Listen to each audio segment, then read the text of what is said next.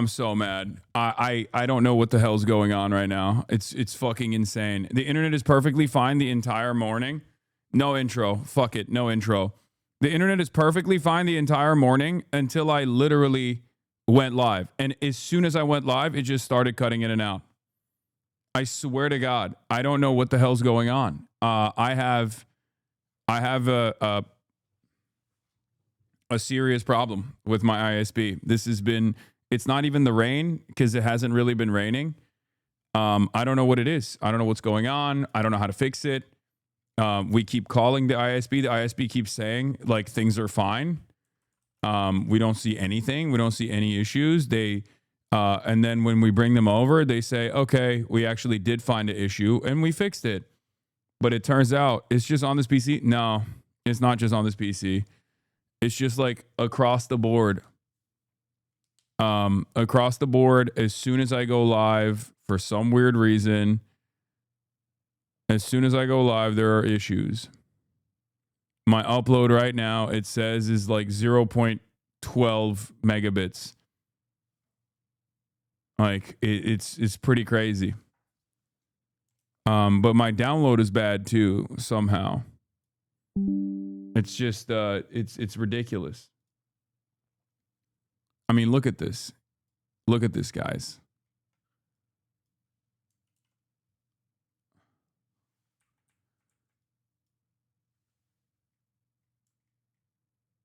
Look at this. That was my speed just now.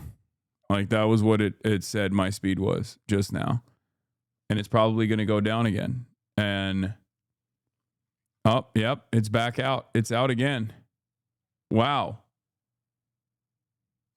Wow. I don't know. I don't know what it is. I don't know if it's like sabotage. I don't know what's happening at this point. It's unfucking bearable. It's unbelievable. I mean, hopefully it'll get better. Can you turn on the bag just to be safe? Yeah, my provider is not providing. Okay. No, it's fine to keep it over there. I just don't know. I don't know. I mean, I can't even turn on Twitter right now. This is fucking ridiculous. I fucking live for chat suggesting the first shit you would try when your internet isn't working as intended. Year-long issue. No, this is a new problem. This is like since I got back. Yeah, I just keep. I mean, dude, it's ongoing. Oh my God, it's so fucking frustrating.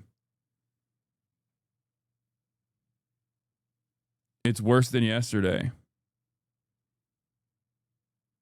And it's crazy because it didn't happen before I started live streaming.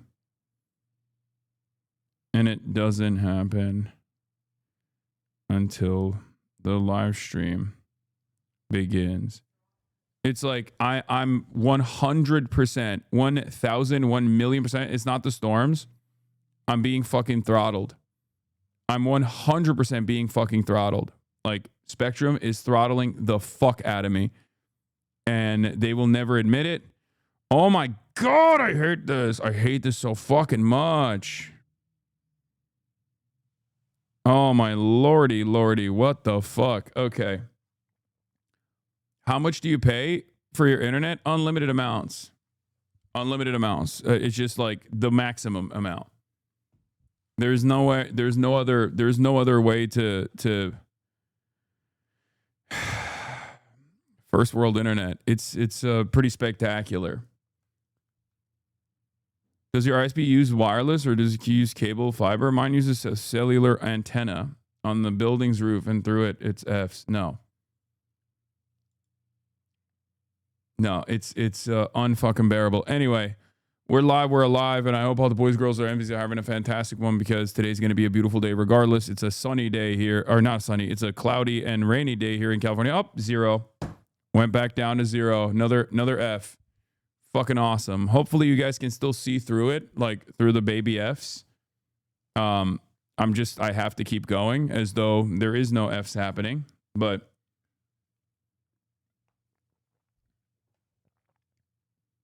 Ultimately,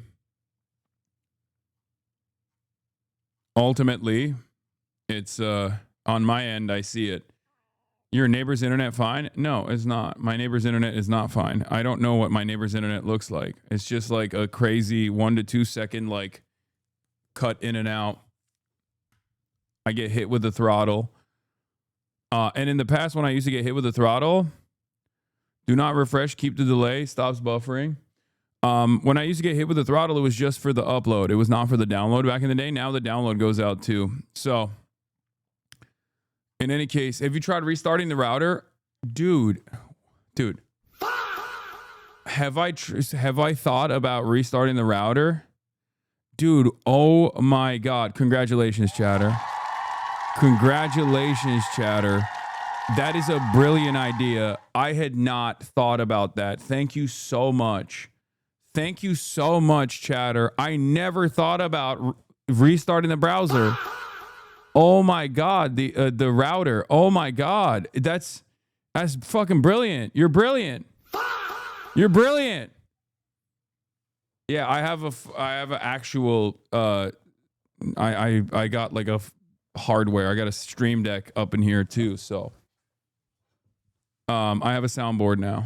I have a full blown soundboard. So get excited for that. Anyway, bless you, chatter. That's really cool because I did do that. And no, it's not a Windows 11 Ethernet issue. You want to know why I know it's not a Windows 11 Ethernet issue? Because I have on the back end, I'm monitoring it, and it's actually my router that is telling me that Spectrum is throttling. My router keeps telling me that it keeps cutting in and out. And I did restart it this morning. So just so you know, I did. I restarted it this morning. It doesn't fucking matter. It's not working. All right. Have you tried the power of prayer? I have not. Maybe. May Allah awaken the people and help them to see the evil doings of Israel and the United States. Yeah. Okay. Maybe that'll work. Is that working? I can't tell if it's working or not. Yes, as you can see, I am undefeated. I have an endless amount of soundboards now, so I'm going to be unfreaking bearable. Anyway, where was I? Oh yeah, so personal news wise,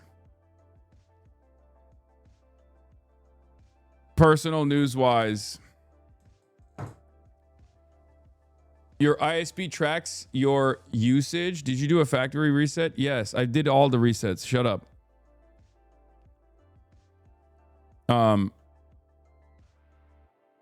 Soundboard sounds like something that you say when someone asks, give me an example of just because you can doesn't mean you should. I think you're gonna need to recognize that it's no, I don't have a Netgear router, man. Calm down. Anyway.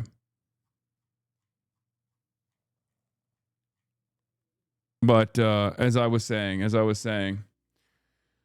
personal news wise, ladies and gentlemen, boys, girls, and MBs, we are live. We're alive. There's going to be Fs in and out today. Just get used to it, just like yesterday. Hopefully it'll go away eventually. We shall see.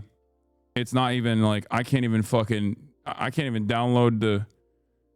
I can't even turn on a fucking a Twitter meme. Like, look at this. It's not even downloading a Twitter meme. Like, that's how bad my shit is. That's how bad and freaked up my stream is right now. But you know, we're gonna get through it together, okay? What is happening here? I can't even save the image. What the hell? I'm losing my mind. Did you try to mute chat for no F? Yeah, look at this. Look at this. Look at this. Look at this. Look at this. Look at this. Is this crazy? This is crazy. This is crazy. Okay. Oh, finally. Now it's doing it.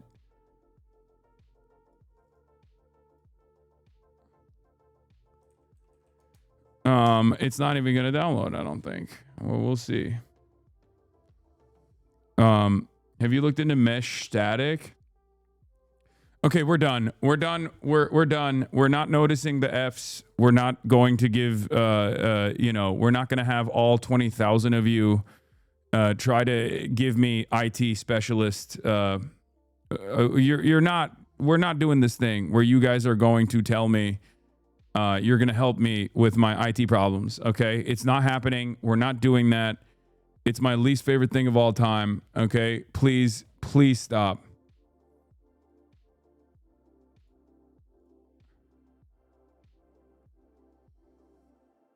What the frick?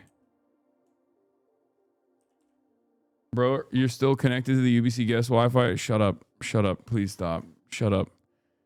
Shut up. It doesn't even download like emotes and shit, dude. Look at how bad this is.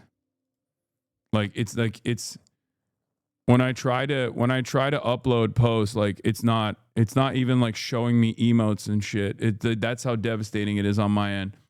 Hopefully it's not like really awful on your end. Maybe it's just like cutting in and out every now and then, and it'll be fine. Anyway, Iran-U.S. talks. Personal news-wise, not really too much to talk about. I started watching that new Game of Thrones show. It's actually pretty funny, which is surprising. And woke up early in the morning, to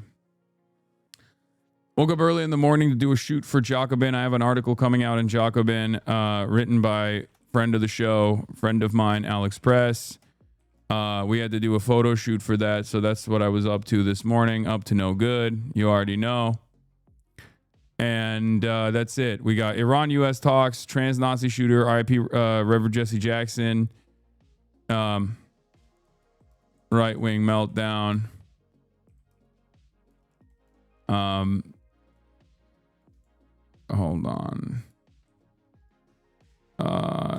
DHS Spock's leaves. Talarico censored. Woke 2.0 beast mode. Twitch.tv/HasanAbi. New GOTs that change of pace. Latest episode just scored the highest episode rating ever in the GOT universe. Yeah. I don't know which one I hate more. Unsolicited IT advice or unsolicited health advice, because I feel like both are annoying in different ways, but I don't know which one I hate more than the other.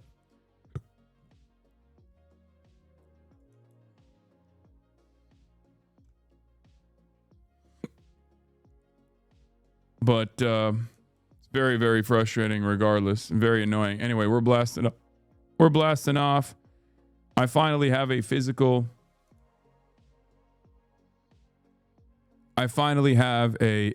physical soundboard, so get used to it. You're gonna hear a lot more of these. You're gonna hear a lot more of these sorts of things. Just so you know. Playlist for later. Thank you. What is this? We are Share Spring Festival wishes you all happy Chinese New Year. Oh yeah, I did another China maxing story for the New Yorker as well. I got interviewed by a Chinese American reporter for another New Yorker piece that's coming out as well. And he also filmed the entire interview because he wants to like make it into a podcast or a Substack or something.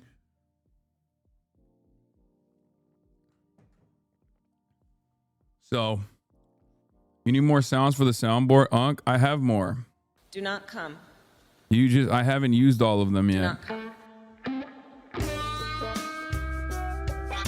Yeah, I got a lot. So don't worry. I'll be using these throughout the day.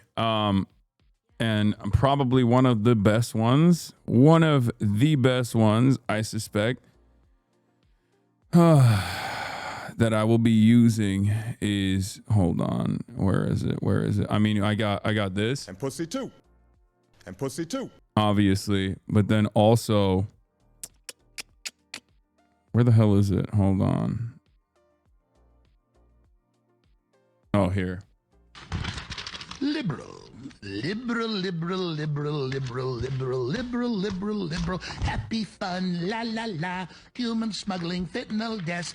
Forced government euthanasia, chopping up children's genitals, la la la la la la la la la la la la la la la. I got it. Don't worry. I got it. Chicago 7 did a piece on your interview with Brandon Johnson. Wait, really? What did they do? Crab dance for Netanyahu cancer news. Oh, you guys are so new to this, man. You're so new to this. Okay. Oh, wow. We just saw on Twitter a random account say that Benjamin Netanyahu has cancer. It's like, yeah, that's not how this works. Okay. 1, evil never dies. Okay. Evil never fucking dies. 2, don't believe random ass Twitter accounts that tell you something that's too good to be true. Okay. Love the soundboard. Makes me feel like I'm listening to the morning radio back when I was a kid while my dad crashed out over the Iraq war. Yeah, this is it. This is going to be exactly like that. Don't you worry about it. Okay. Except a little bit different because obviously my soundboard has like insane stuff. May Allah awaken the people and help them to see the evil doings of Israel and Hasan Piker. So obviously they called you an imperialist Marxist. Oh, I think they meant anti-imperialist, but they fucked it up, I suspect. Anyway, it's all good. ABC interview. Also known by the online name HasanAbi, appears with Mayor Brandon Johnson in Los Angeles. The podcaster has become one of the biggest voices of the far left. Piker has debated the late Charlie Kirk several times, but his live stream with Johnson was anything but a debate, more a discussion about the mayor's progressive agenda and the people trying to derail it. So there's been a massive amount of money to interrupt and disrupt our overall agenda. Johnson blamed the corporate media and certain Democrats for being influenced by corporate money, including the 30 city council members who shot down the corporate head tax. As he has done several times, Johnson took aim at Chicago Democratic donor Michael Sachs and former mayor Rahm Emanuel. In addition, there was a slight dig at former President Barack Obama. The Emanuel administration embodied the 1% of society. You know, I mean, everything that he did that in the Obama administration as well. Oh, absolutely. Like, look, and this might be a good time to just insert a thank you, Obama, if we're going to criticize him. Piker is a self-proclaimed imperialist Marxist who has been accused of imperialist Marxist, anti-imperialist, ABC 7. Come on, man. What the hell? Like, what look, the hell, dude? Might be a good time to just insert a thank you, Obama, if we're going to criticize him. Piker is a self-proclaimed imperialist Marxist who has been accused of being anti-Semitic. Political analysts doubt the mayor's appearance will help his re-election efforts if the mayor chooses to run again. He's got problems with his own base. He's got the challenge of reaching out to people who don't necessarily. Oh my God, the audio is so bad. Further away from that. The conversation. Oh, hell yeah. The internet cut out too, right when I was watching that. Come on, man. Come on, Piker man. lasted over 35 Hold on. All right, we're good. We're back. minutes. Political experts say plenty of material that could backfire during mayoral election season. Doing a long-form interview with a controversial host is a gamble. It leaves a trail of receipts, and when you have a half hour or 60 minutes of content, you are giving your opponents a lot to work with. Hasan Piker also knows. That's so funny. That's what you get for being a imperialist Marxist. Yeah, it's messed up. You're overdoing the sound bites. Shut up. Why are you making racist jokes about Poles? It makes me sad because I like you. What? What's cracking? Is the new meta once again? Hasan hates Polish people. Is that what we're doing? Anytime, bro. It's so funny. Anytime I say anything about another country being reactionary, everyone goes, "Oh my God, you hate every single person from this country. It's the worst thing I've ever heard in my entire life. Why do you want all Polish people to die or something?" Look, still spamming it. Okay, here, take up. I can't even fucking. This is great. I love that I can't even fucking use my moderation tools because my internet's out again. I'm on Polish internet. I'm on Polish internet, Poland internet right now.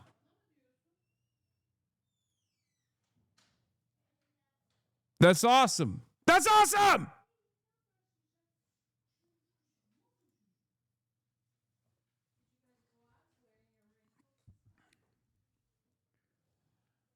Oh God, I hate this. I hate this so much. What a fucking day, dude. What a great start to a fucked up day. Fuck. What's the matter? The internet's just not working. It's not working at all. It just like keeps cutting in and out. No, it's not because of the rain. It's not because of the rain. I think they're just like straight up throttling the fuck out of me. Like they just don't want me to.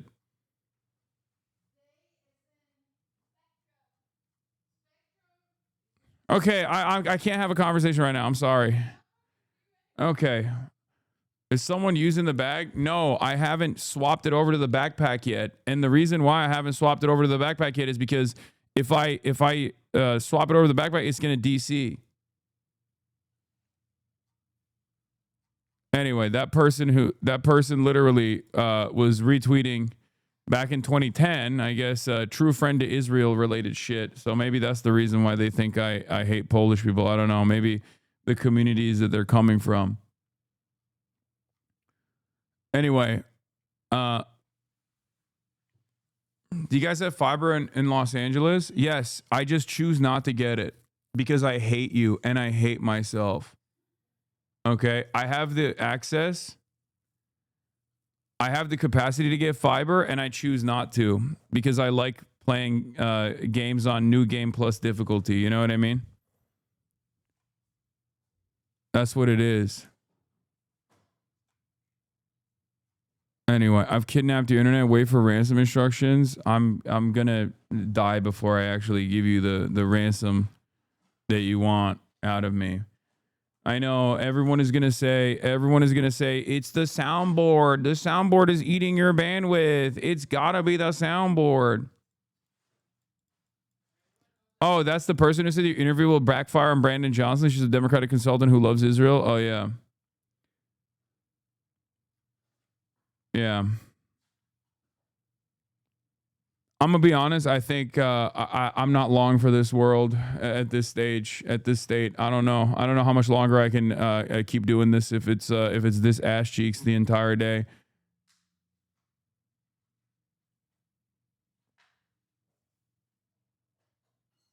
Brother, get fiber, dude. Wait a minute. I should just get fiber internet. Oh my God. Oh my God. Congratulations, chatter. Dude, why didn't I think about getting fiber internet? This entire time, I had not realized that fiber internet was readily available. Thank you. I figured it out. I should just get fiber internet. Yeah, thank you. Thank you so much. Thank you so much. I didn't realize. Do you guys have another suggestion? Maybe fucking turn the router on and off again? You know, some brilliant fucking suggestions that I haven't thought about. You know? Because after all, this is my whole life. This is my life's work. And obviously, I had not considered the 700 different things that you guys had actually suggested a million times over and have actually done them. And it's obviously not solved the problem.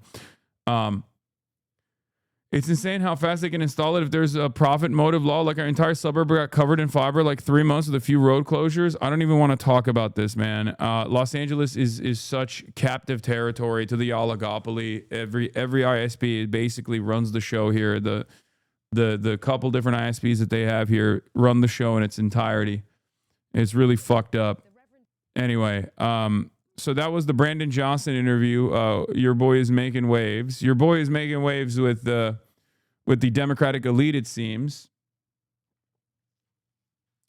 Speaking of the Democratic elite, I will be interviewing Bernard Sanders. I have secured another like really fast interview before his rally tomorrow, before his billionaires tax the billionaires tour tomorrow. So we got that going on as well. So get excited for that. Let's start communist fiber internet right now, bro. Just get rock and stick. Okay, tons of possibilities. All right, thank you. And also, I want to get started by. Will you physically go down there? Yes, I want to get started by giving a shout out to the great Reverend Jesse Jackson, U.S. civil rights leader. Jesse Jackson dies at the age of 84. He was an iconic, heroic figure of American politics. I'm a huge fan. Rest in power to Jesse Jackson. Let's take a look at how mainstream media is covering his legacy. The famed civil rights leader who marched alongside Martin Luther King Jr. and later ran for president has died. His family has confirmed he was 84. He died peacefully on Tuesday morning, surrounded by his family, they said in a statement. Aleem Maqbool looks back at his life. November 2008. Barack Obama and a moment of history. In the crowd, the tear-stained face of a man who'd done much to pave the way. The Reverend Jesse Jackson. It's been a long time coming, but tonight, because of what we did on this day, change has come to America. Born to a teenage single mother in Greenville, South Carolina, Jesse Jackson grew up in a world where black and white were legally segregated. In 1959, he won a football scholarship to university, but threw himself into the civil rights struggle that was engulfing America. And there's a great swell of cheers to welcome Martin Luther King. Under the leadership of Martin Luther King. Reverend King sent the young Baptist minister to Chicago to organize protests. On marches, the two men faced violent crowds opposed to the movement. Then, in Memphis, Martin Luther King was murdered in front of Jackson. The assassin was later arrested, having fled the country, but Jackson was never convinced he'd been working alone. This man could not have stalked Dr. King. Yeah, one of the craziest parts about this is that I think he was totally correct in his assessment that this was the work of like an organized body of people, which I think we all know who that organization might be. It's the FBI. And basically this was the reason why like everyone disparaged him in like mainstream media. They were like, oh, this is like, but Jesse was a Freemason as though, and his father, he was a Freemason though, but Jesse was a Freemason as though MLK Jr. and his dad, okay, take a perma, I think. Fantastic. I love parapolitics. My biggest fan. I love parapolitics weirdos who will literally take like, who don't even recognize that they themselves are basically operating at the behest of the State Department because they're so schizophrenic about like anything. Like it's the same motherfuckers that are like, oh, I don't know if you knew this, but Zohran Mamdani's dad, Mahmoud Mamdani, was airlifted into the United States of America by the CIA or something. It's like, brother, like, I need you to understand something, okay? I need you to understand something, especially when someone is like very clearly a fucking op, very clearly an op to the federal government. Like, how are you gonna be like, oh, MLK was a part of MLK was a part of like the secret Illuminati society that actually controls everything. Yeah, is that why they fucking killed him? You think that's the reason why they fucking killed him, dude? Like who? Who isn't an op in your mind? I love the fucking schizoid, communoid, parapolitics losers who will be like, no, actually, literally everyone. And I mean everyone, and especially those who are actually outsiders to the fucking game of politics. Who are leftists, who are socialists, who are Marxists, who sometimes even take up arms against the American government. Those are the ones who are actually the real agents of the state. At some point, you have to fucking recognize that you literally are an agent of the state, whether you recognize it or not, okay? You are behaving like a real fucking op. Had the logistical operation, had operative alternative passports, and got out of the country with money alone. A powerful public speaker, Jackson continued the struggle. But I am somebody. I may be on welfare. Wait, though. I am 10 toes down for you, but Freemasons does not automatically mean Illuminati at all. Yes, but that chatter is bringing it up with the eye emoji to imply Illuminati references, okay? What the fuck do you mean? Oh. But I am somebody. In the 80s, he twice ran for president, but failed to win the Democratic Party nomination. But for the first time, a black man was a serious contender. Our time has come. We must leave racial battleground and come to economic common ground and moral higher ground. America, our time has come. On the international stage, he campaigned for a Palestinian state. I think you guys can kind of understand why I'm obviously fascinated with Jesse Jackson in particular. Yeah, the Rainbow Coalition was a continuation of what Fred Hampton sought to do as well. It was a continuation of MLK's legacy, a class-first politics that still does not shy away from talking about the racial element of American white supremacy, but a class-first politics nonetheless, a class-first politics that focuses on improving people's material conditions unconditionally. And no, the little F's are going to cut in and out the entire day. Just know that it's going to happen, and there's nothing we can do about it. Okay? Just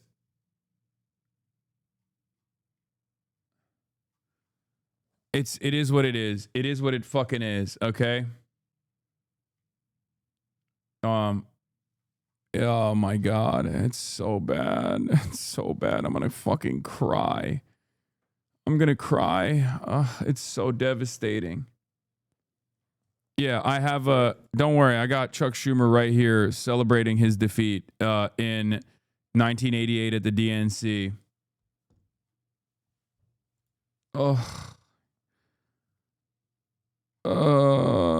Why is it like this? Creating a long rift with American Jews after some unguarded and offensive remarks. He persuaded Saddam Hussein to release human shields on the eve of the Iraq War. And as South Africa emerged from apartheid, the man who spent years maintaining American pressure against them. I don't know how bad it is. I can't tell how bad it is because I keep seeing zeros on my end. Not just you, I got a lose connection for a few seconds every few minutes. Oh, God. I don't know. People say it's not that bad.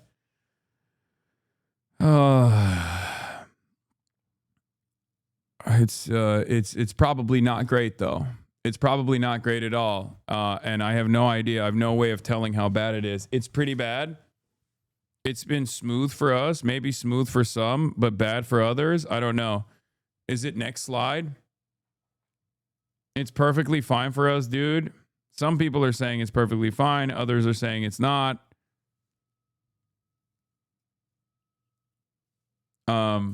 I guess, I mean, it's, we'll see. We'll see how in and out, how much this works. I mean, this throttle also does diminish the reach, unfortunately, because like people just keep coming in and seeing that it's cutting in and out, and they're like, okay, well, I'm not gonna fucking watch this shit then.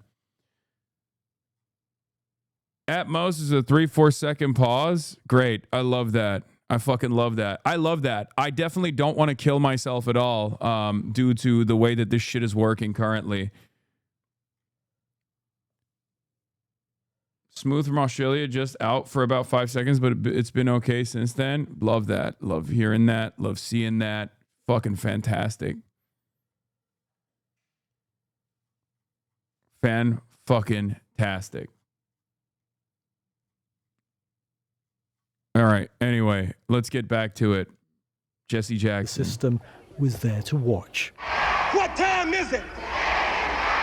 From the 1960s to the election of Barack Obama, even to the Black Lives Matter movement of recent years, Jesse Jackson was a constant figure in American public life, determined to show generations of young black Americans they too could have a voice.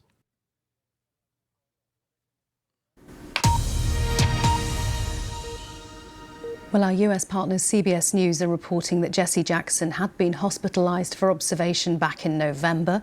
Doctors said he had been diagnosed with a degenerative condition. He had revealed in 2017 that he'd been diagnosed with Parkinson's disease, which affects the nervous system, which slowly restricts movement and daily activities. But Jesse Jackson called it a physical challenge. He refused to let it prevent him from continuing his civil rights advocacy. His father, Noah Lewis Robinson Sr., who had Parkinson's, also died of the disease. He was 88. That was back in 1997. But Jesse Jackson had been suffering from some health conditions since he was hospitalized back in November, revealing a few years ago now that he is diagnosed with Parkinson's. Let's bring you the family statement that we have. They say it is with profound sadness that we announce the passing of civil rights leader and founder of the Rainbow Push Coalition, the Honourable Reverend Jesse Louis Jackson Sr. He died peacefully on Tuesday morning, surrounded by his family. His unwavering commitment to justice, equality and human rights helped shape a global movement for freedom and dignity. A tireless change agent, he elevated the voices of the voiceless, from his presidential campaigns in the 1980s to mobilising millions to register to vote, leaving an indelible mark on history. Reverend Jackson, the statement goes on to say, is survived by his wife Jacqueline, their children Santita Jesse Jr., Jonathan, Yusuf, Jacqueline, daughter Ashley Jackson and grandchildren. He was preceded in death by his mother Helen Burns Jackson, father Noah Lewis Robinson and stepfather Charles Henry Jackson. And they go on to say, the family statement continues, our father was a servant leader not only to our family, but to the oppressed, the voiceless and the overlooked around the world. We shared him with the world, and in return the world became part of our extended family. His unwavering belief in justice, equality and love uplifted millions, and we ask you to honour his memory by continuing the fight for the values he lived by. So that is a statement from the... There's a video on his presidential run. The 88 campaign, or 84 campaign. In 1983, the Reverend Jesse Jackson, civil rights leader and former protege of Dr. Martin Luther King Jr., announced his candidacy for President of the United States. Jackson galvanized black people around the country to engage in a campaign for an office that most of us had thought a black person could never win. A black man or a black woman occupying the White House? That was the race's impossible dream. Jesse Jackson wasn't the first African American to run for president. That would be Shirley Chisholm. But Jesse Jackson's run was incredibly exciting. It wasn't just we might get a black president. We might get a black president with a narrative and an agenda that actually represents what democracy could really look like in this country. By the way, his 84 and 88 campaign, or his 84 and 88 campaign both were far more radical and far more progressive than modern day Democratic campaigns are, okay? Like, it's I mean, this guy was the fucking real deal, okay? The OG. It's kind of crazy to think about. And he was, of course, like disparaged endlessly. He was attacked endlessly. And the Democrats at the time did not shy away from using whatever ammunition they could. Young people across the country leapt at the chance to work on Jesse Jackson's presidential campaign, reaching out to voters far beyond the black community. He brought the white feminists, the white farmers, the first GLBT leaders within the Democratic Party. He said, come and take a seat at this table. I have enough room for everybody. Surprisingly, Jackson struggled to receive endorsements from many high-profile black... Surprisingly. No, not surprisingly, actually. As a matter of fact, very unsurprisingly. You know who else was also a prominent... Now we have the rear view mirror, so we have a very different attitude on this. But if you recall, there was another high-profile, young, black Democratic Party presidency contender who also struggled to receive endorsements from high-profile black figures in the party. His name was Barack Obama. Okay? I'm sorry. This is just how the game is played. If you don't understand it by now, make no fucking mistake. He had to literally earn that shit with the Iowa caucus. Okay? He had to earn that shit. They wanted Hillary. It's true. By the way, for those of you who don't know, this is literally what happened. Do not let any motherfucker try to do revisionist history here. Barack Obama went through a similar struggle. Barack Obama went through a similar issue with earning the endorsements of high-profile black figures in the Democratic Party as well. Politicians. Most of the black leadership was against him running. They had their own arrangements with the Democratic Party and establishment. They didn't think it could work, but he ran, and he did very well, better than they all thought.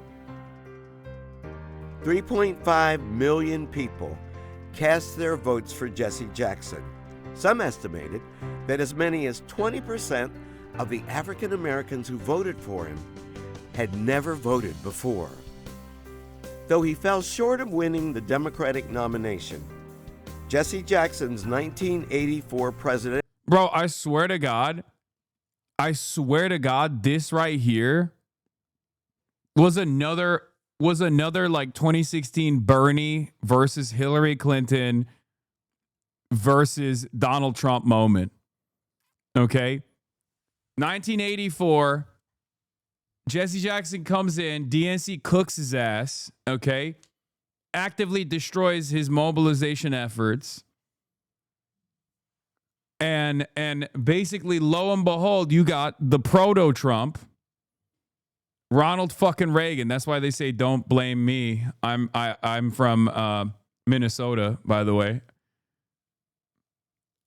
Because Minnesota was the only state that fucking voted for Mondale over Reagan.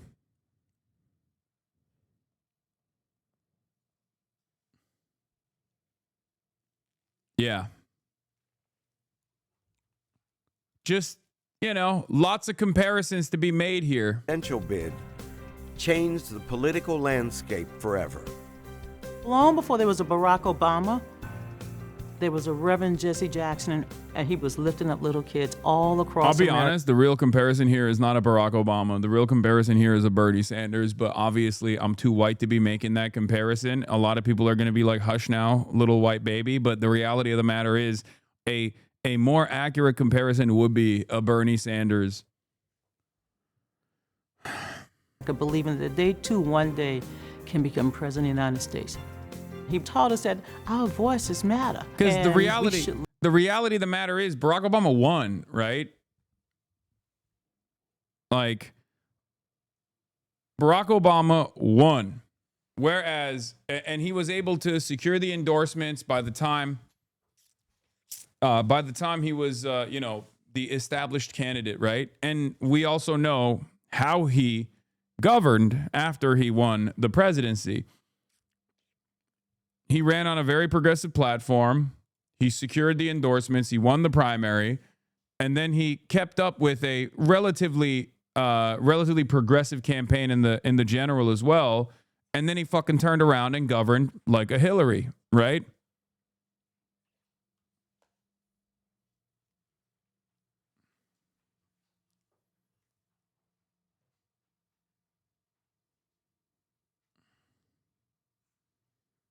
Leverage the power of our vote.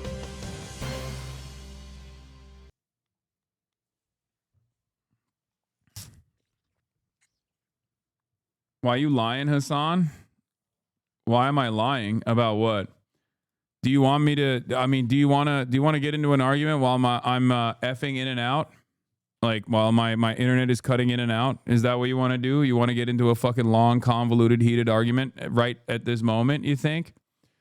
Anyway, here's another testament to the DNC's like machinery. Here's a clip of Chuck Schumer bragging about blocking the Jackson plank, which was proposed in the 1988 DNC platform item by Jesse Jackson's presidential campaign supporting Palestinian self-determination.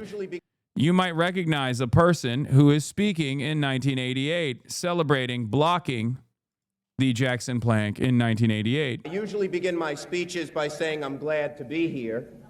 I'm not quite sure that's appropriate tonight. That when I walked up the stairs, I was pushed. That when I came here, Great. I fucking love that, man. I love now, this shit. Now, if you don't want to hear the other side, then don't stay in this room. Go wait for your candidate and listen to him and make yourself feel good. Okay? If you don't want to listen to the other side, please leave. I may not convert you to my point of view, but I will tell you something. If you believe in your argument, you can withstand very easily the argument from the other side. And so if you can't, then I ask you to leave. Let me remind you the last time I was booed publicly, and this was the last time, was something you all abhorred, because I was the leader in the fight against the pro-Palestinian Jackson plank at the Democratic Convention. And I got up on that platform and I said just what I thought. And certain other states got up and booed my speech. So that just as tonight. It's so crazy that like Chuck Schumer has been Israel first for like his entire political experience. Like this is yet another glaringly obvious example of him just being like anti everything Jesse Jackson represents, including running on a platform for Palestinian self-determination in fucking 1988. Okay? The only time when you see him this energized, the only time when you see Chuck Schumer this energized is when he's speaking at like some like American Jewish conference or something like that, where he's just sitting there and talking about how excited he is to make sure that Israel gets unlimited support. Link, please. This is on my Twitter page. I quote retweeted this. The MC had to get up and say, give the man a chance to be heard. Well, you know what, ladies and gentlemen? Perhaps it didn't surprise me that it happened there. It surprises me that it happened here. Folks, hey, Bob, I deserve a little courtesy, don't you think? Don't you think, Bob?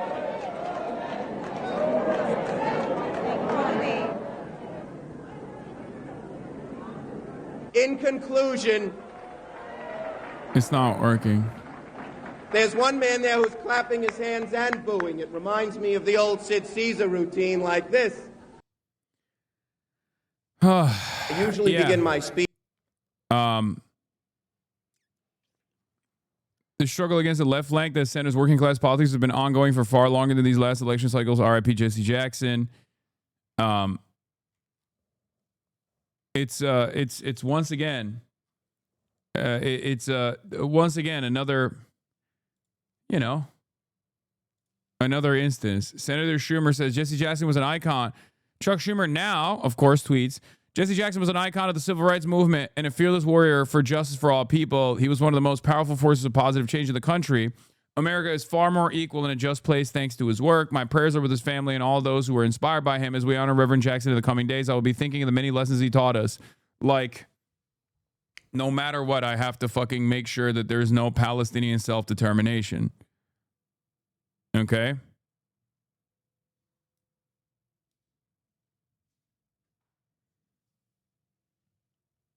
Here we'll do a history of Jesse Jackson's legacy from marching with MLK to building the Rainbow Coalition by Democracy Now! And then we'll move on to the MAGA family annihilator. This is Democracy Now!, democracynow.org. I'm Amy Goodman. We're continuing our look at the life and legacy of the Reverend Jesse Jackson, who died today at the age of 84. A civil rights icon, two-time presidential candidate. We're joined now by two guests.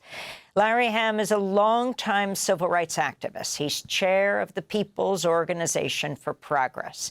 He was co-chair of the Jackson for President campaign in New Jersey in 1988. Also a Jackson delegate at the Democratic.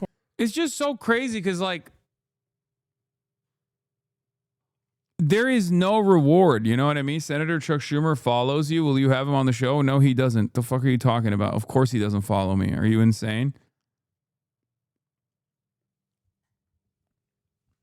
It's like these people like Jesse Jackson were on the right side of history.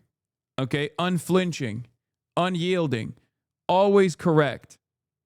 Okay? Always fucking correct. And they got punished endlessly for it. Some people who were also on the right side of history got killed for being on the right side of history, for having conviction, for believing in the cause of justice for all, for believing in egalitarian principles and acting on it. Not just sticking to words, but acting on said principles. Our American history is filled with people like this. Okay, our American history is filled with brave civil rights legends like Jesse Jackson, who unfortunately just passed away, but was punished endlessly throughout his advocacy, throughout his activism, throughout his career.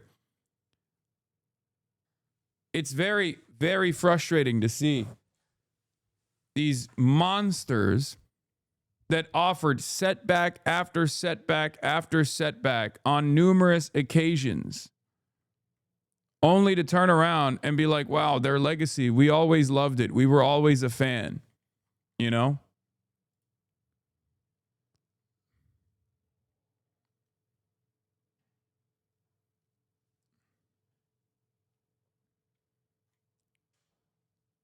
Yes, Mamdani delivered. I know. I'm going to talk about that. I'm going to talk about all of that. Okay? I'm going to get into that. National Convention then, and the former president of the New Jersey chapter of the Rainbow Coalition. And we're joined by Clarence Lusane, political science professor at Howard University, the director of the International Affairs program there. We welcome you both to Democracy Now! Professor Clarence Lusane, let's begin with you. You woke up this morning with this news of this historic figure having passed, the Reverend Jesse Jackson. Your thoughts on his significance, on his life and legacy? Good morning, Amy, and good morning, Larry, as well. Yeah, my phone has been blowing up with texts from not just people here in the U.S., but from around the world as the news spread. I want to echo what Bernie Sanders said about Jackson's contribution. Jackson's life contributed to making this country more democratic, more inclusive, more fair. What Jackson was able to do was to marry movements, grassroots movements, with electoral politics.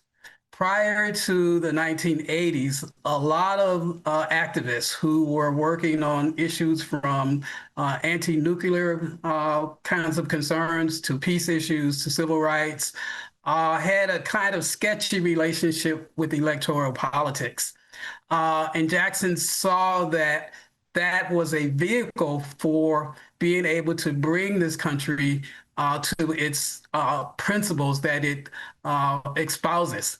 And so in 84 and in 88, Jackson was doing two things. One was building an electoral movement that would make the Democratic Party and electoral politics more democratic, But at the same time, he was also building a movement outside of that, the National Rainbow Coalition, which picked up the mantle from the Civil Rights Movement and from what Dr. King and others had been doing in the 1960s and brought that into the 1980s and beyond. And his contributions were not just domestic, of course, but also international, not only working with folks who were working around issues like human rights and peace, but just a range of concerns that people had around the world, including, of course, the anti-apartheid movement. And talk about that, especially for young people who aren't so familiar with the movement to take down apartheid in South Africa. And going back to 1966, the March Against Fear in Mississippi. You need people like this. You need 1 million. You need tens of millions of Jesse Jacksons. The reality of the matter is, the work never ends. The struggle always continues. You need people who say, nah, this is fucked up. You know what I mean? Whether it be the apartheid in South Africa, whether it be the apartheid in Palestine, you need people to continue pushing that advocacy. Okay? That's why I never discourage people from protesting. I never discourage people from changing their minds. I never discourage people when they actually come to that recognition, no matter how late it is. Because we don't have the time, nor do we have the opportunity, the privilege to say no to people who come on board with these decisions, come on board with these movements. Okay? We need everyone, especially considering that the powers that be will do everything. We don't have the luxury. Thank you, Chowder. That was the word I was looking for. We don't have the luxury to just fucking push people away, to say, it's not for me. It's fine. You know, we have to work. We have to work within the system to the best of our ability. We have to work with people that we disagree with from time to time. We don't have the luxury. We don't have the resources. Oh, up through, what was it, 2000, with the fight around Gore and Bush. Yep, the 1966 March Against Fear happened in Mississippi. This was 3 years after King had given his speech at the March on Washington, I Have a Dream speech, and Medgar Evers had been killed. And James Meredith, who was a local activist in Mississippi, started a march. He was shot during that march, but that then galvanized the entire civil rights movement to come to Mississippi. So Jackson was there, King was there, Stokely Carmichael was there. That's where Stokely Carmichael made his famous statement about Black Power.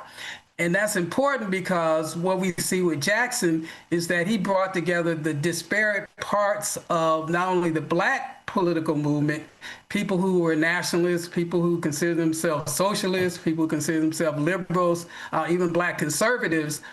Jackson would galvanize and rally when he ran in 88 and 84. But Jackson also brought together people outside of the civil rights community and outside of the Black community. And so that was really kind of a turning point. So then we get to 1983, and there's a big celebration of the 20th anniversary of the March on Washington. But it's also a protest against Reagan. Reagan had been elected in 1980 and launched the harshest anti-civil rights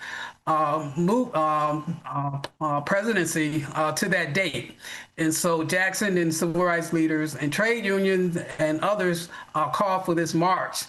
And at that march, there had been a grassroots movement growing, and it swelled, Run, Jesse, Run. So this wasn't Jackson just saying, I want to be president. This was a recognition of Jackson's work, his moral and political clarity in that moment. And he launched not only his presidential campaign, which many of us worked on, and Larry was critical in that, Ron Daniels, Jack O'Dell, others, but he also launched the National Rainbow Coalition. And they worked in parallel.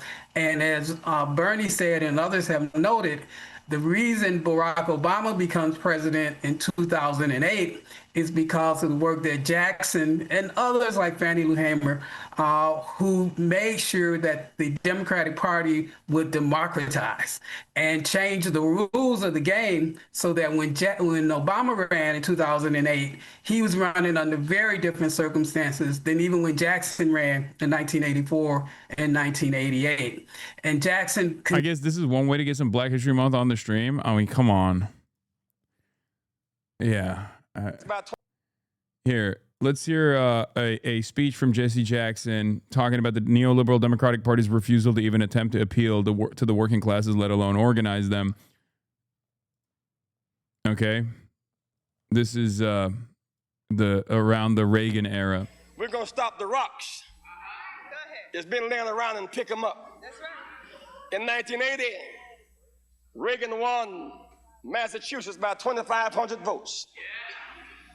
There were over 100,000 students unregistered, over 50,000 blacks, over 50,000 Hispanics. He won by 2,500. Ted Kennedy State. Rocks just laying around. He won Illinois by 300,000 votes. 800,000 unregistered blacks, 500,000 Hispanics. Rocks just laying around. He won. Jesse Jackson got wrapped up with the Clintons in the Dem primaries, who bombarded him with openly racist campaign ads and messaging. There are a lot of reasons to despise the Clintons, but that's one of the biggest ones. The Clintons used racism to sink an ascendant socialist figure who would have won in a landslide if the Clintons had essentially rigged the primaries and got out of the racist white folks to sink him. Jesse Jackson and his politics will be very familiar to you if you're like a post 2016 Bernie bro. Okay? If you're a post 2016 Bernie bro, the attacks against them also were obviously far more consequential than even Bernie Sanders at the time, because like material conditions had gotten far worse by 2016. So people were way more invested in an anti-establishment figure as opposed to back then.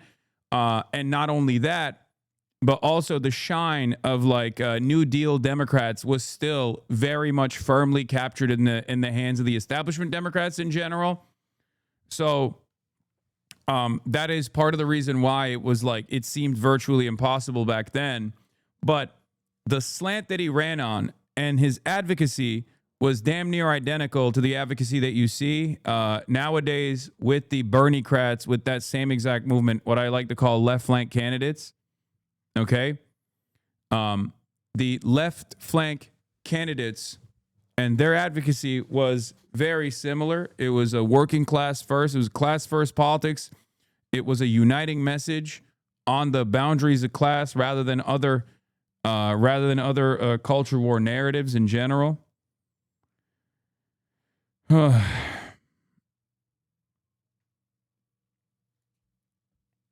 And yeah, it's not even. In 1980, 3 million high school students unregistered to vote. Even down to the non-voters, like even down to going after non-voters, trying to organize non-voters and activate them into voting. Okay? Now they've been registered to draft.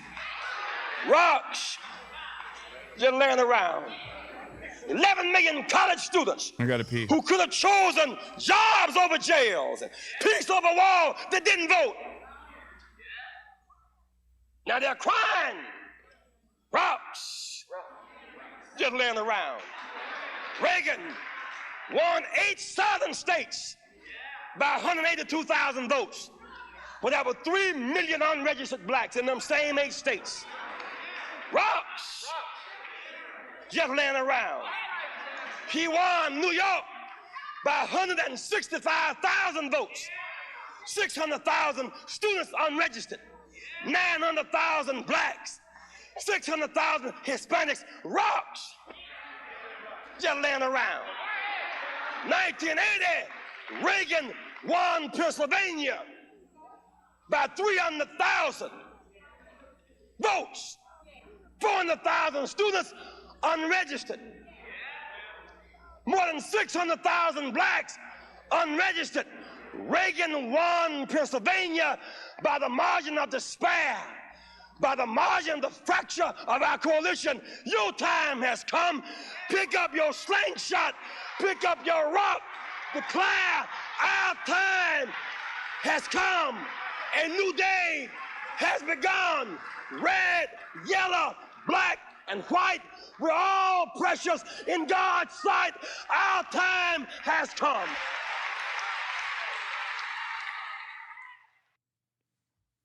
How depressing is that this same exact speech is the most relevant today still? Chatter. This is the exact same reason why you look back at my commentary from 10 years past. You look back at the stuff that I was writing about. You look back at the stuff that I was saying in 2016 and onward. And the reality of the matter is, the issues are the same, and my advocacy is the same. This is just how it is.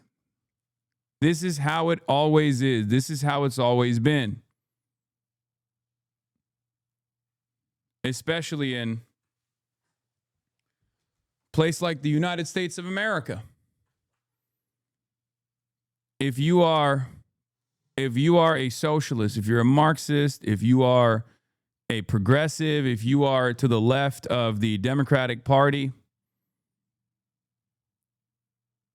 and you see these problems, you recognize them, you want to solve them, you communicate how we could solve them,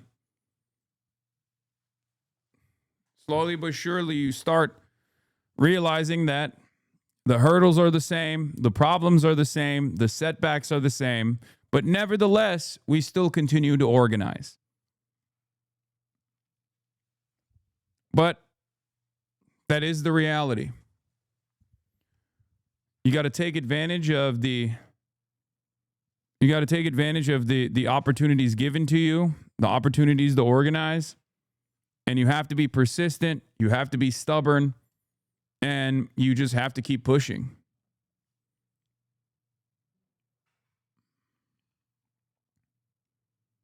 Yeah, the history of all hitherto existing society is the history of class struggles is true. I fucking butchered saying hitherto. I don't never know. I never learned how to say that word. Hitherto. Hitherto.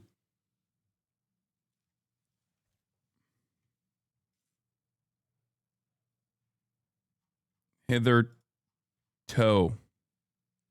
Civil rights movement was built upon very similar work done in the 30s and 50s. Yeah. The struggle continues. So that's why I always say, look, man, I'm a socialist. Whenever people say, oh, Hasan, this is a setback far too large, what do we do here? What do I always tell you? Oh, man, we took a big L here. What do I always say? I'm a socialist. My entire life has been one L after the other. And yet we still continue. Because as long as these issues continue, you can't fucking cave. You can't buckle. You can't give in to some of the worst, most powerful forces in society telling you you have to stop. You have to keep going. You have to keep pushing. Especially when you know your cause is just.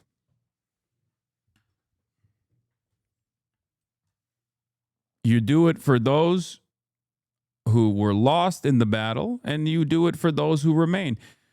Anyway, it is what it is. It is something you have to internalize, though. You have to have a backbone. You have to understand, like, especially in terms of the advocacy surrounding Palestinians and Palestinian self-determination. right? Here's Jesse Jackson, civil rights leader, accused of anti-Semitism for advocating for Palestinians in the fucking 80s, mind you. You offended the Jews, and about you were sick and tired of hearing about the Holocaust. To say that when we're not sick and tired of hearing about black lynchings in the South and so on, I mean, we're still sympathetic. And what incredibly bad timing. After visiting the Holocaust site, the tour guide asked me how did I feel about it. I said, one has to have a sense of tragedy, and I think it's real tragic. I said, and the phrase that many Jewish people use, never again, really should apply to everybody, because all of us should say never again to fascism, because this is the logical conclusion of fascism. So you say, well, you make it sound as if it's just a humanitarian crisis when it's in fact unique. I said, well, as a social scientist, I choose to use the word tragic. He said, but unique. I say tragic. I said, I read Trail of Tears. I know how the Indians were exterminated. 60 million blacks were lost between Africa and America. Other similar situations. And so he became offended because I chose to use the word tragic rather than unique. Yeah. He was right. And he wasn't too early. He was right, but he wasn't too early even back then. It's just that society was not ready for it. But even back then, there were plenty of thinkers who recognized right from wrong, who understood the similarities, who understood that the very same ideological forces that committed the atrocities during the Holocaust were the exact same ideological forces at a different time doing the indigenous extermination, doing 400 years of colonial extraction, slavery, mass rapes, the death and destruction of black people from Africa. It was the exact same ideological motivation. It was fascism before fascism was able to materialize as a solid political movement, right? Before it was fascism, it was colonialism. Before it was colonialism, I guess it was I don't know what you would call it at that point, but the reality of the matter is that it was the same old tragedy in many respects.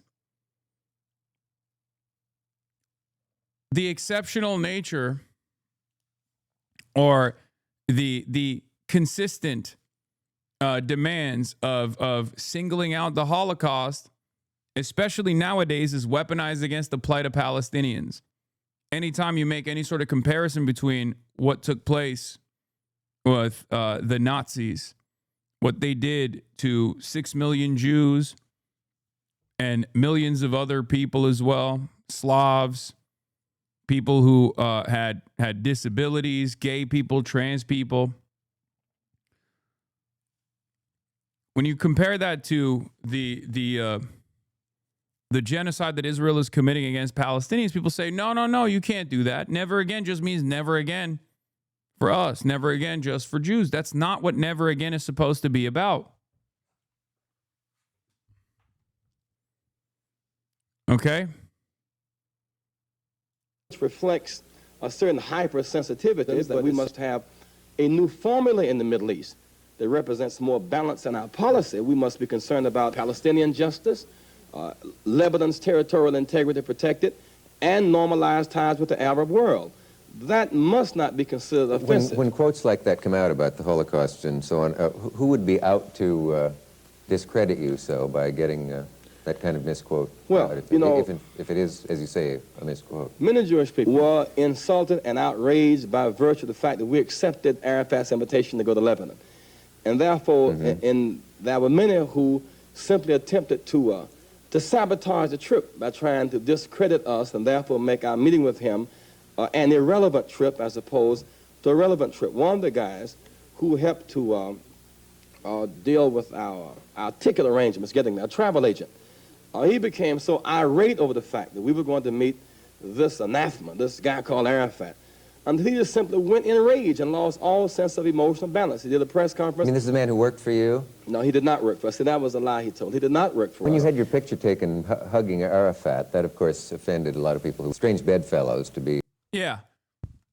I mean, this is it. How dare you? How dare you communicate with the other side? The other side that we obviously choose to undermine, the other side that we never want to offer a voice to, because if you never actually recognize the other side's humanity, then it's much easier to disparage them. It's much easier to dehumanize them. It's much easier to justify all of the atrocities that befall the Palestinian people, right? So we here in the heart of empire play a very significant role, a role that I try to play to the best of my ability, right? We have the opportunity to show the other side. We have the opportunity to give a voice to the voiceless. We have an opportunity to listen to their demands. We have an opportunity to humanize them to our friends, to our family members, using the platforms that we have at our disposal. They will always try and stop it. And this is not just the Palestinians versus the Israeli society and its military conquest. This is the same for every group, okay? It's the same for the Venezuelans. It's the same for the Cubans. It's the same for all of the dispossessed masses that American imperialism and Western imperialism chooses to dominate, okay? That's why there is always so much resistance. And that resistance should be expected. That resistance should always be expected. It's one that I expected when I had 35 people watching me. It's one that I expected when I had 350 people watching me. And it's one that I certainly receive every single day with 35,000 people watching me. Right? That's part of the reason why I've always maintained a position where I want to make sure that I have the most reliable base of support through a subscription mechanism rather than one that relies on ads, rather than one that relies on contracts, rather than one that relies on corporations. I'm not like tying this back to, subscribing to the Piker Broadcasting Service. I'm just simply telling you that's precisely the reason why I do things the way I do. Right?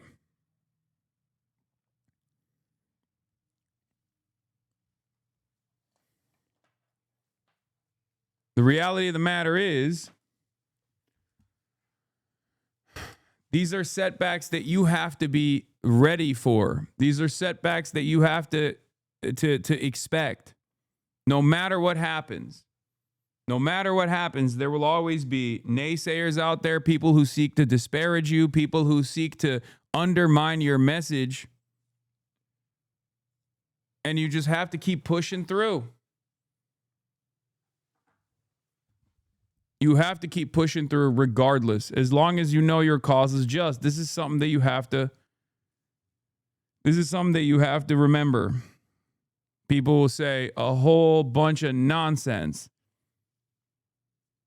You speak out against Israel, to call you an anti-Semite, as they did with Jesse Jackson. You speak out against American imperialism in Venezuela, to say, oh, well, you want to destroy the Venezuelan population. You don't care if they die. When in fact, it's actually the American government's design that is killing Venezuelans, right? That denies them sovereignty. Same with people in Cuba. It doesn't matter what people say. You can't listen to naysayers who are either deluded into thinking that you are a bad person, or people who are cynically weaponizing these other forces at play: racism, white supremacy, Nazism, fascism, misogyny, homophobia, transphobia, people who are very well aware of the social conditioning that exists and will choose to weaponize it against you. Right? Just got to keep pushing through it. Hugging a member of the PLO, an organization not unassociated with terrorism. It's a matter of respect. In that part of the world, one of the common cultural ways of greeting people is with an embrace and a hug on both sides. Yeah, this is the same shit where people say, Hasan, you're pro-Hamas, you're an anti-Semitite. Just like John Fetterman was saying the other day. Hasan, you're an anti-Semitite. You're pro-Hamas. You're pro-Hamas. It's like the Palestinian people have a legal right to resistance. Okay? That's just what it is. Take it up with the fucking international community if you have a problem with that. Take it up with international humanitarian rights. Okay?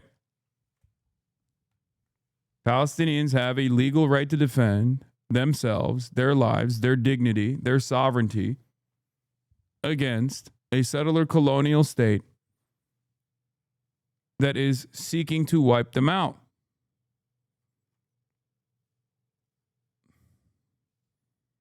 Look, they said the same shit about PLO.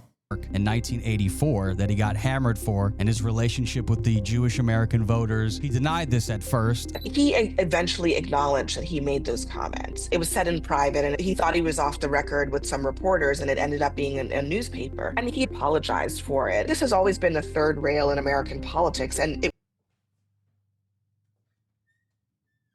was even more so then than it is now. Back then, it was not okay to even talk about Palestinians. The US government policy was not to even speak to the Palestinian leaders at the time who were considered terrorists. And when Jesse Jackson said that we should be seeking a two-state solution in the 80s, that was not a thing. The other thing is that he brought Arab Americans into the political process in a way that they had not been brought into the process before. And that's a legacy that I think still sticks with that community. For more, go to podcastplayground.com.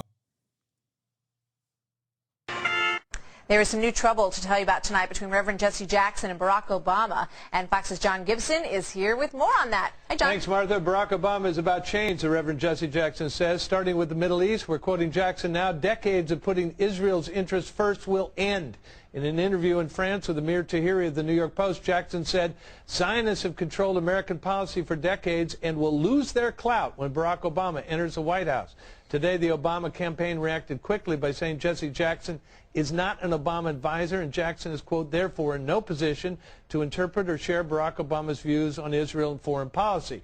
Jackson's untimely quotes could have an effect on Florida and some parts of Ohio and Pennsylvania, where the Jewish vote is important. Obama's team further said no false charges can change Barack Obama's unshakable commitment to Israel's security, and as president, Obama will ensure that Israel can defend itself from every threat it faces. While keeping couple things to pay attention to here. Some things never change, and some things change dramatically. Establishment liberals, of course, will rat fuck the people that brought them along, the people that helped play a role in getting them to the position of power. That's number one. Barack Obama behaving like an establishment Democrat here. But something that has changed dramatically is the Fox News coverage.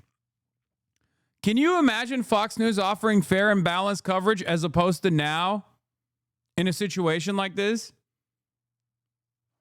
I'm just saying, this is considered fair and balanced reporting, especially in comparison to even the fucking New York Times coverage now. You know? I feel like Fox News back then, which was foul for the record, foul to Barack Obama, foul to anyone that was ostensibly to center left, like liberal, more liberal than Ronald Reagan. They were foul, right?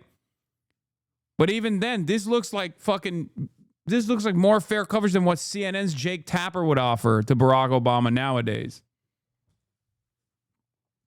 Think about that. Think about how some things do not change at all. And think about how much certain things have changed. A relic. Obama's denials in mind, I'd like to remind you of my comments last week on Obama's close relationship with Rashid Khalidi. Khalidi and his wife were personal friends of the Obamas in Chicago, as well as somebody who donated money to Obama and someone to whom Obama steered grant money in his position at the Woods Fund. According to the LA Times, Khalidi once acted as a spokesman for the PLO and a negotiator for Palestinians in peace talks, and Obama once said Khalidi opened his eyes to a different point of view.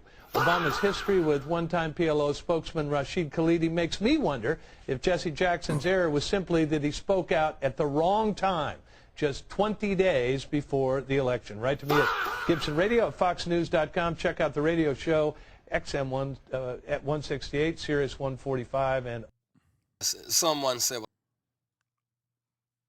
yeah, Jesse Jackson, 2003, don't attack Iraq. Yep. All you get for being on the right side of history is just an endless amount of fucking scrutiny your whole damn life, your whole damn career in advocacy. That's all you fucking receive, dude. Straight up. Straight up. You can be on the right side of every issue your whole damn life. And when you finally pass, they'll turn around and say, the very same people that actually caused you so much ire your whole life, that rat fucked you, that basically did everything in their fucking physical power to stop your movement, to stop your advocacy, will then turn around and say, in the most like whitewash, reputation laundered way possible too, they'll turn around and say, oh, he was great, he was a brave hero, and we fucked his movement up every single step of the fucking way. Chuck Schumer is not unique in this regard. I know we covered Chuck Schumer's statements now versus what he had said in 1988, taking credit for destroying the Jesse Jackson plank on Palestinian self-determination. But that's just how it is. That's how it always will be. Well, how can you do these things, Reverend? You're always out marching and you're demonstrating and you're willing to go to jail and you're going from nation to nation. And how do you reconcile that with your religion? Well, my religion obligates me to do that.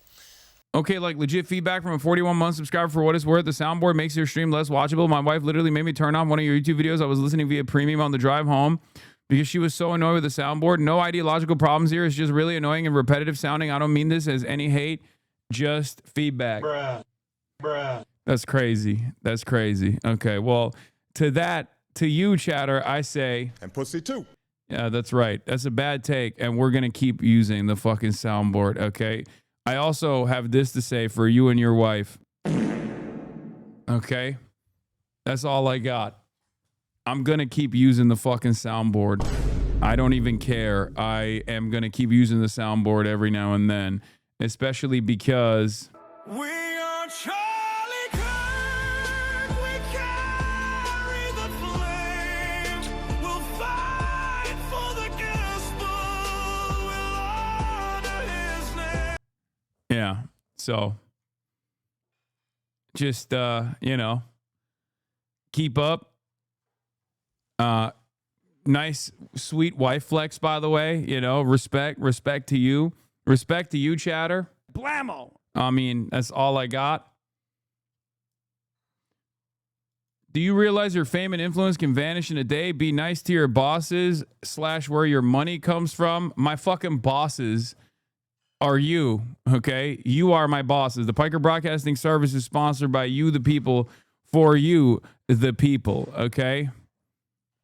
So that's the only group of people that I'm held accountable to. But having said that, if they're going to fucking turn around and, get upset about my usage of the soundboard, then for them, I don't really have anything else to say. Even Reddit likes it, unless you sort by controversial. It's on, wow, I'm losing viewers, going to dual streaming. Also, it's on, fa.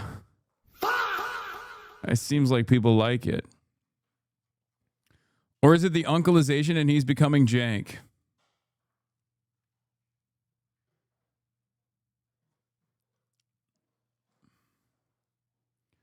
Remember when some of us chatters politely told you the bull hair wasn't cutting it? I mean, I'm not going to use it aggressively unless you guys, unless you tell me that you're annoyed by it, at which point I will actually keep hitting it.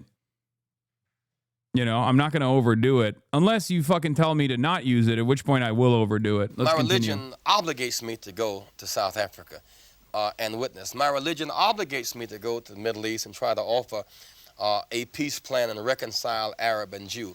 My religion obligates me to serve.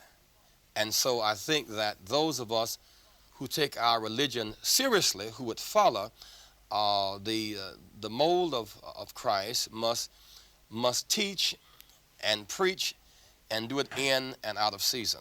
The one fact is that we live our lives as if life is certain and death is uncertain. death is certain, life is uncertain, and therefore, to that extent, we can make a choice. And so I fight in this struggle now, not because I'm afraid I might die, because if I die, I do not have to face the problems.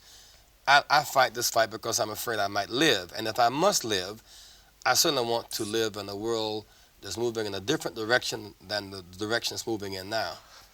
Why did you choose to be a Baptist minister rather than a politician? Well, I was chosen. I did not really make that as a conscious choice. I did not decide that blacks would not have access to public accommodations, but because we did not have them, and when I became conscious of the implications of apartheid, then I made the decision to fight to overcome apartheid within American society. I did not choose for blacks not to have the right to vote, but once I became conscious of the implications of that, I chose to fight for the right to vote. I did not choose for blacks not to have open housing, but once I became aware of the implications, I chose to fight. I did not choose the Vietnam War, and therefore choose to begin to become involved in international politics. But once I became aware of how much money was being wasted in the Vietnam War, how many lives are being lost, how many people were being killed, how the innocent were being sacrificed for the greed of a few, then I chose to become involved. Spamming the soundboard doesn't just ruin the stream. Okay, take a week off. Again and again, I'm going to keep explaining to you that I don't give a fuck about your opinion on this. Okay? Keep ignoring me. Please actually listen to people, and if you use it sparingly, but genuinely, a lot of us take a day off. Okay? Let's continue. Take a day off, chatter. Okay?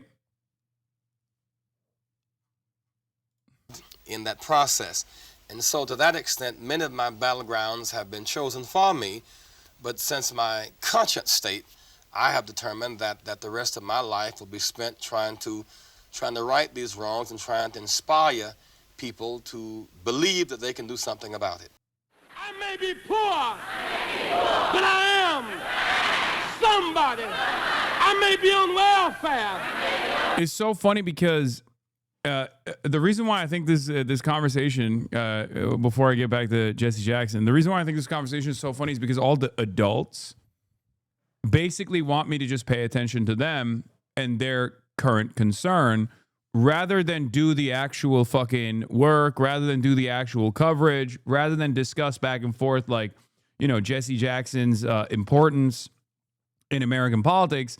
They are the ones who are childishly turning around and being like, well, you used the fucking soundboard like 25 minutes ago, and I've still been stuck on that. It's very one note for me. I'm hyper fixated, and it's been very frustrating for me. So I just want you to literally only discuss this now rather than whatever the fuck you want to discuss. Ironically enough, you are the one who's childish. Okay?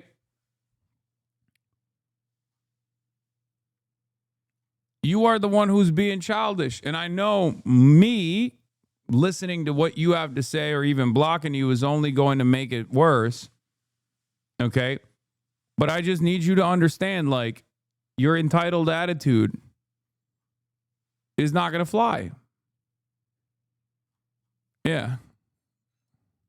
But I am somebody. No way he drops the know you argument. Jail, but I am somebody. I may be uneducated, but I am somebody. I am black, beautiful, proud. I must be respected. I must be protected. I am somebody.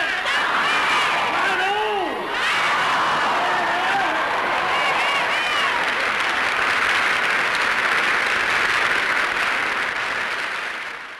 The world mourning the loss of a civil rights giant. Our flag is red, white, and blue. By the way, notice how like some of the coverage around his legacy is noticeably omitting key parts of his advocacy.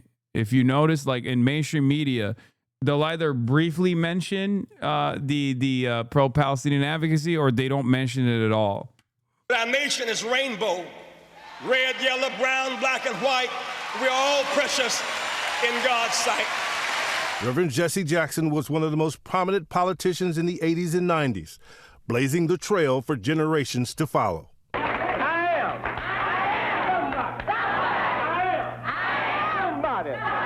All of his life, the Reverend Jesse Jackson preaching, exhorting, demanding justice in a quest to help his people and nation overcome. We ain't the bottom, we the foundation. Always marching, civil rights nonviolent soldier. There he was, shoulder to shoulder with Martin Luther King Jr. after witnessing the beatings of Bloody Sunday on television. Jackson eventually became one of the top lieutenants in the critical Southern Christian Leadership Conference, which challenged the Jim Crow South's withering oppression. A witness to history, he was there on that fateful April evening when King was struck down by an assassin's bullet. I tried to feel his head, and I asked him, I said, Dr. King, do you hear me? Dr. King, do you hear me? And he didn't say anything. After a leadership struggle with King's successor, Reverend Ralph Abernathy, Jackson split from the SCLC and formed a new organization, People United to Save Humanity, PUSH. Black, beautiful. After Dr. King, I don't think anyone captured the spirit of America like Reverend Jackson, and he took the movement north. I think Jesse Jackson was the link from that generation. Man, I used to think Jesse Jackson was so extreme when I was a child with how my parents and media talked about him. It's embarrassing for me now to have felt that way knowing what I know now. I mean, it's all good. You now are armed with the knowledge. It's good for you to move on from that, right? You've become a new person. Your third eye has opened, right? Whatever you want to call it. If you're a spiritual person, that's like, one way to look at it. What matters is not who you used to be. What matters is who you are now. And that transformational experience can actually make you a better advocate. That transformational experience can make you a better organizer because you are now equipped with the knowledge of the social conditioning that other people have, just like yourself. Now you know what steps it takes to make this transformational change. And you can use that in your advocacy. You can use that when you're talking to other people. Of King and them all the way to my generation and then the generation behind me. The first wave of the civil rights movement had succeeded in breaking down significant barriers, but Jackson's primary focus was on economic empowerment. We know that we're worthy of respect and protection, but nobody really knows our name, and so we're really still struggling.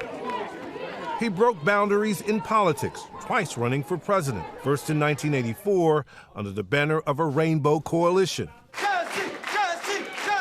In 1988, he was, for a time, the Democratic Party's frontrunner for the presidential nomination, before eventually losing the nomination to Massachusetts Governor Michael Dukakis.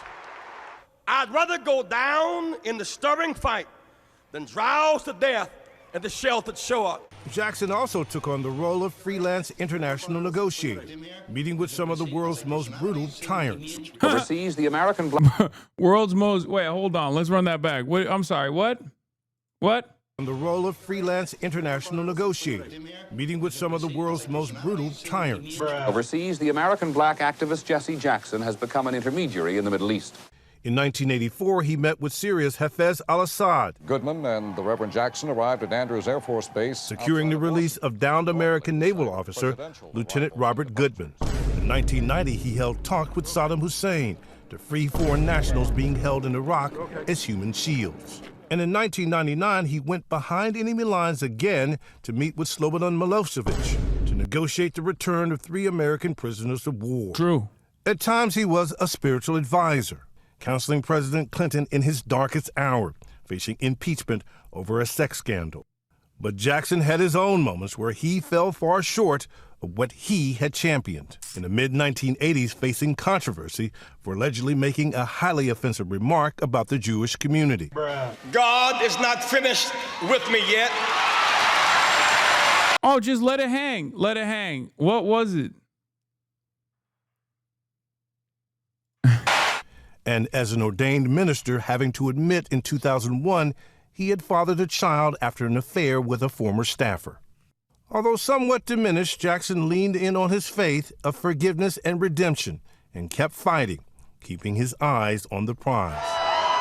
He saw one of his hopes realized on election night. What was it? Let's see the clip. We already covered it. It was when he was talking about the Holocaust being a tragic incident, a tragedy, to basically confirm the point that like this was a tragedy not dissimilar to the indigenous genocide, a tragedy not dissimilar to chattel slavery, that it was the not unique nature of the Holocaust in terms of like thousands of years of human cruelty that was so frustrating. That was the controversy. And it was, of course, the reason. I can't believe that they fucking didn't even mention his advocacy work for Palestinian self-determination and only slapped on the whole like, well, he had some anti-Semitism allegations. Obviously, that kind of stuff carried a lot more water for a very long time. That kind of sentiment carried a lot more water back then. Nowadays, when someone actually says that, and you look into their background and you realize that they were like literally spending years and years. I think they're talking about when he says slurs, not the Holocaust part. He did apologize and make amends. I thought they were talking about, they said the statement about the Holocaust not being they said that he was undermining the Holocaust, like the impact of the Holocaust. Is that not? Or, oh, he used outdated racial slurs? Well, regardless. In 2008, in Chicago's Grant Park. America, I have never been more hopeful than I am tonight that we will get there. He wept as President-elect Barack Obama delivered his victory speech. In recent years, the effects of age and a long illness had slowed his gait, but not his spirit. Jackson goes. We got another weirdo in the chat. Not unique genocide. What? Hasan, I fucking wasn't. What the F? Actual fuck? You think I've been stalking you for years? Okay, chatter. I'm going to give you a day off for your own sake. Hopefully, you will get back to your medication. Okay? I'm going to remind you, med check right now for all the chatters who might have forgotten to take their medication today, including you, chatter. Okay, I have no idea who you are. I do not think you are stalking me. I don't know where you came from, but I'm gonna give you a day off for your own safety. A good reminder for everybody to take your medication. Going public with his private health battle, dealing with a myriad of health issues. He was hospitalized in Chicago in mid-November and released a few weeks later. Through it all, Jackson's faith and hope and what America could be endured. Jackson's family saying he passed away peacefully in his sleep.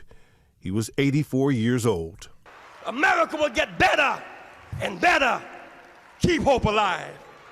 Keep hope alive. Keep hope alive. I love you very much. So the life of a person who at times seemed larger than life comes to a close. There were many facets to Reverend Jackson. Perhaps the thing that defined him most was a deep understanding and a connection to the struggle that African Americans have faced in a march toward a more perfect union.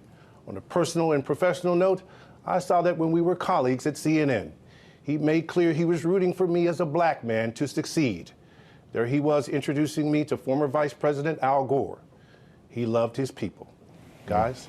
Yeah, sure did. And he certainly did. Absolutely tireless. Yeah. Never, ever stopped working for the causes that he believed in. And we are certainly thinking of his family this morning. Pierre, our thanks to you. This morning, police in Rhode Island are trying to piece together what led to these chaotic moments at a high school hockey game. Video capturing the sound of gunshots at an ice rink. All right, we're gonna talk about this now. Sorry, I was just looking through. All right. This is probably one of the top news stories that's impacting right-wing Twitter today. We have another incident, another very American incident that we are all, unfortunately, all too familiar with. There was a mass shooting that took place at a hockey game yesterday in Rhode Island. And I'm going to go through the details of the situation. I'm going to be covering exactly what took place, and then I'm going to be addressing the misinformation that right-wing media is throwing around. No, this was not an Order of the Nine Angles style mass shooting incident. Okay?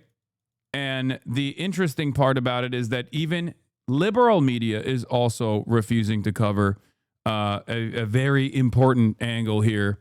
A very important angle that makes this shooting not as unique as the way that they are presenting it. Obviously, the person, you will find out, was, I think, trans or a cross-dresser. I'm not entirely sure, especially because there's not really like a lot of coverage on it, like, or a lot of decent coverage on it. Having said that, however, this was yet another instance of right-wing domestic terror. Okay? Because you will realize very quickly, even when you look at this photo, that the person, regardless of the person wearing a dress in this photo, who is the shooter, has a fucking SS and a Totenkopf tattoo. They were a goddamn Nazi. Some of you are actively practicing insanity. Hasan says that the more you complain about something so unnecessarily, the more he will do it. So if you don't like that, okay, dude, he's still talking about the soundboard while we're talking about a fucking mass shooting that took place. Lock in, okay? Lock the fuck in. That's right. Not only did this person have a fucking Nazi tattoo, they literally were posting MAGA. They were constantly in the fucking replies of all of these like right-wingers. So was fucking Hitler, so fucking what? Not a Marxist, right of Hitler, actually, try again. Post-op trans to the right of Hitler, so try again. They were a Nazi that had a higher degree of priority of being a fucking Nazi, in my opinion, than being trans. Okay? And it's not even like their account is readily available on Twitter. And I browsed through the account. They were replying to Nick Fuentes over and over again. They were reposting Alex Jones. All of these fucking right-wing figures, they were all up and down the timeline. Here it is. Roberta Dorgano, also known as T-Girl Cuda. Okay? Their last fucking retweet was James O'Keefe, Thomas Massey, Alex Jones, Marjorie Taylor Greene, numerous other right-wing accounts that they replied to over and over and over again. Okay, I think had mental issues is correct in this case. Wild fucking pose. Of course this person was mentally ill. They weren't mentally ill because they were a trans person. They were mentally ill because they were a fucking neo-Nazi.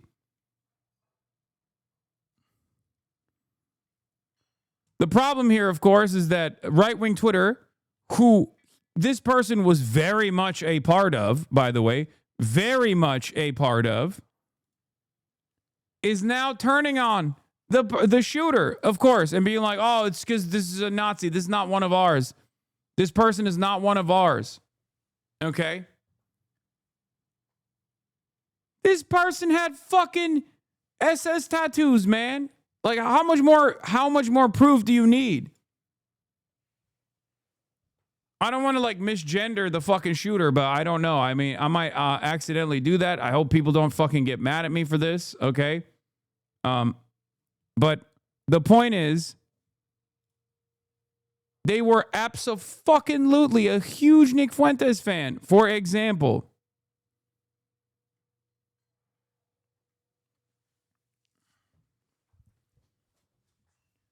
If Lindsey Graham went out and did a fucking shooting, would you think that Lindsey Graham's, potential homosexuality would play a role in this?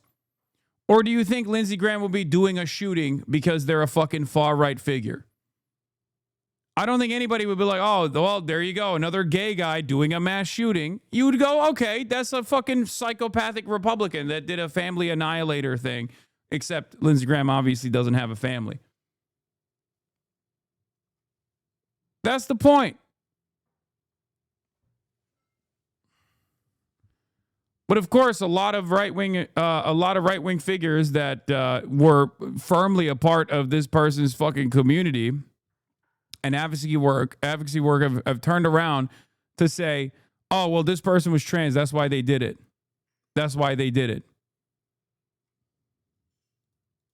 Fucking ridiculous. And centrist liberals are also playing along with this, for the record. Let's take a look at how mainstream media is covering the story. This morning, police in Rhode Island are trying to piece together what led to these chaotic moments at a high school hockey game. Video capturing the sound of gunshots at an ice rink. We have shots fired, multiple people down at the Which Arena. Bystanders racing to safety.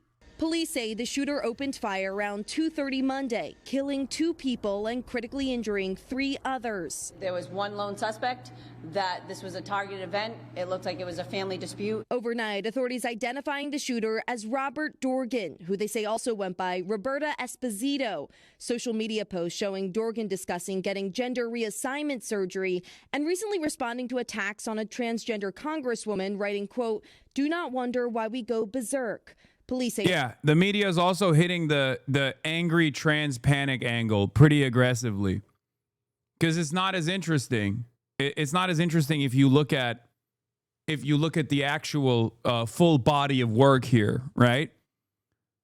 It's dog bites man if it's another fucking neo-Nazi killing their family, right? But it's man bites dog if it's a trans neo-Nazi who shot their family. Thousands upon thousands of posts talking about 1488, talking about fucking how they're to the right of Adolf Hitler. And what makes the national news coverage interesting for the likes of ABC Today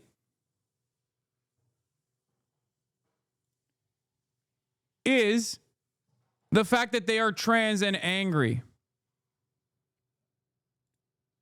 October 6, 2025. That's okay. Trump will have his own Rushmore. I call it Trumpmore.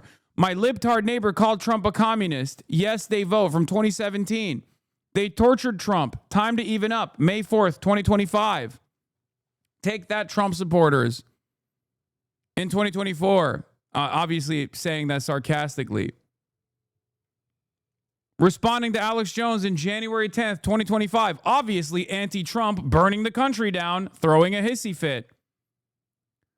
July 7th, 2025. Biden gropes every single thing he sees, but Trump's the problem, right? August 27th, 2025. Yeah, but Trump returned before Jesus.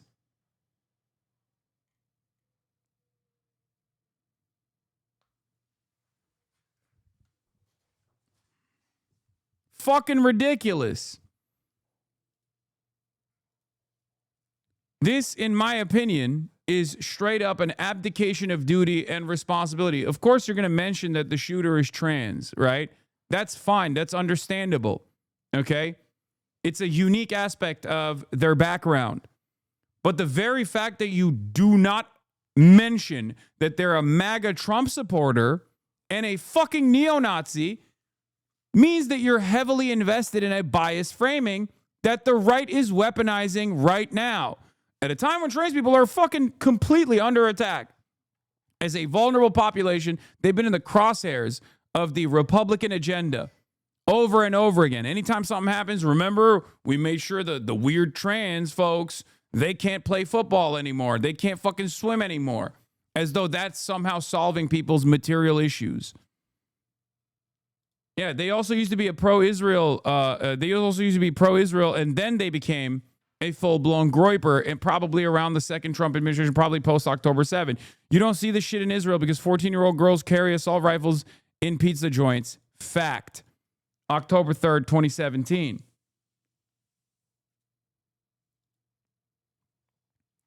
White Christian Israel equals chosen.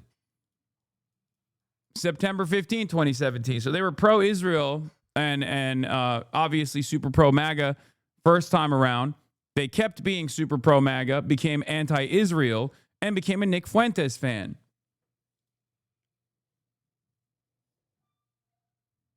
Nick Rules. December 24th, 2025.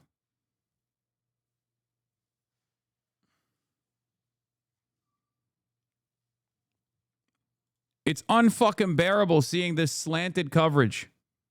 It's insane.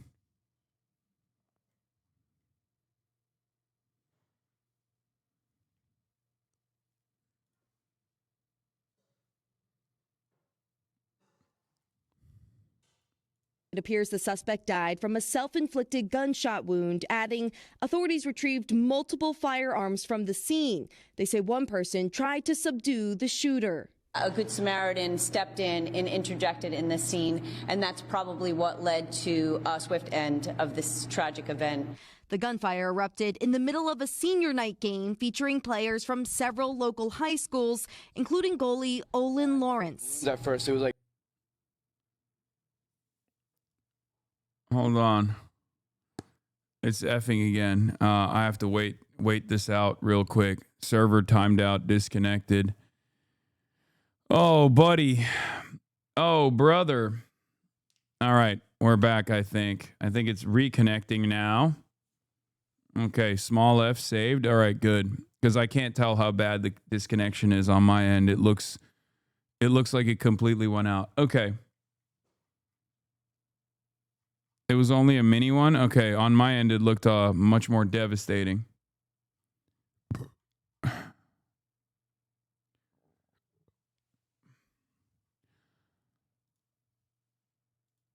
Olin Lawrence. At first, it was like bop, bop, and I thought it was balloons. But it just kept going, and it was actually gunshots. As chaos erupted in the stands. Me and my teammates ran right to the locker room. We pressed against the door and just tried to stay safe down in there. Just over 2 months after a mass shooting at Brown University killed 2 students and injured 9. Rhode Island's Governor Dan McKee saying, "Our state is grieving again." What are the odds of the person faked being an aside, either pretending to be trans or pretending to be a Nazi? I think the odds of both are incredibly low.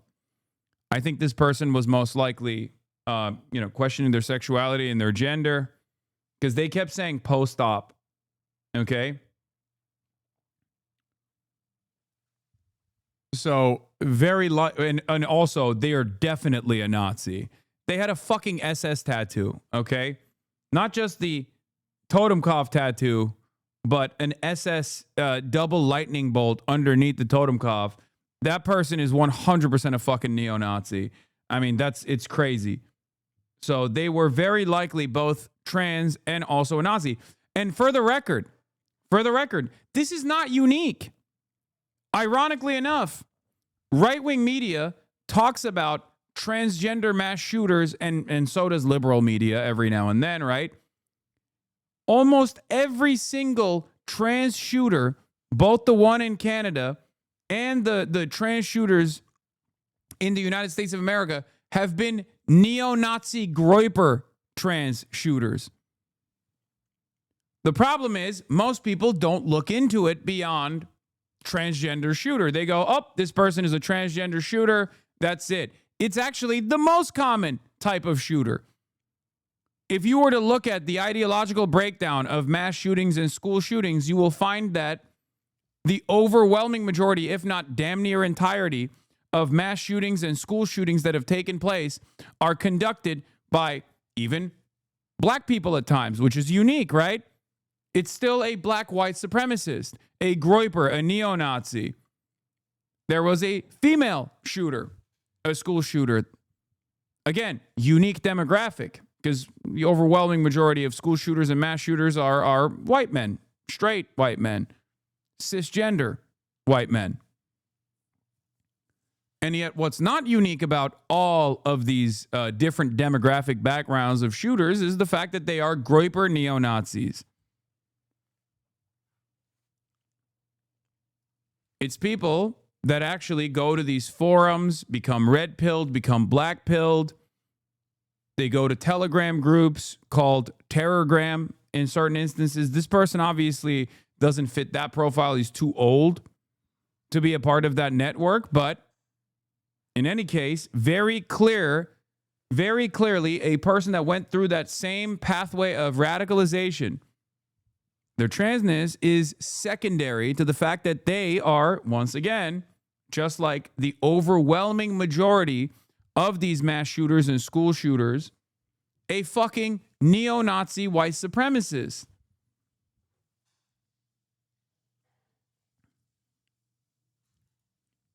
But because most people have deluded themselves into this false notion that, like, transgenders are responsible for all of these fucking shootings or whatever, they don't even understand. They don't even realize that this is more common than they fucking think.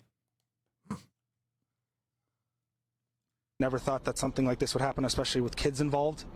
It's something I can't really wrap my head around. And Pawtucket police say the shooter was attending the hockey game to watch a family member. A woman who identified herself as the daughter of the suspect to other local media said, quote, "He shot my family and was very sick with mental health issues." Local, state, and federal authorities, including the FBI, now on the ground and investigating exactly what happened. Craig and Hoda. Emily Aketa Force there in Rhode Island. Em, thank you. Hey, thanks for watching. And don't forget, you can catch the Today Show every morning. It's so crazy that the mainstream news is literally doing the mentally ill trans person narrative. Like, it's crazy how far we have fucking fallen. An investigation. It's crazy how far we have fucking fallen, dude. It is wild.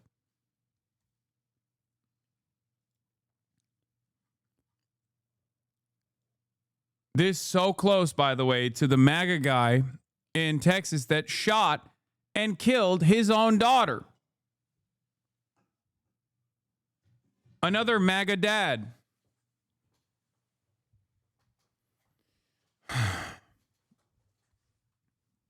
The fact that the very same people that were in the same spheres, trafficking in the same narratives as this shooter, are now once again turning around and saying, oh my God, this is because they're a woke transgender, is fucking crazy. Okay? The only reason why they can get away with it, however, is because liberals allow them to get away with it. Mainstream media allows them to get away with it. Mainstream media allows them to get away with it by hyper-focusing on the transgender part of this person's identity. 14 seconds this time.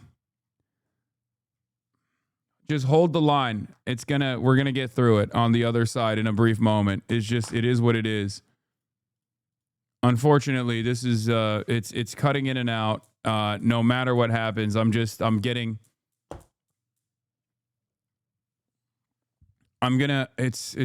worse than before. Small latency dip, but coming back. Yeah, if you lower the latency on your end, if you lower the quality on your end, I'm pretty sure you can overcome the fucking Fs. But the delay will be fixed in a moment too.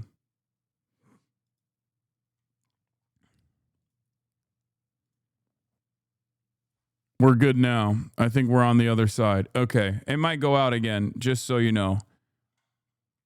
But, yeah. Even this person, Matt Von Swole, right? Like, this person is like a tech guy who is super far right now. And he says, I have lost the will to be tolerant of dangerous mental illness patients walking the streets of America and pretending it is normal. It is not normal, nor is it kind. It is cruel for future victims of their violence and cruel to the mentally ill to indulge in their delusions. This fucking post prominently features this person's SS tattoos. To which I replied with, I agree. Some MAGA people are dangerously and violently mentally ill and they need to get the proper health care before they snap. Right?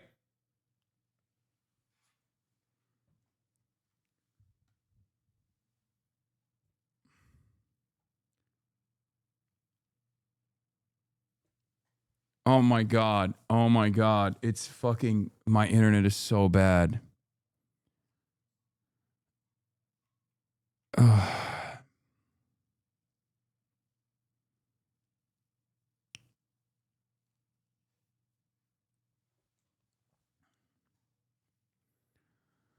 I'm just waiting. I'm waiting for it to come back.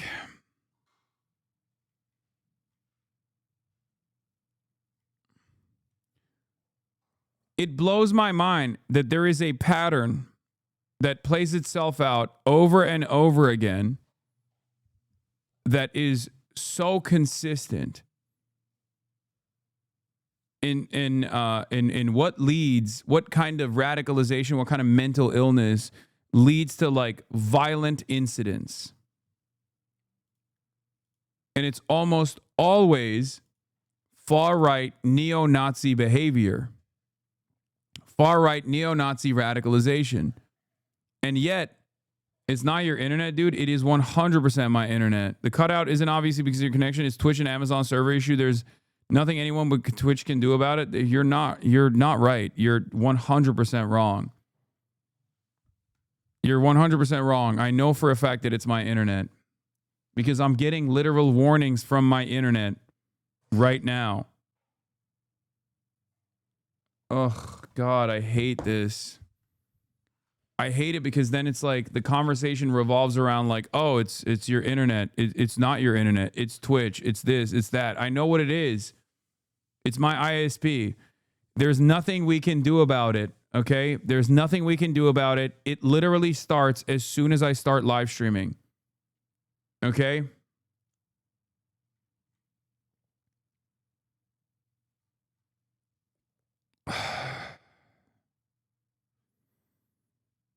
Come on. We're going to get through it. I'm going to get through it. I'm not going to lose my fucking shit. I'm not going to lose my fucking shit. I'm not going to lose my mind. Calm down.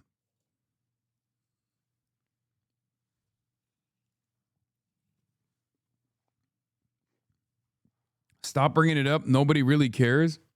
Brother, are you aware of the chat? Are you seeing the chat? Nobody cares. It's the only thing people care about. It's literally the only thing chatters are talking about in the chat. Anytime there's a minor or major crash, not only does chat lose their fucking minds, but also on top of that, everyone starts rolling in with their suggestions. Backseat IT specialists.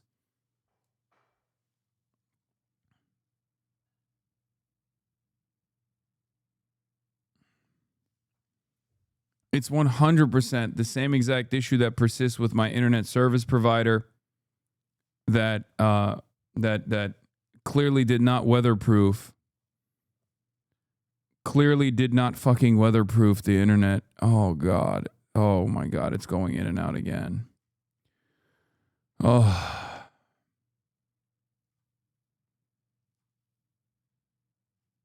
And then people go, you should move to New York. You should game more. Okay. I'm gonna keep pushing through. All right.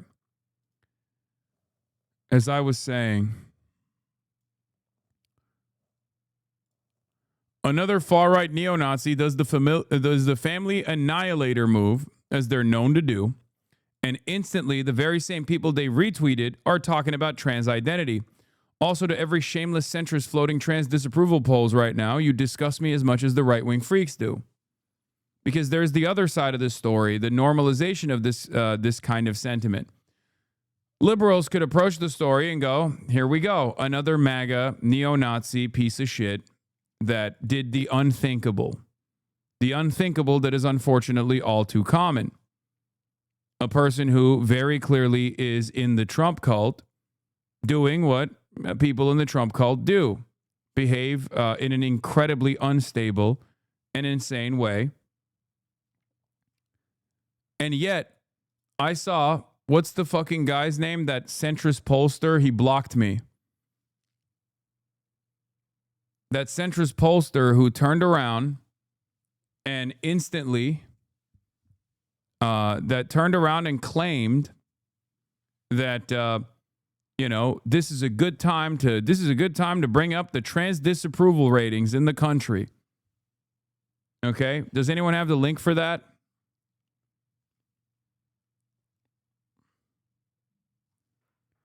It was insane to me. Not Nate Lead, not CN liberalism. Lakshai Jain was the one who put it out. But I don't know if other people are also promoting it now. I'm sure it's gaining a lot of fucking momentum.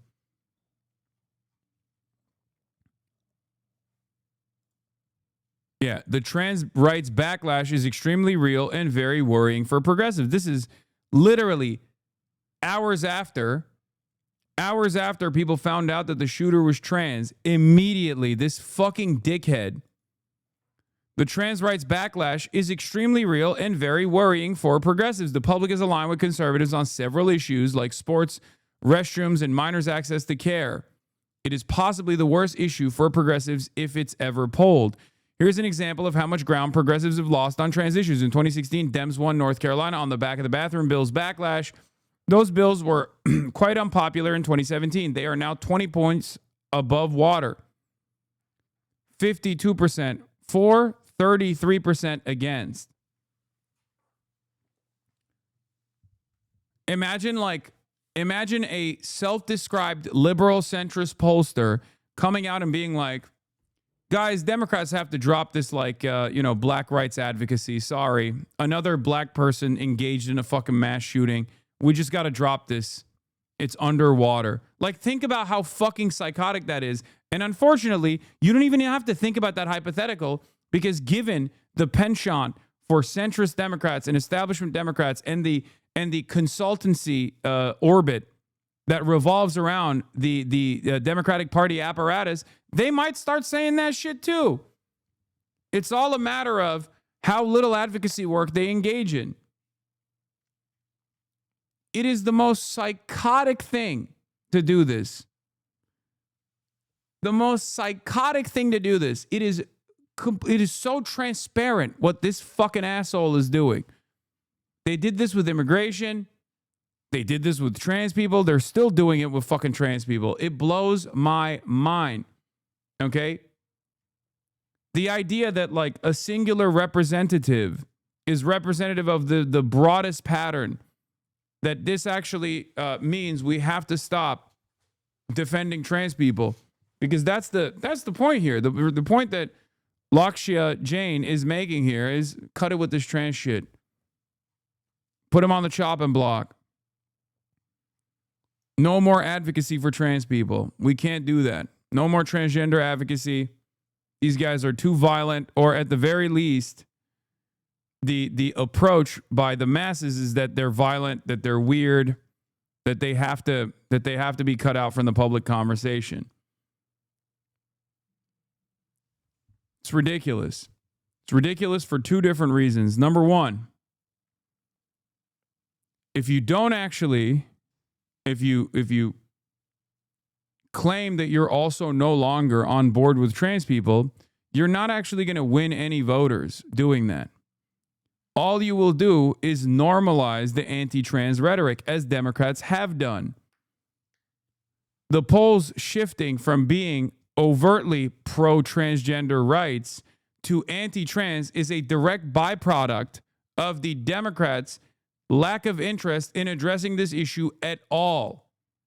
That's number one. So it's already bad politics, because what comes after the sequence of anti-trans, trans-panic narratives is obviously anti-trans bills and a normalization of the claim that trans people are outsiders that no one should be protecting, and the bills that come along with that, not allowing trans people to get like the proper medical care, for example, right? That's number one. Number two, you must look at the polls on the trans issue in 2017. Why was it that the public actually favored pro-trans rights back then? Perhaps it was because Democrats did not shy away from doing advocacy work. They didn't worry about leading on this issue. And that's precisely the reason why the issue was bad for the Republicans. The lesson to learn from this is not to concede on some of these culture war narratives, because concessions on these culture war narratives allow the Republicans to win on these culture war narratives, and they don't stop. It's not like the Republicans turn around and go, See? The Democrats actually don't care about trans people anymore. I guess we will be more normal about their trans advocacy. No, they just keep saying all you care about is trans people anyway. Okay? And this is not just about trans people, which are less than 1% of the fucking population. This is about every issue that the Democrats cede territory on. This is about undocumented migrants. This is about migrants in general. This is about white supremacy. This is about anti-blackness. This is about every single issue that the Democrats lose territory on to the Republicans because they don't counter message at all. They are not invested in advocacy work. They're not invested, and they consistently take a defensive posture. And that's why they consistently fucking lose. They look spineless. They look hypocritical. They look like they were caught with their fucking pants down. No one truly believed that Kamala Harris was going to, for example, lead the most lethal military. They just saw it as, oh, Kamala Harris is going to do more wars. Perhaps we should vote for the anti-war candidate, Donald Trump. This was ridiculous, right? It's not like Donald Trump was the fucking anti-war candidate. But he was at least smart enough to present himself as such when Kamala Harris was saying, no, we're going to do more war. Same thing goes for building the wall, for example. Democrats spent a good deal of time attacking the Republicans on their immigration strategy, their anti-immigrant sentiment. They won on a pro-migration agenda. Joe Biden won in 2020, directly attacking Donald Trump's cruel and ruthless white nativist policies. By 2024, they had completely conceded on the immigration agenda. People didn't forget that Democrats were pro-immigration, but now that the Democrats were saying, no, we are the real anti-immigration party, we're just going to do it in a reasonable way, people heard that and thought, oh, you're a fucking hypocrite. Running scared is the problem here. Democrats consistently run scared. And then they have an entire communications apparatus and consultant structure that tells them they must run scared. They keep telling the Democratic Party, the establishment Democrats, that they must run scared, that they must concede on these issues. They do not have to concede on these issues at all. The other side of the story that is also endlessly frustrating, and this is something that I talked about with respect to Kamala Harris's campaign and why it was inevitably going to lead to a loss, most likely that it was a dangerous gamble over and over again. But the other side of the story is also what the Democrats don't run for. The Democrats don't run for things. They run against things. Okay? They run against the Republican Party. And when you do that, and when you run scared, and you become the diet, watered-down version of what the Republicans are offering, of course people are going to end up voting for the Republican Party, the real thing anyway.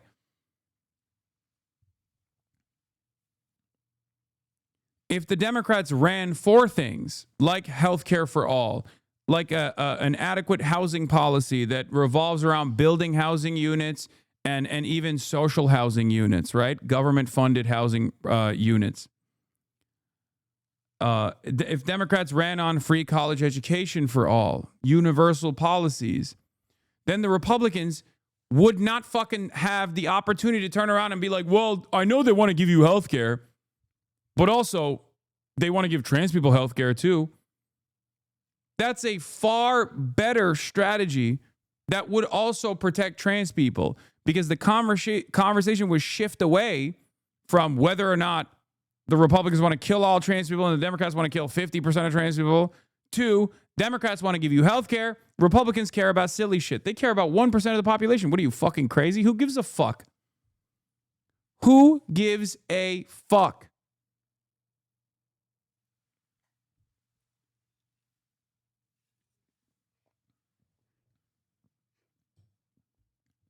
It is that simple. Democrats need to do away with this running scared narrative, okay? It's not good politics and it's not good policy. All it ends up doing is actually normalize the right-wing attitude on every issue. It doesn't win a single damn vote from the other side. And it makes the independents in the middle, and it makes the Democrats in your base think, okay, maybe the Republicans were right on this issue. It doesn't make them think, you guys have a reasonable approach. It makes the unreasonable approach that is championed by the Republicans look reasonable. And when the option is the diet watered down version of fascism versus the full thing, the real full strength fascism, people go, okay, if that's the reasonable approach and my Democrats that I voted for are telling me that's the reasonable approach, maybe Trump is not so crazy with this stuff. That's it.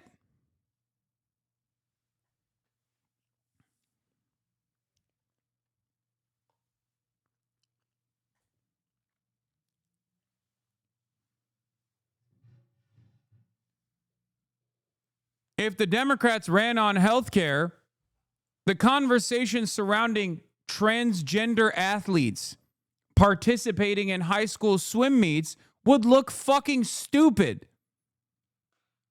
Which one is a better argument? We're going to give everybody healthcare. We're going to give everybody housing. You don't need to worry about shelter. You don't need to worry about upward social mobility. We're going to offer that to you. Or constantly talking about whether or not 14-year-olds can participate, self-identifying transgender 14-year-olds can participate in fucking high school swim meets. Which one do you think is a better, more reliable message? Republicans would look like silly, perverted fucking weirdos constantly thinking about children's genitals if the Democratic alternative coming from the Democratic Party was, we care about fixing some of your material problems. But the Democrats don't do that because they're the fucking controlled opposition party. Do you understand?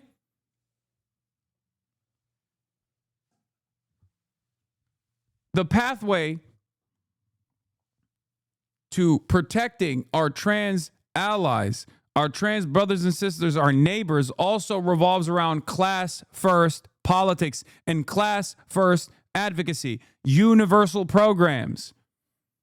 Because every moment that you spend defending universality in these sorts of programs is a moment where the Republicans have to attack that, force them to position themselves against the idea that you deserve health care, force them to position the Republicans against the idea that you don't actually deserve to have a federal jobs guarantee. Enough with this fucking running scared narrative. That's it. That's it.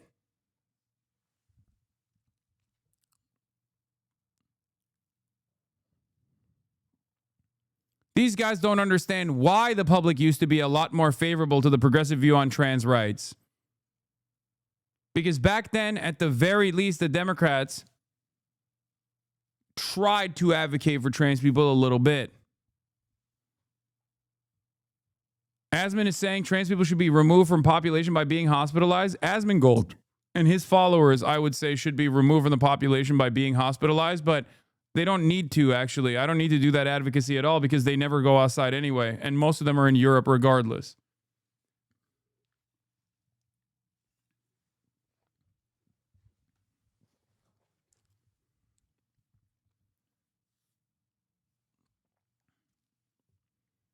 So we don't have to worry about those guys at all. All they do is chirp, chirp, chirp online. They don't exist in the fucking real world.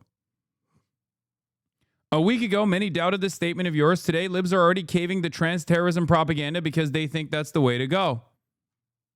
You're yelling at one of the few... Yeah, the very same people. I want to see what they're saying about trans people now, by the way. I want to see what guys like this who called me out are saying now.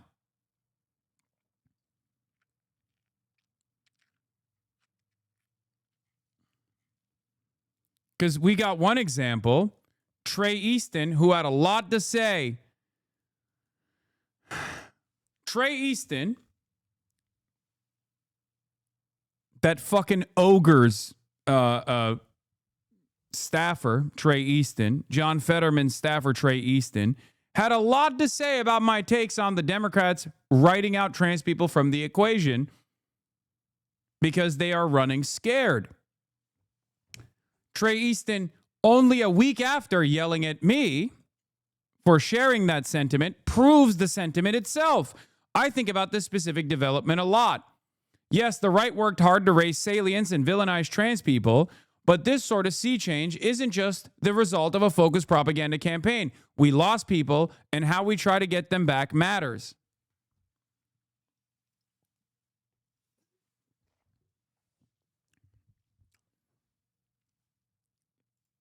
Hasn't been a fucking week.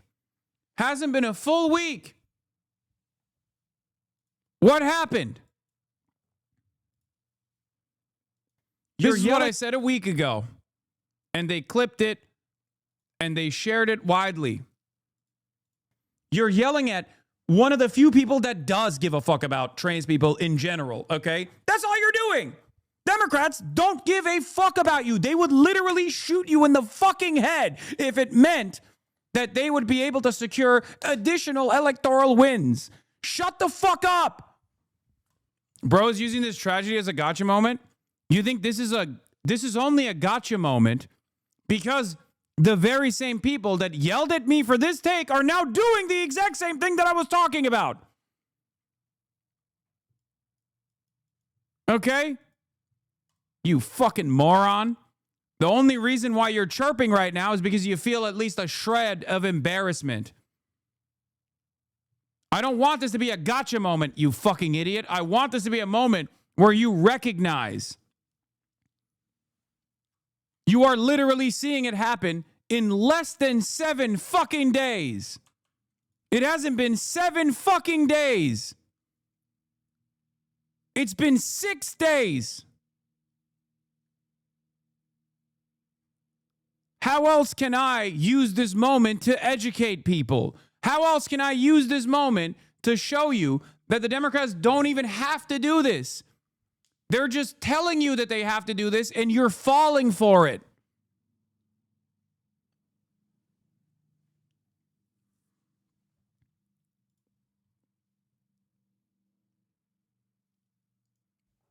Fucking insane.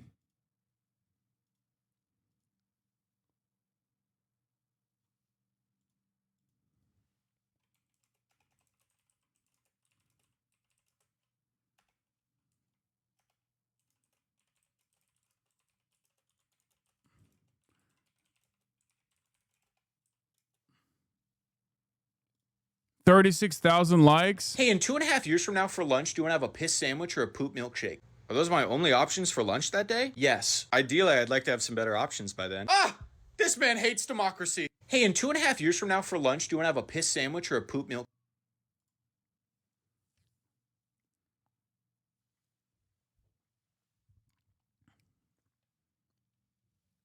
It blows my mind that the people on the one hand are doing this advocacy, while on the other hand, like they are literally fulfilling exactly the promise that I delivered, which was that centrist Democrats at the first sign of friction will fucking sell off trans people and then try to sell it to you as though this is a electoral mechanism that works. This is an electoral strategy that fucking works when it clearly didn't work. It's not like Kamala Harris was running around talking about trans people. They didn't even have a fucking trans speaker at the DNC. These sorts of things, these sorts of aesthetic points matter, right?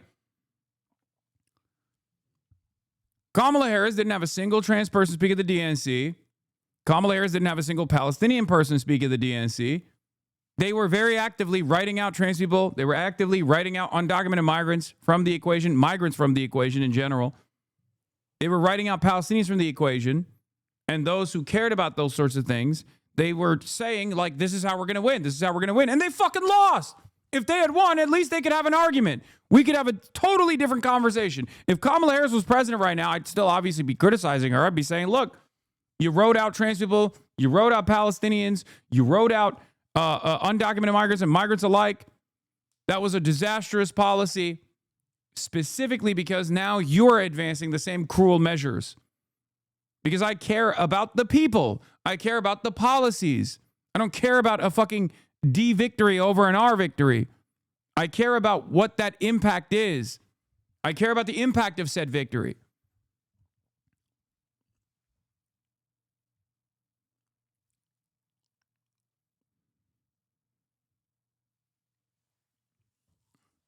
It blows my mind that people are turning around and fucking like very 6 days after yelling at me saying, how dare you say the Democrats would sell off, Democrats would write off trans people, are literally in the process of writing off trans people once again at a moment where the media narrative could just as easily be around this shooter's MAGA and neo-Nazi identity rather than the fact that they are also trans. It blows my fucking mind that these guys are just like immediately rushing to say, no, this was a weirdo trans guy, and as Democrats, we don't fuck with trans people either. That's not going to make people vote for you, you fucking idiot. That's not going to make people vote for you. It's going to make you look like a fucking hypocrite because you are. You're a goddamn hypocrite. You don't care about anything. You don't even want to win.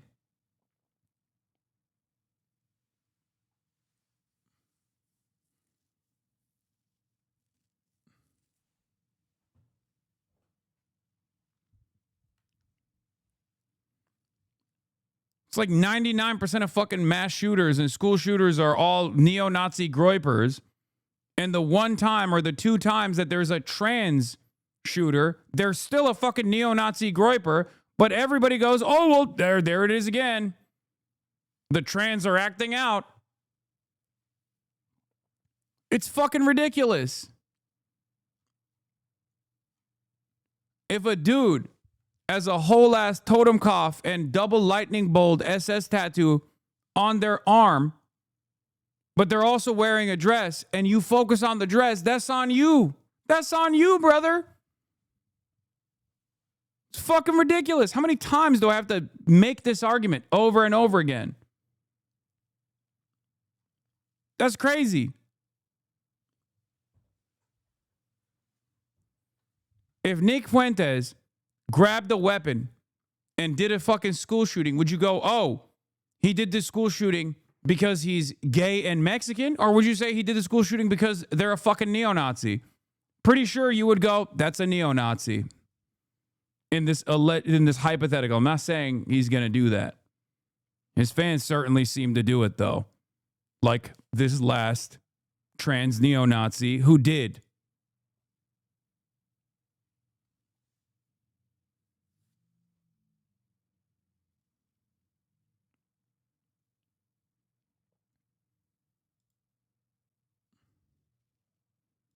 Hasan Piker claims trans people wouldn't be safer under a Kamala Harris presidency. I didn't even say that. Professional misunderstanders, by the way. It's not what I said. I said Democrats have a tendency to write off. Democrats have a fucking tendency to write off marginalized identities and marginalized communities because they think it's electorally beneficial.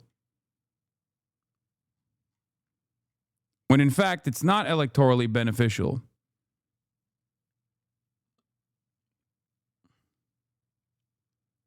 It's going to take many of us getting lynched for Dems to have a pussy-ass lukewarm take.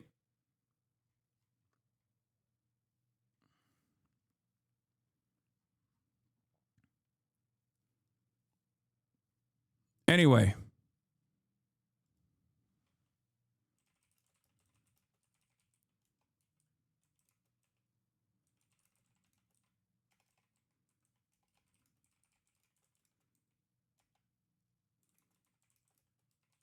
Trans neo-Nazi MAGA Nick Fuentes supporter doing a mass shooting for them to immediately prove the point I was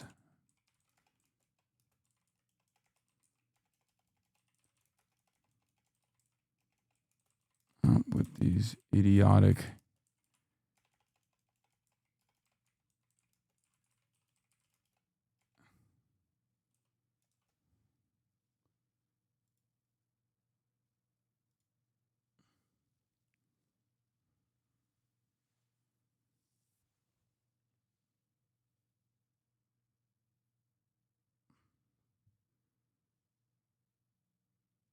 I wouldn't have said it quite like that, but they're not wrong.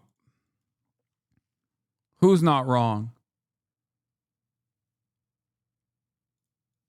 I told you that your argument was basically a turf one. What is this? 99.9% of fucking school shootings are done by, or mass shootings are done by fucking cisgender, heterosexual white men who are right-wing as fuck, who are neo-Nazis. The one time as a trans person, everybody goes, oh, this is how the transgenders are. You're a fucking psycho. Okay? You're a fucking psycho. You're an insane person. It is completely fucking ridiculous. Okay? I'm not, I was reading whatever the chatter was talking to another chatter. The turf thing was the turf thing was just about, an inside conversation that became an outside one because I read it.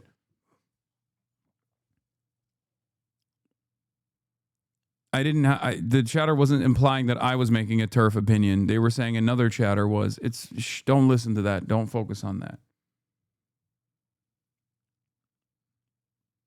Anyway, it's also crazy because this is a sequence of more MAGA dads. A MAGA dad killed his wife and shot his daughter over a football game.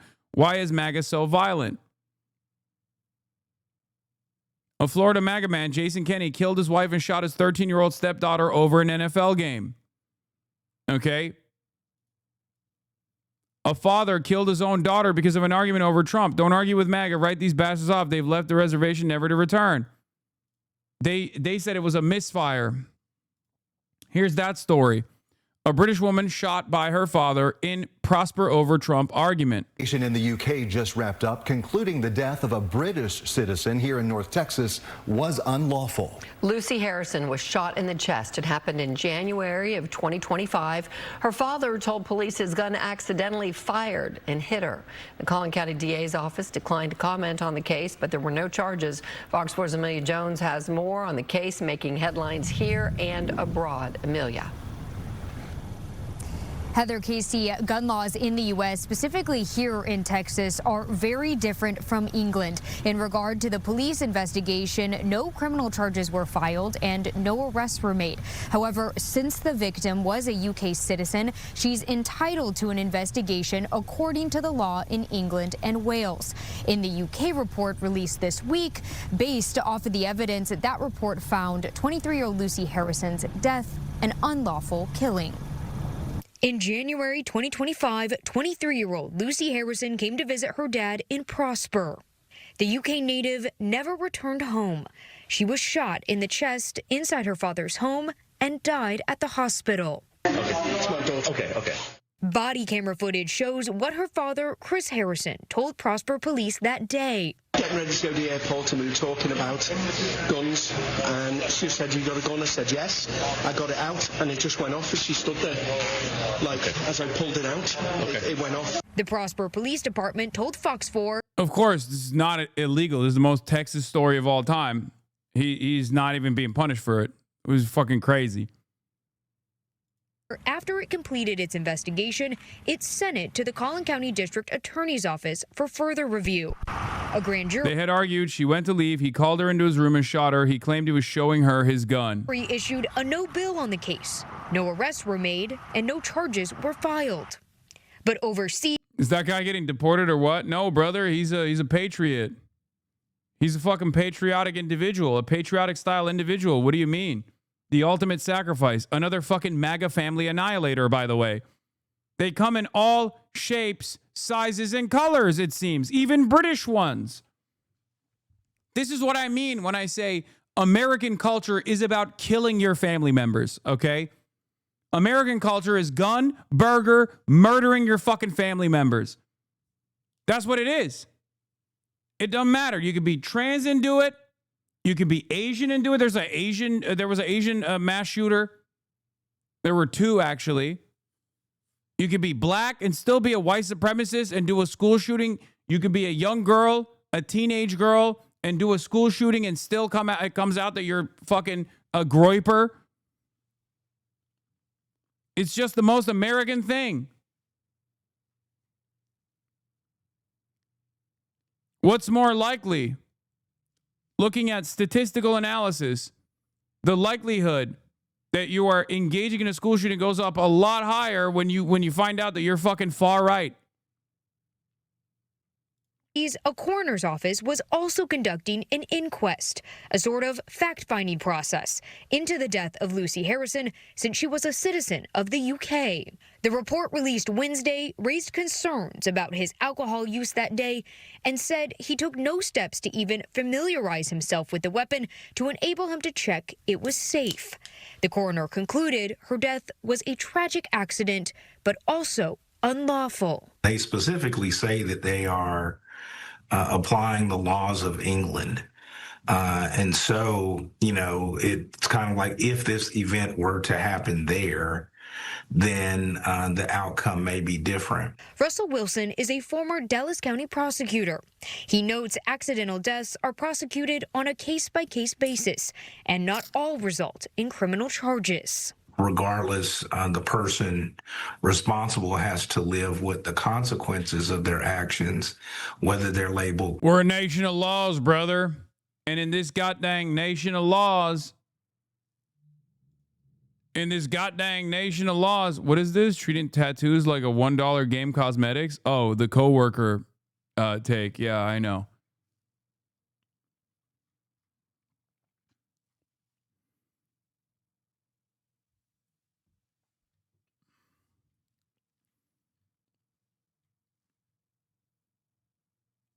And in this here United States, one of the laws of the land is if you are shooting your daughter, you have your God-given right to do so. Criminal or civil or, you know, or nothing at all. Texan laws on guns are so different to England. Lucy Harrison's mother addressed the press after the coroner's inquest was released. It results in too many deaths in the USA. Furthermore, it is mine and Sam's strongly held view that the US investigation, led by the Prosper Police Department, lacked the rigour and scrutiny you'd expect if this had happened in the UK. Lucy deserved better. In our conversation, Russell Wilson said it's unlikely that the UK will pursue a criminal trial because the shooting happened here on U.S. soil, and it is the local law enforcement that takes the lead in terms of prosecution. However, the case can move forward in the civil courts, and civil lawsuits can be filed. We did reach out to Chris Harrison for any comment or statement, but we have not heard back. Don't quote me, but in the article I read, he said some weird shit about his other daughters. That's why she got mad. This guy would have been immediately locked up if he was black. I mean, yeah, it's a nation of laws, baby. That's how it is. Dad shot daughter after arguing about Donald Trump. Now, the reason why this became news in the UK is because this happened on the 10th of January in 2025, last year. So why is it a news story in the BBC this year, 7 days ago? It's because it was such a normal incident from Texas standards that he's been walking freely since last year, since he did this. The only reason why this became a matter of national news in England is because there is a civil proceeding taking place right now. A British woman who was shot dead by her father while visiting his home in Texas had argued with him about U.S. President Donald Trump earlier that day. Lucy Harrison from Warrington in Cheshire was shot in the chest on the 10th of January in 2025 in Prosper near Dallas. Police in the town investigated the 23-year-old's death as a possible manslaughter, but no criminal case was brought against Chris Harrison after a grand jury in Collin County declined to indict him. An inquest into Lucy Harrison's death opened earlier at the Cheshire Coroner's Court, where her boyfriend Sam Litter described the big argument about Trump, who was preparing to be inaugurated for his second term in office. Littler, who traveled to the U.S. with Lucy Harrison for the holiday, said she would often become upset with her father when he spoke about owning a gun. The inquest also heard how Chris Harrison, who moved to the United States when his daughter was a child, had previously been in rehab for alcohol addiction. Chris Harrison, who did not attend the inquest, admitted in a statement sent to the court that he had relapsed on the day of the shooting and had drunk about 500 milliliters of white wine. Littler said on the morning of the 10th of January, his partner had asked her father during the Trump row, How would you feel if I was the girl in that situation and I'd been sexually assaulted? Chris Harrison had replied that the 2 other daughters who live with him, so it would not upset him that much. We're a fucking shithole country, bro.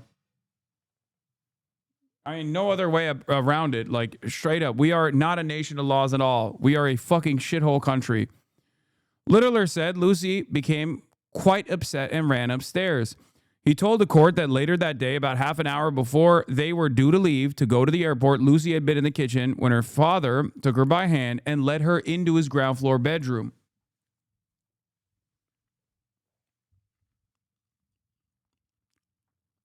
She was supposed to leave. He forced her into his bedroom and shot and killed her.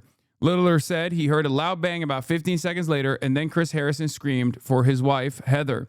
Littler said, I remember running into the room and Lucy was lying on the floor near the entrance of the bathroom and Chris was just screaming, just sort of nonsense. The statement from Chris Harrison said he and his daughter had been watching a news item on gun crime when he told her that he had a gun and asked her if she wanted to see it. They went into the bedroom so he could show her a Glock 9mm semi-automatic handgun, which he kept in the bedside cabinet. Harrison said he bought a gun a couple years before because he wanted a sense of security for his family. He denied ever discussing it with his daughter before. He said, as I lifted the gun to show her, I suddenly heard a loud bang. I did not understand what had happened. Lucy immediately fell. Harrison said he could not recall whether his finger was on the trigger. I wrote a whole long thread on this and people commented saying they live in this county and had never even heard of it. They had no clue. He also lied to the cops initially and said he hadn't been drinking. According to the boyfriend's testimony, Lucy had previously expressed concern over her father having a gun. In the body cam footage that was released yesterday, the dad tells the cops, she asked if I have a gun, so I went to show her. He acknowledged he had issues with alcohol in the past and said he briefly lapsed on the day of his daughter's death because he was emotional about her leaving.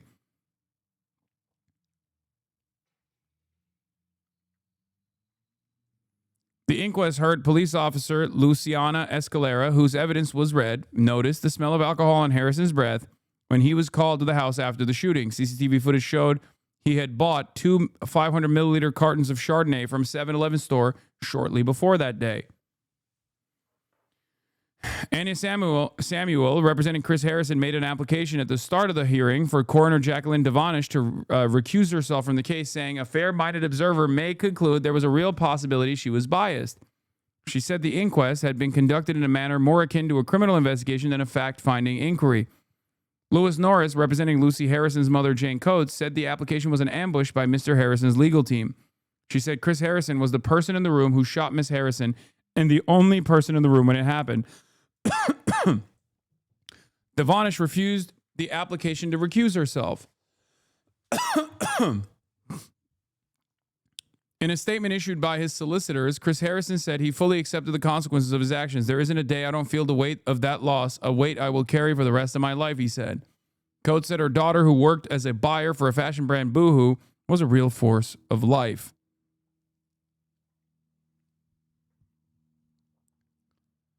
It adds up, though. Prosper, Texas is a ghost town filled with model homes, affluent areas, so the cops probably thought nothing of it. I'm sure.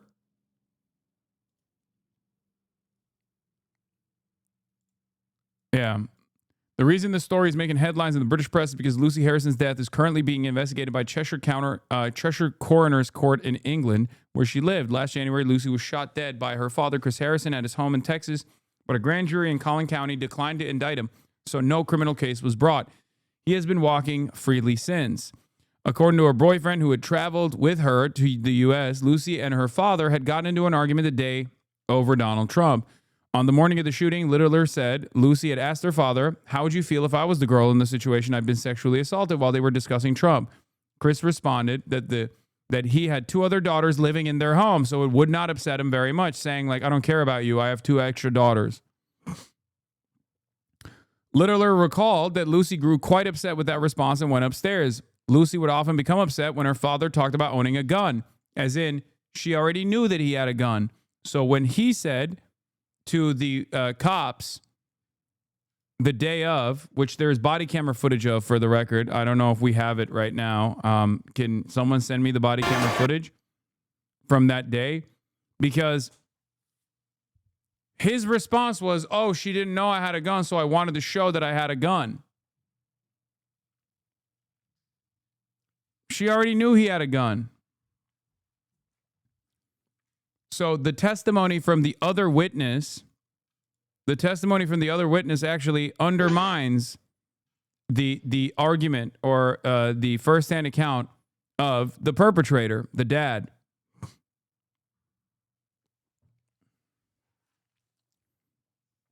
Body camera footage captured the moment Texas police arrived at the home of a British man who fatally shot his daughter after they got into an argument about President Donald Trump. She was just about to go to the airport. Who is she to y'all? That's our daughter. Okay. It's my daughter. Okay. And we were getting ready to go to the airport, and we were talking about guns. And she said, "You got a gun?" I said, "Yes." I got it out, and it just went off as she stood there. As I pulled it out, it went off. Okay. It must have been, obviously. Did you put the gun on the bed? I put it on the bed straight away, yeah. Where was it at? It was in the bedside cabinet. Okay, you have like a little, you just keep it in there? In a locked box. Okay. And we took it out to look. And I think he was drunk and he was angry and he absolutely fucking shot her. Like, on purpose. The very fact that she knew that he already had a gun, according to the boyfriend's testimony, implies that this wasn't like the first time, right?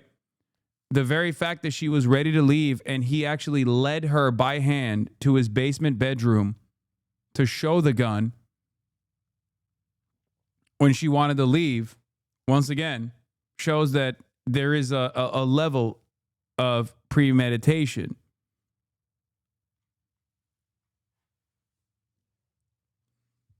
The testimony from the officers on scene also imply that he was drunk still. Like he was, they could smell alcohol in his breath. As I picked it up, it went off. Okay. Ma'am, I'll have you step over here and we'll all come over here. Okay. Are they involved? Can somebody go? Yeah, we'll get it figured out. I got you. Yep. Here, I just want to, so if they have to come out, because there's like 9. They were about to go back to England, so she's not even. She's not going now. Okay. She's not going now. Okay, boyfriend. Okay. Baylor Scott White, please hear him making me all pretty. Yep, we got it. More than likely, honestly, she's probably going to go to Plano. Based on the injury. It'll be THR Plano. Okay. More than likely. I'll tell you here shortly. Do you know if she's breathing or? I'm not 100% sure. Okay. So.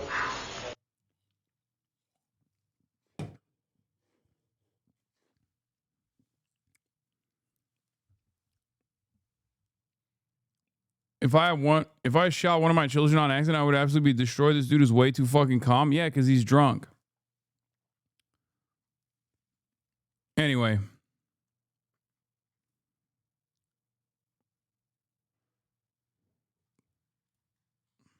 So yeah. That's the story. A story, unfortunately, that's all too fucking common.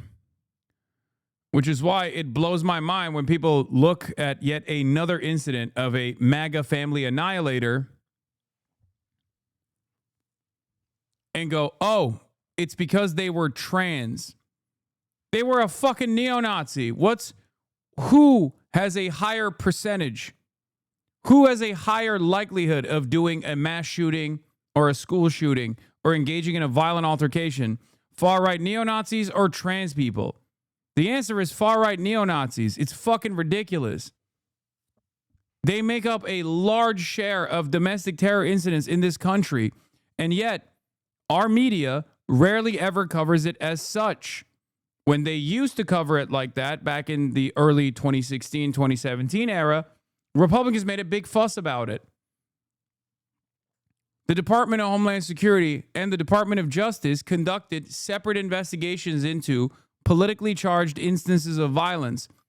Both of them found that it was actually infinitely more likely that someone would be a far-right domestic terrorist than a far-left domestic terrorist. Trump's own Department of Justice deleted that FBI investigation from its website last year.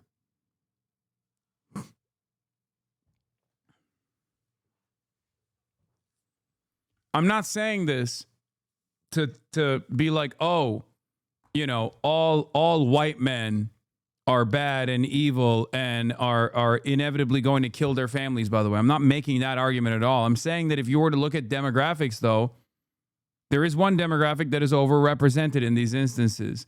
And it's the very same demographic that never gets the same kind of coverage. It's only talked about if the person is not a white man, a cisgender white man. It's fucking ridiculous.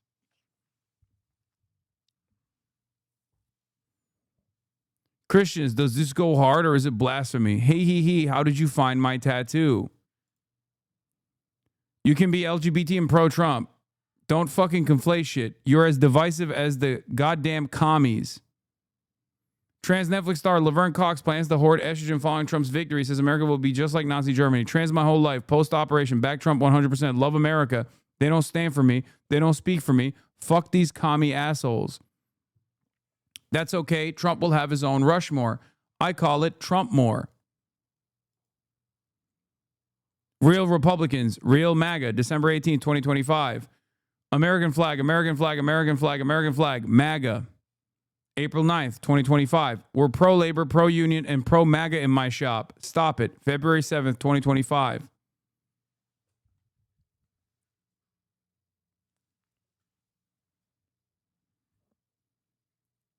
There you go. Yeah, was there evidence that she was a Nazi? Oh, wait. Yes, there is.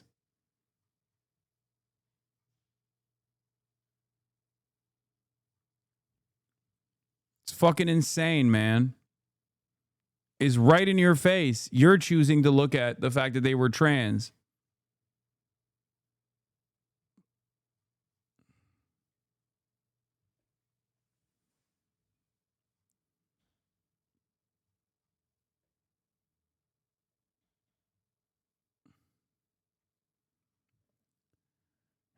Anyway, we're moving on from this to CBS not broadcasting Stephen Colbert's interview with James Talarico. Anyway, okay, all right. Here's the James Talarico conversation that took place. That CBS, compliant ass CBS, was too afraid to show.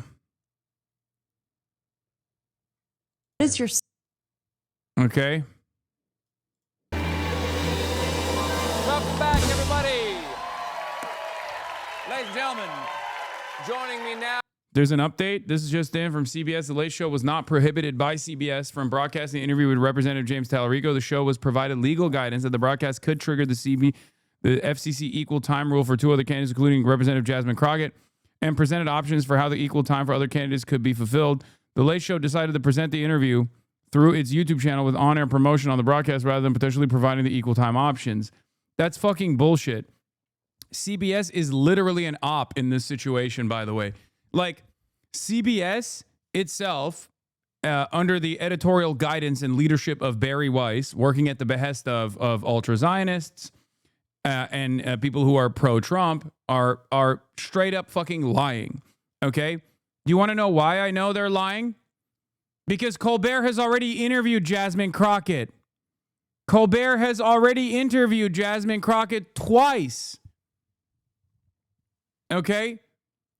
Just so you understand, the James Talarico conversation, they did not want to have it specifically. I believe Stephen Colbert on this 100%. They just didn't want to do it. They did not want to do it. Because they have interviewed other people in the past. They've interviewed Josh Shapiro. They've interviewed Jasmine Crockett twice. Now is a representative in the Texas State House who is currently running for the United States Senate. Please welcome to the Late Show YouTube page, Representative James Talarico.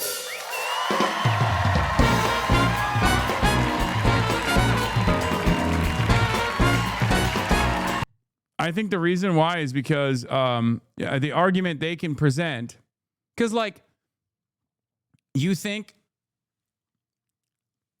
that Stephen Colbert is going to say no to interviewing Jasmine Crockett? No, of course not. Yeah, this story became unintentionally hilarious. Stephen Colbert and his team decided they would rather can their Talarico interview and move it to YouTube than host Jasmine Crockett for equal time. And notice how it's the Republicans who are saying this. Very strange stuff. Okay? Jasmine Crockett has been on multiple times. Delete your account, says Norman Ornstein. To which people are replying, she wasn't a Senate candidate. Okay. But do you think Stephen Colbert doesn't want to interview Jasmine Crockett? Are you fucking stupid? The fact that they interviewed Jasmine Crockett multiple times implies they don't care about interviewing Jasmine Crockett. They just didn't want to trigger the FCC's ire. It's that fucking simple.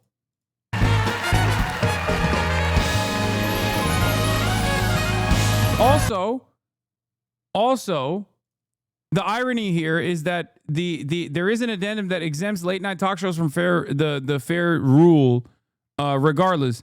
James Talarico is having quite a moment in Texas after the Colbert interview, and according to Google Trends, Texans are now searching his name at a very high rate just in time for early voting.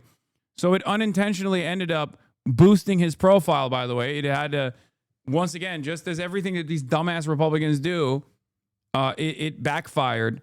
Just like the CBS, the initial CBS 60 Minute story on the conditions in the El Salvador CCOT facilities for undocumented migrants ended up causing people to look into it.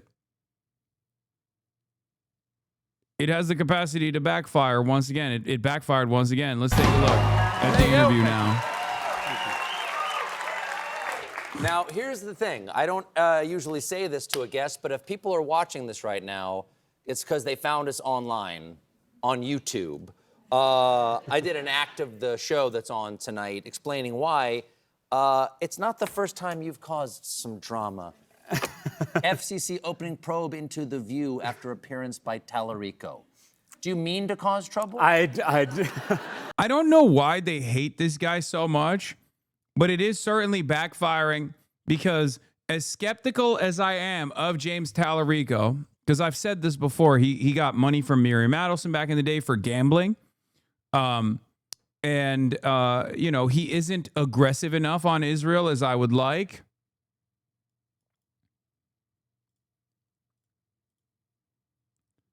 Having said that, however, this kind of aggressive attacks coming from the Republicans implies that they are worried about James Talarico's success in the general. Tomorrow is the first day of early voting in Texas. All Republicans, make sure you get out, pick a Democrat ballot, and vote for Jasmine Crockett for Senate. Yep. I'm telling you right now, dude, they want Jasmine Crockett. They think Jasmine Crockett is a significantly weaker candidate. Do with that information what you will, Texas. Okay? Do with that fucking information what you will.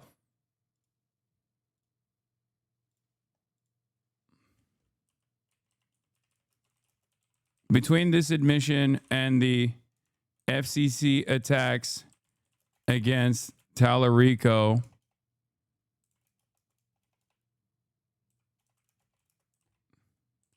it's obvious to me that the Republicans are terrified of going up against Talarico in Texas as opposed to Jasmine Crockett.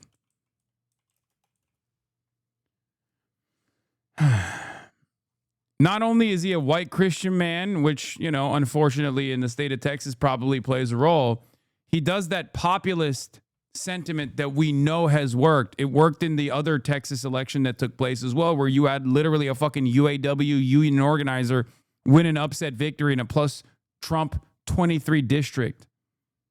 Okay? Now, let me tell you something. Talarico versus Ken Paxton, yeah. Talarico versus Ken Paxton actually brings up a really interesting race because Ken Paxton is MAGA through and through. And it's really interesting because Ken Paxton is also a uniquely weak candidate in some ways. His own party in the state has actually ousted him in the past and then obviously coalesced around him once again, as they're known to do. Having said that, Talarico is a uniquely strong candidate for the state of Texas as well. I'm telling you right now, that matchup could yield a tremendous upset for the Democrats. A tremendous fucking upset. Jasmine Crockett is uniquely weak, okay? She is an establishment Democrat through and fucking through. Her base of support is the conservative wing of the Democratic Party and the black voting bloc, whereas James Talarico has the Zoran coalition, as Ed Germentum points to. Another poll showing Talarico winning the Zoran coalition and Crockett winning the Cuomo coalition. Centrists have no idea how much their base has lost it. With white voters, Talarico's 61 to 29%. With Latino, 52 to 32. With black voters, Crockett wins 82% to 10%. Independents go to Talarico. Democrats go to Crockett by 48 to 43. Age 18 to 34, Talarico wins 52 to 33%. Age 35 to 54, Talarico wins 46 to 45%. Age 55 plus, the older voters go to Crockett 48 to 40%.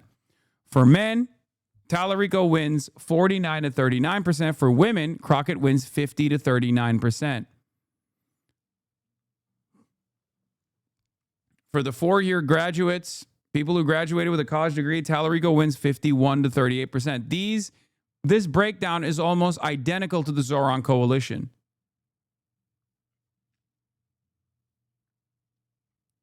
This is, simply put, the exact battle that is taking place within the Democratic Party. Now, of course, in the general, especially against the outward Republican, unless there is a out of nowhere centrist Democrat that tries to fucking throw their hat in the ring in the same way that Cuomo did in the New York race, this is the real fucking battle at the heart of the Democratic Party right now. This is the real battle at the heart of the Democratic Party. You have people who are left flank candidates, and you have people who are establishment candidates. The establishment candidate leans heavily into the more conservative base within the Democratic Party. Minus the race aspect? No, the race aspect plays a role in this. Come on, guys. We can be adults about this analysis, right? The black voting bloc is the most reliable voting bloc for the Democratic Party in the generals, in the general elections, but it also happens to be a more conservative, more establishment adjacent voting bloc for the Democrats in general. That's in the primaries. That's it. That's just the truth. Otherwise, Jim Clyburn, for example, would not even be a figure that is as consequential as he truly is in the Democratic Party.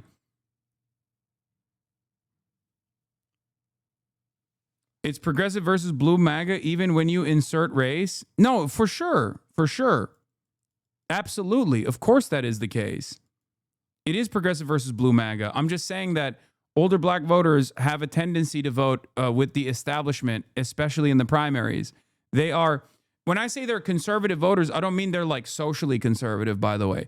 I'm saying that they are more likely to vote for a candidate that they think has a higher electability. And the electability argument for a lot of more conservative, a lot of older voters has not reached the same standards for plenty of other liberal voters who now look at Bernie-crat style candidates as the true electable candidates. They're still running on the old guard method. They're not necessarily conservative, and they will certainly vote, especially in a matchup against the Republican. They're not ideologically going to decide like, oh, I'd rather vote for fucking Ken Paxton. Black people will never vote for fucking Ken Paxton. It'll be like 8 black people that votes for Ken Paxton in the state of Texas, right? That's not the case at all. So the real battle here is to first, in the primaries, try to convince black voters that the harm reduction voting or the electability voting candidate, the electability choice here is James Talarico over Jasmine Crockett, which might not happen. So if that doesn't happen, you still win with the other demographics that you can convince.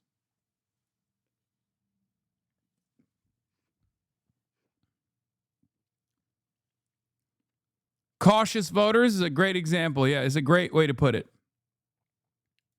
I was trying to explain to my best friend, another black woman, why Crockett has been disappointing. She agrees, but sent me an article that cited how Jasmine has not accepted PAC money in this election. Her Israel trip was also pre-October 7th. I think these details are easy to dismiss for many risk-averse black Texan voters. I do suspect that this race is going to get even nastier, by the way, and I do think that they'll call... ironically enough, I think that there will be a racial component to the race, for the record, where people will talk about how James Talarico is actually racist. It's already started to heat up a little bit. And that ironically will backfire. My estimation is, my suspicion is that narrative is going to backfire on Jasmine Crockett because people will go, okay, this is Texas. So you'll have conservative voters within the base of the Democratic Party that will turn around and go, okay, that's good for us, I think. Like then, like, okay, he's racist. Yeah, I mean, he's running in Texas. And that will, I think, snap establishment adjacent voters, the cautious voters, to vote for James Talarico over Jasmine Crockett. She just said this 3 hours ago. Okay, well, there you go. There you have it. We've all seen the attack ads that have come on behalf of my primary opponent, who supposedly wants to get rid of super PACs, yet doesn't have anything to say about the negative ads, the ads that are darkening my skin, and this continual kind of, if she wins, we lose. It's not even undertones right now. It is straight up racist. And I need people to understand that that cannot be the way that we perceive. I swear to God, I swear to fucking God, I promise you that this narrative is going to backfire. I suspect, maybe I'm wrong, but I think the more you say James Talarico is racist, the more people in your base that would otherwise vote for you will turn around and go, wait a minute, that could probably help us win? Because remember, we're talking about Texas, okay? We're talking about, if you're a Democrat in the state of Texas, you have already gone through so many instances of fucking disappointment. At a time like this, when Democrats are desperate to lean into anyone and everyone that can actually put up a strong fight against the Republicans, the reason why they like Jasmine Crockett is because she's seen as a fighter. Right?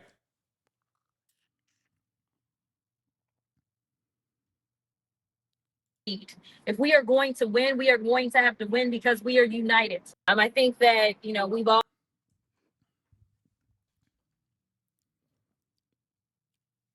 Yeah, this is another one of those Hillary Rodham Clinton consultants, of course, in the tank aggressively in the tank for Jasmine Crockett, of course. These were their competing Super Bowl ads. Wait, hold on. I'll play both of these. The Super Bowl ads. I mean, I know Jasmine Crockett had the anime ad, which was ass in my opinion. Versus I didn't see the Talarico one. Billionaires don't just influence politicians; they own them. That's why I don't take corporate PAC money. It's why I fought to cap campaign contributions. In the Senate, I'll ban billionaires from making unlimited secret donations. I'll stop members of Congress from trading stocks, and I'll raise taxes on those at the top to fund tax cuts for the rest of us. I'm James Talarico, and I approve this message because our government should work for all of us, not just billionaires. Pretty good. Pretty good. The system is broken. Our communities are being terrorized. People are hurting. But Texas has a warrior who's fighting back. A champion for us, our votes, our rights. It drives the president crazy. So they tried to draw her out of Congress because they thought it would take away our power. They were wrong. I'm Jasmine Crockett, and I approve this message. Yeah, that's ass. It's straight dookie. Okay? I mean, it's AI. It's also utterly devoid of policy. No policy argument whatsoever. Just, I'm going to fight against Donald Trump. Okay.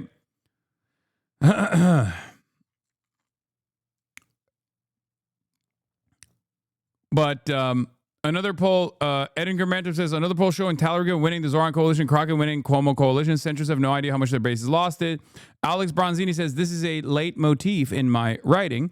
The American center is driven by passions and grudges every bit as intense as those on the left, and that holds from the base to the elite.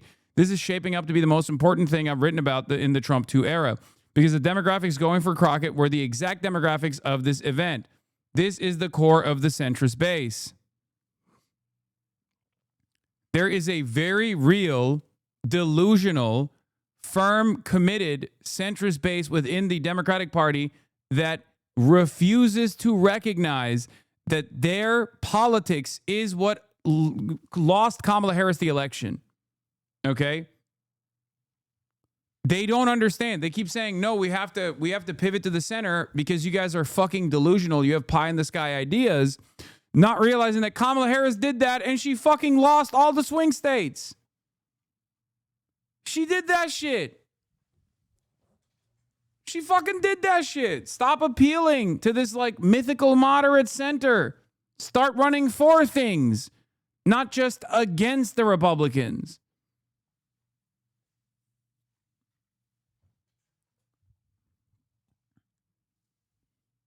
It's fucking ridiculous. Anyway, Adam Cochran reports Talarico has flat out denounced attack ads in general. Talarico's red box does not call for attacks on any opponent. Crockett's red box is requesting attack ads on Talarico. Talarico actively wants to ban super PACs. The ads she is taking, or the ads she's talking about from the super PAC has a dark, grungy video filter over the entire ad, image 2, so everyone appeared darker.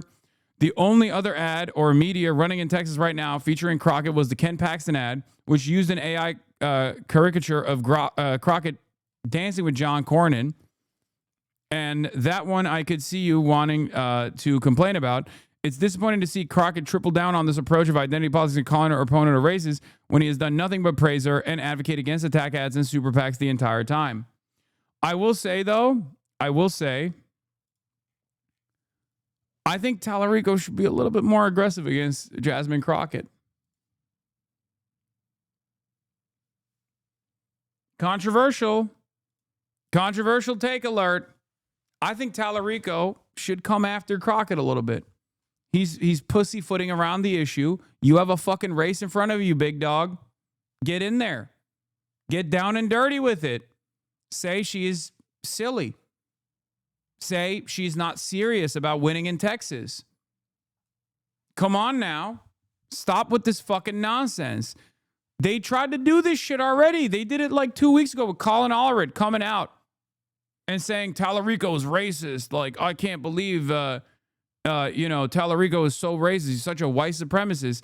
And he literally turned around and was like, I love you guys. I'm so sorry. I'm so sorry about this. You will never be rewarded for niceties. Okay? Don't do this shit. Be a fucking shark. You were a goddamn shark when you took Miriam Adelson's money to advocate for casinos opening in the goddamn state. You can be a fucking shark against Jasmine Crockett as well. Cut this shit out. Crockett is popular with the resistance liberals. I don't think she's ever been a favorite of the far left. Bit of a pattern here of influencers talking their way into the same point. She has a longer resume and black women are party's backbone, so give her the nomination. Yeah.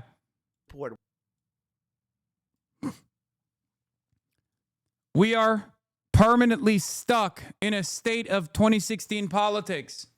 And the ones that will transcend from that state of affairs will be the ones who learn from the mistakes of Bernie Sanders and recognize the success story of Bernie Sanders.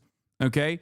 You mustn't just channel the Bernie-crat message, the left flank democracy, a politics of class over other issues. But you must also recognize that Bernie Sanders made a lot of fucking mistakes. One of the biggest mistakes of Bernie Sanders was that he was far too soft on his opposition. Okay? He should have been lighting their asses on fire. That's it. There was never a moment where Zoran turned around and was like, oh, my opposition, Andrew Cuomo, is fantastic. No, he fucking cooked them. You got to do the same thing. Cook their asses. Talk about how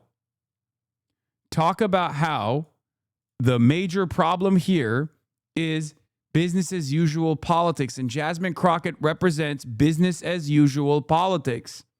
Okay? We want to fucking win. We want to win elections. And we don't want to win with just business as usual politics. We want to win with a bold and radical vision, because that vision is what will inevitably stave off the Trump 3.0, Trump 4.0 vision that the Republicans demonstrate.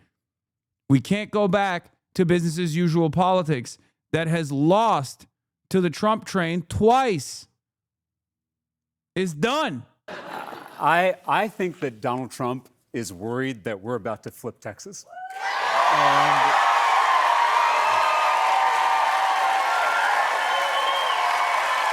And Stephen, this is the party that ran against cancel culture. And now they're trying to control what we watch, what we say, what we read. And this is the most dangerous kind of cancel culture, the kind that comes from the top. They went after The View because I went on there. They went after Jimmy Kimmel for telling a joke they didn't like. They went after you for telling the truth about Paramount's bribe to Donald Trump. Corporate media executives are selling out the First Amendment to curry favor with corrupt politicians. And a threat to any of our First Amendment rights is a threat to all of our First Amendment rights. So I'm just, to fact I'm really check thankful. To fact check you, my network said our cancellation was a purely financial decision. Got it. And I yes. remain very grateful for the last 11 years. Now, you grew up in Texas. I Here did. you are. I did. There you are. You can prove it. Forgot my They boots give on. you They give you the adult boots as a child, and you're That's supposed right. to just grow into them, That's I right. understand. That's right. You served in the Texas House, and now you're running for Senate. The race, frankly, should not be as interesting as it is. Donald Trump won Texas by 14%. Why do you think this year Texas is considered a possibility by Democrats? Well, I'm an eighth-generation Texan. My family has been in our state since it was Mexico. And across... So you're going to get deported, is what you're saying. Across the state, there is a backlash growing to the extremism and the corruption in our politics. And I have traveled every corner of Texas already, from El Paso to Beaumont, from Amarillo to Brownsville. And we've had thousands of Texans showing up to rally with us. And I can't tell you the number of people who come up to me at the end of these events and whisper, "I'm not a Democrat," like it's some kind of secret. And we've recruited 14,000 volunteers who are out there doing the work all over our state. We have, this is one of the most exciting parts. We have shattered grassroots fundraising records, all without taking a dime from corporate PACs. And so this is really it's a people-powered movement to take back our state and take back our country. And I feel like we're building something really special in Texas, and clearly Donald Trump has taken note. Now, one of the things that's come up in some of the conversations you've had on the Texas State House floor, which some of the videos I've seen you do, and one of the things that's gotten you attention out there is that you are a Presbyterian seminarian. Presently? Yes. Are you a seminarian? Yes. Okay. The right attempts to co-opt Christianity, to say that, you can't believe in God, you can't believe in Christ. I think that Donald Trump might have said something like that at the National Prayer Breakfast, like you can't actually be a Christian and be a Democrat. But the religious right is largely a political movement that references spirituality, but it's a political. What is your heartfelt? When you were asking why they're so afraid of him, Hasan, he's a middle-aged straight white male pastor openly saying that Christian nationalism has no ties to Christianity, that directly undercuts their narrative. Yeah. I mean, look, I will say this. I wouldn't give a fuck if he didn't do it's not about right versus left. It's about up versus down, right? Because Democrats have run, veterans and even pastors as well in the past. The ones that actually have staying power when Democrats do run these candidates are the ones who do actually take a leftmost position in their policy agenda. A lot of people forget, but Raphael Warnock was a great example of this as well. Now, of course, as a legislator, he's been incredibly disappointing, but he won, right? Radical liberal Raphael Warnock won. He was a reverend, and he fucking won that seat. So for me, the way I see it, these guys, their aesthetics, they can help. But what's truly terrifying is their vision, is their agenda. And while James Talarico is not exactly there all the way, I will say that I am a fan of his commentary, especially his policy platform, his agenda, the way he communicates on these issues.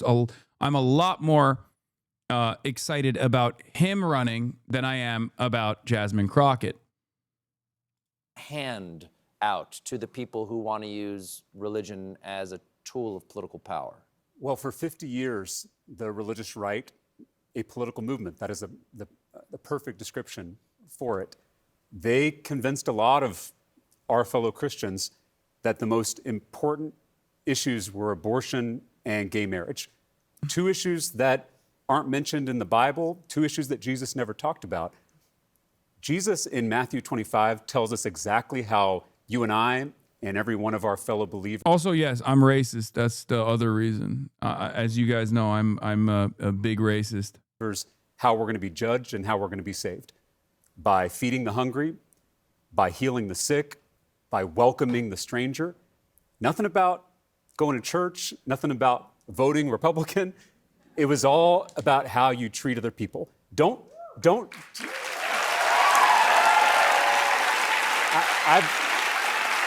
I've said before, don't tell me what you believe. Show me how you treat other people, and I'll tell you what you believe.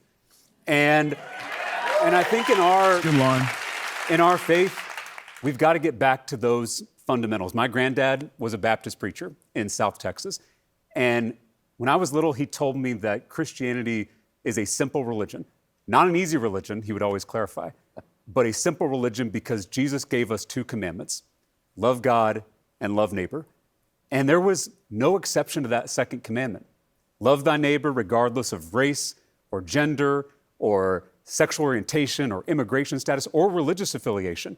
And it's why I have fought so hard for the separation of church and state in the state capitol in Texas, because...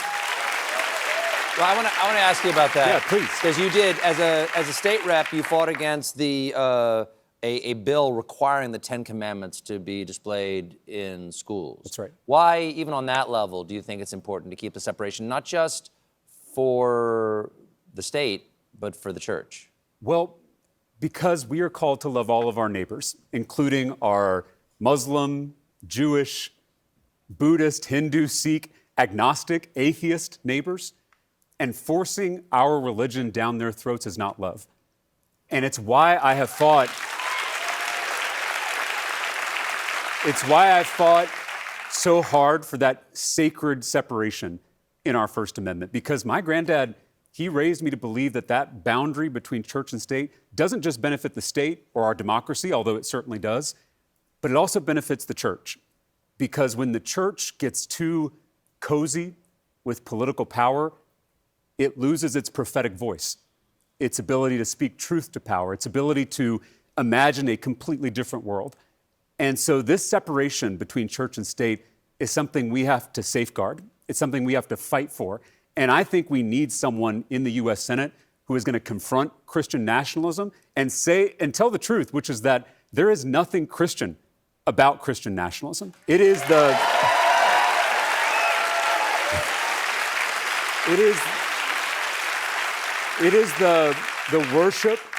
the worship of power in the name of Christ.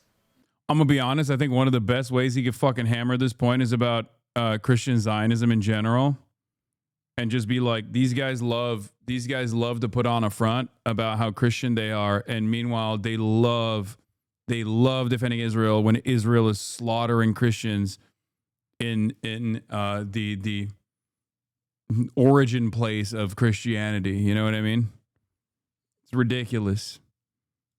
And it is a betrayal of Jesus of Nazareth. And I just want to thank you, Stephen, because I know you're not a politician, but you have really shown people in this country what Christianity should be and what it means to actually live out the teachings of Jesus, even in a talk show. Well, I'm going to push back a little bit on that. That's very nice of you to say. I would never lay that compliment to myself, because I think I fall far short of what my standards would be. But I will agree with you on this. I think that it is bad for certainly my church or any religious organization to associate themselves from a political party. Right. How must it diminish God to be associated with something so small as a present political party? That's right. Because imagine this.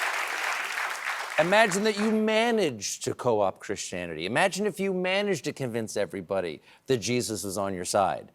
If you then lose the election, sounds like you've got a pretty weak Jesus. Yeah, that's exactly right. And that's the key, is you don't want to fit the big thing into the small thing. Mm-hmm. And God is the biggest thing there is. And so to try to fit God into a political party, whether it's the Republican Party or the Democratic Party, you've got it reversed. Mm-hmm. And so it's why I think we have to remember. The play soundboard guys are just as annoying as the don't play the soundboard guys, by the way. I hope you understand. Like, y'all are being fucking insanely annoying. To put those big things first, to put the love of God and the love for our neighbors before anything else. Because right now, what you've got is people baptizing their partisanship and calling that Christianity, when in reality, your politics should grow out of your faith, not the other way around. Now, there's been some attention on your race in recent weeks after a TikToker that you met in person says that you privately said to them, and I want to get this quote, and they attribute to you, right? This person says, you said, I signed up originally to run against a mediocre black man, not a formidable and intelligent black woman. Supposedly in reference to Colin Allred being the black man, and you've denied this. Yes. Okay. You denied that you ever said that. That's correct. Okay. Allred continues to talk about it, even though he's no longer running for the Senate, correct? Right. Yeah, very strange that fucking that perpetual loser Colin Allred is still actively trying to curry favor for Jasmine Crockett in this race and undermining Talarico.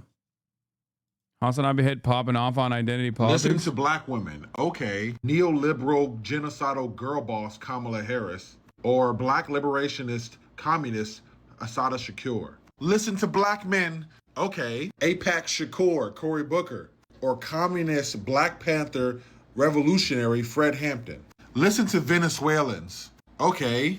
The ones supporting the ousting of Nicolas Maduro, or the ones protesting U.S. aggression in Venezuela? You see how quickly identity politics leads to identity reductionism and can have you absolutely fucking confused about what to believe? This is why we need to stop treating identity as an all-knowing monolith and engage things in materialist analysis and start thinking dialectically. And no, this is not me saying that caring or considering for people's identities is problematic, but this is me saying that we shouldn't be reducing arguments down to someone's identity, because it can or cannot be a factor in their overall analysis or opinion. Listen to black women. That's why I say, like, you know, like the very same people that constantly deploy the identity shield on the centrist Democratic side rarely ever are out there defending Cori Bush. They're not out there defending Jamal Bowman when they were being attacked mercilessly by AIPAC for their positions against Israel. They're not out there fundraising for Summer Lee. They're not out there defending Ilhan Omar. They're just simply using identity in this cynical way to people who actually do care about representative politics. Because the reality of the matter is, it's off-putting as fuck for, like, you know, most of the voter-eligible population. And the only people who do care about, like, not being offensive, and the only people who do care about, like, an empathetic approach to politics is people like ourselves. That's it. That's the problem. So the quicker you do away with people cynically deploying this shit, the easier it is. I don't play ball by those rules, and, you know, people yell at me for it, but I don't really care. I'll be honest. And I don't want people to think that because I'm pushing back against this, that, like, I'm some fucking reactionary. I don't want people to learn the wrong lessons here either. You know, I don't want, like, racist people to come in and be like, oh, yeah, that's my guy right there, Hank Pecker. He don't care. He don't care about black women or some shit, okay? I'm just saying, all people ask for you is to not be racist, Law. Are you talking to me? Is that what you're saying? Name one progressive policy, Talarico. The entire argument for Talarico comes down the race. I hate this bullshit that people do. Talarico is not a progressive.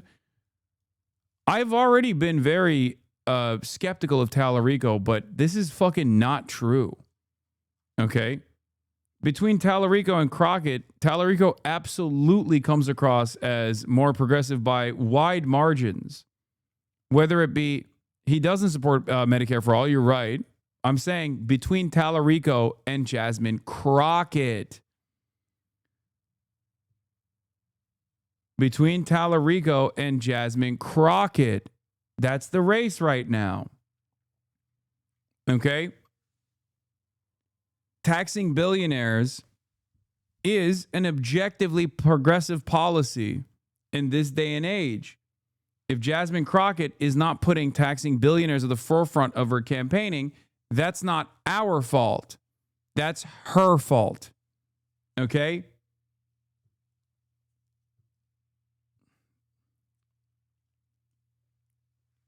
Jasmine Crockett has also gone to Israel on an AIPAC-sponsored trip. At least Talarico has not done that. I know it sounds bare minimum, but given the confines of this fucking race, you know, that gives him more credibility with someone like myself.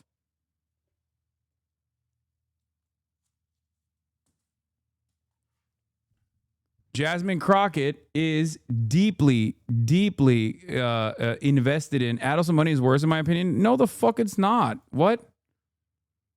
Not only has he explained why he got the Adelson money, which is the reason for my scrutiny initially for Talarico, he has also openly said that he is not getting a dime from AIPAC. We'll talk about that as well in a second. So where does that stand? How do you, as someone who... Hold on. Here. Let's just jump right into that part of the conversation real quick, because I think that also needs to be talked about more as well. Where is it? There's a... Oh, here it is. Stance on Israel and AIPAC.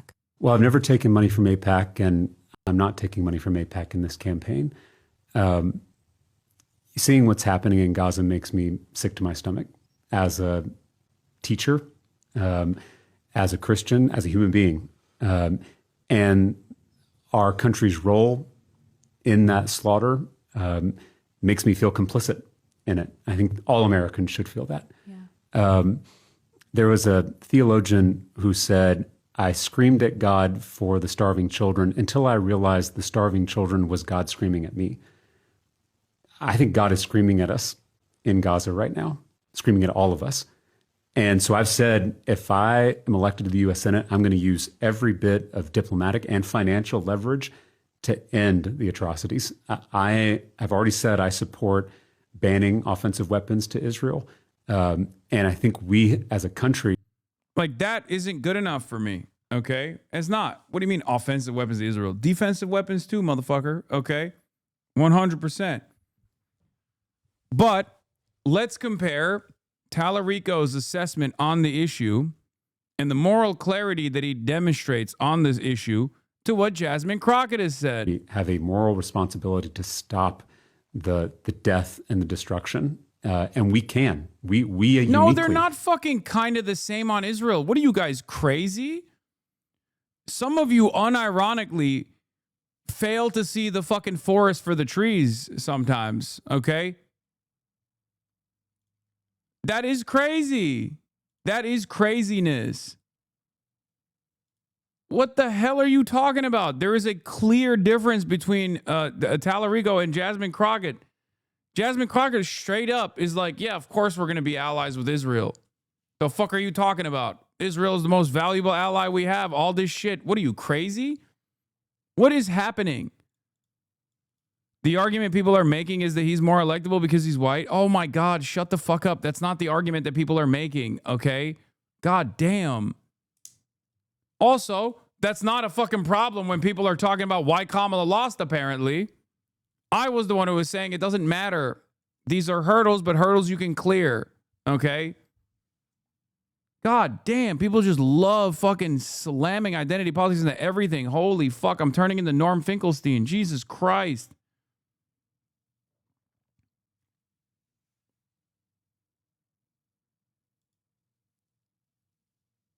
That's sending money to Israel.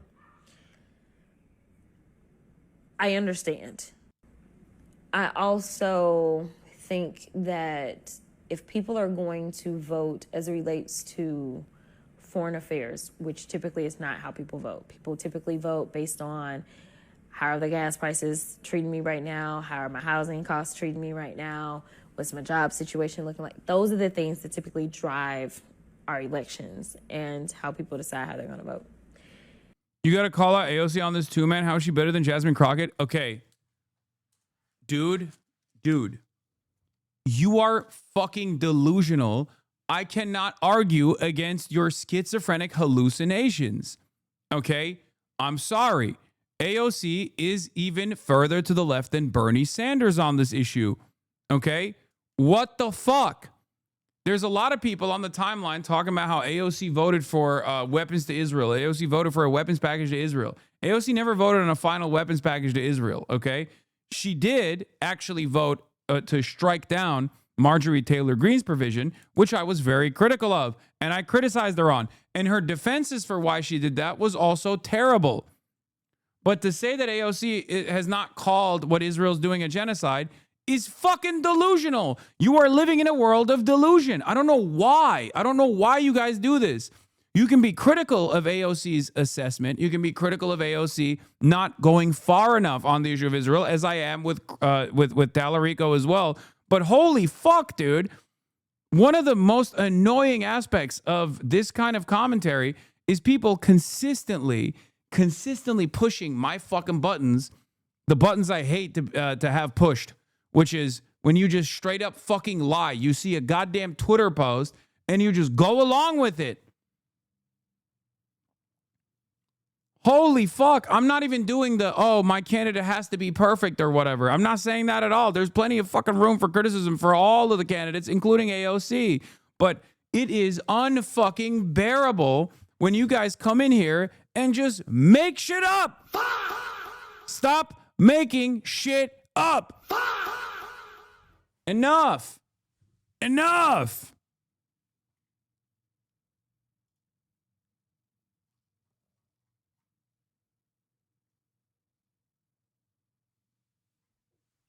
I thought this was a community of high information voters, and yes, in comparison to the average person, certainly there's a lot more interest and investment in like understanding politics in here. But even you fucking fall. Even you fall for this dumb shit.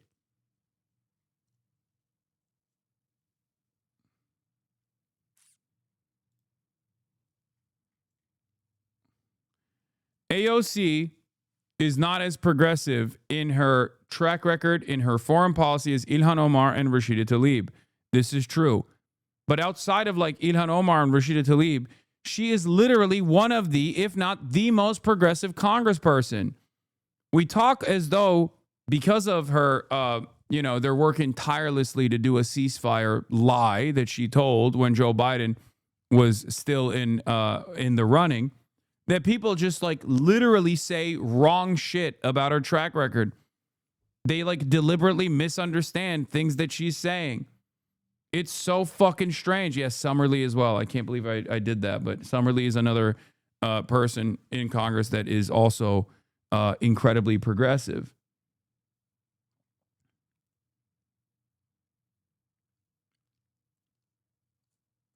When you greet AOC IRL, do you say AOC? Yes, I do. I feel weird calling her Alex or Alexandria.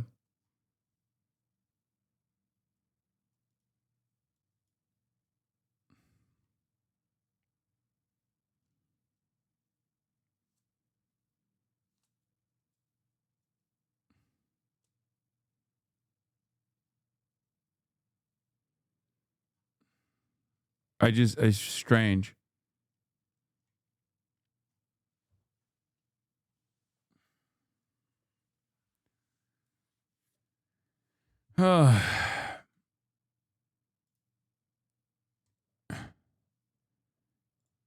Here's the updated Congressional Palestine Tracker with tonight's HR 9495 vote. Top 10 members on Palestine are Rashida Tlaib, Cori Bush, Ilhan Omar, Summerlee, AOC, Ayanna Pressley, Delia Ramirez, Jamal Bowman, Jesus Garcia, and Andre Carson.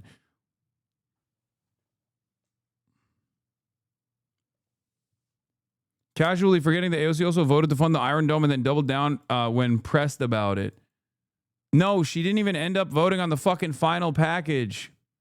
The problem is she struck down, she voted against.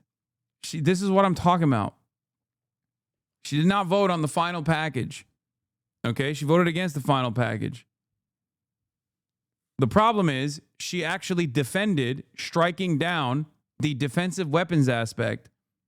The defensive weapons provision that Marjorie Taylor Greene added into the fucking bill was totally appropriate. And at the time I said she should never in a fucking million years be outflanked by Marjorie Taylor Greene. If you are the leader of the left movement in this country, or one of the leaders of the left movement in this country, you can't be getting outflanked by the likes of Marjorie Taylor Greene on this issue. You can't have Marjorie Taylor Greene. You can't have Marjorie Taylor Greene present herself as more woke than you on this. You can't. It's just ridiculous. Okay?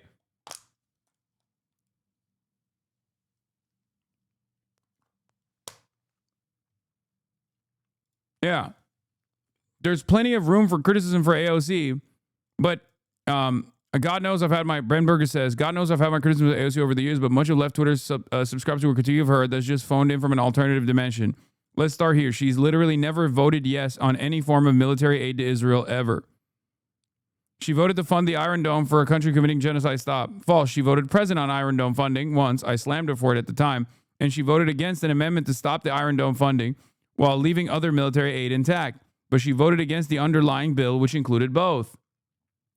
I think she should have voted no instead of the famous present vote. And I think she should have voted for MTG's doomed amendment while still voting no on the actual bill. That part she did. But criticize her actual record instead of making up a worse one. This is right. Ben Burgess is right on this. Okay?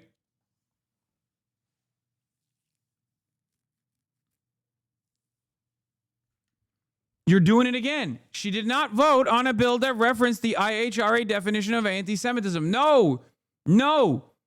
That one she didn't even defend, by the way.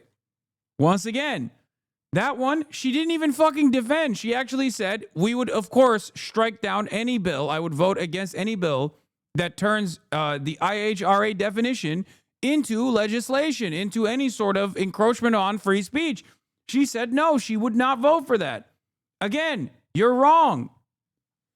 I'm sorry. This is not me defending AOC. This is me defending the truth, okay? And I say this as someone who is very critical of AOC. There are plenty of instances where she does not go far enough. There are plenty of instances where she ends up coming out and positioning herself as though she is against certain things when she is not, okay? But if you are on the left, you have to care about the truth.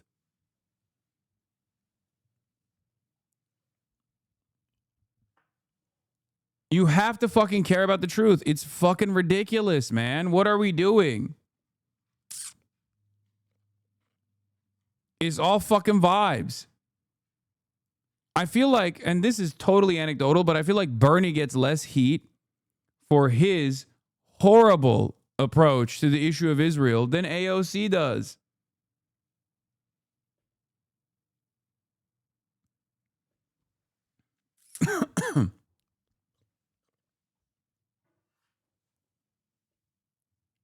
I don't understand. Like, I don't understand why people do this shit. I genuinely don't get it.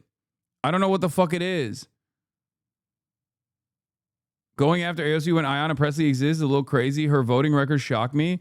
I think Ayanna Pressley is a lot more woke than I initially gave her credit for. I thought Ayanna Pressley was like kind of a centrist addition to the squad. Ayanna Pressley has actually impressed me with a lot of the votes that she has, a lot of the votes that she's made, straight up. Maybe it's my misogynoir for underestimating Ayanna Pressley's like track record initially. Are we going to address the misogyny in the room? Well, considering that we're talking about Jasmine Crockett right now, I just didn't, I didn't think that it would be a part of the commentary, but yes. When you start talking about foreign affairs, if that is going to be kind of like the precipice for determining whether you vote or who you vote for, then I want people to really... If Crockett wasn't backed by AIPAC, would you consider her over Talarico? No, because that's not the only component of my criticisms for Jasmine Crockett. Jasmine Crockett is openly an establishment Democrat, okay? What the fuck are we talking about? She's backed by cryptocurrency PACs, which is the only group in the country that has lower approval ratings than Israel, okay? What are we talking about? She's dead in the fucking water. I've talked about Jasmine Crockett's advantages, okay? She's bold. She can put up a strong fight. She can be very charismatic in moments that matter. She can have those high-intensity media moments that boost her national profile. But it amounts to fucking nothing if what you are saying in those media moments are just fuck Donald Trump or fuck Republicans. You have to also have policies that you advocate for. Hello, this is my entire advocacy. This is the fundamental plank of my advocacy, is you have to be policy first.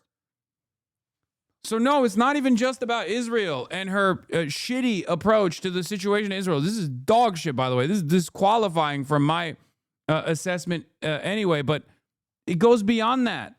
Our elections and how people decide how they're going to vote. When you start talking about foreign affairs, if that is going to be kind of like the precipice for determining whether you vote or who you vote for, then I want people to really dig in to foreign affairs, right? Like, and ask the question, which I think is a fair question. I think it's a fair. Bro, I can't believe there are leftists in here that have bought the conservative framing on who Jasmine Crockett is just because she's a fighter and hates the Trump admin, unlike other centrist establishment Dems. I know. The question of all the money is to ask the question of, well, why do we send money to Israel? Like, what is that about? And learn about the fact that this is an allyship that existed before I was around, before, well, no, the president was a baby. He was still around though. But it is an enduring relationship and learning the history of the region in and of itself. And I would argue that the most disputed land in the world is that land. And it goes beyond the Palestinians and the Israelis. But I mean, you can go back to the... Yeah, but Jasmine Crockett is going for a Texas seat, so her politics can't be as free. But isn't she a Texan? This is super woke for a Texan, not going to lie. Neek skit. She's running against a person who is literally, openly, infinitely more woke than she is on this issue. What the fuck are you talking about? The way that she tries to dance around this issue makes it seem like Talarico's statement on Israel is this. May Allah awaken the people and help them to see the evil doings of Israel and the United States. Talarico gets asked about Israel and goes, Israel's doing an unconscionable starvation of children. It's unacceptable. All this stuff. The reason why I'm showing you this is because Jasmine Crockett is not there. Romans. So once again, Israel is not the only thing I care about, contrary to what my naysayers claim. But for me, it's a very good litmus test on how well you read the room and how invested you are in actually being bold and brave. Okay? Do you understand? It's a fantastic litmus test because it's an 80-20 issue with 80% of the fucking base supporting a fuck Israel position. Do you understand? So one of the scariest things for me, if I'm being like 1,000 right now, which my team will beat me up about this later, but if I'm being 1,000 about this, when you think about, and because of the conversations that I've had, if the United States says we will throw away our 75 plus year relationship with Israel because we don't like their leader, then if we end up with Trump, we set a precedent for all these other allies to throw us away, because I have heard from other ally nations that they don't fucking like Trump, right? If we lose our allies, now I'm looking at the vulnerability of us, the people that elected me, and I am concerned about whether or not, like, we live in a bubble. You talk about bubbles, we live in a bubble. Because on both... Keep in mind, we just lost Jesse Jackson today, who was an advocate for Palestinian liberation in the 80s. For her to act as though Israel is a new issue to black people is disingenuous as fuck. She clearly never talked to any black activists regarding Israel. No, she talks to establishment Democrats. That's it. That's the whole problem. That's the whole fucking problem.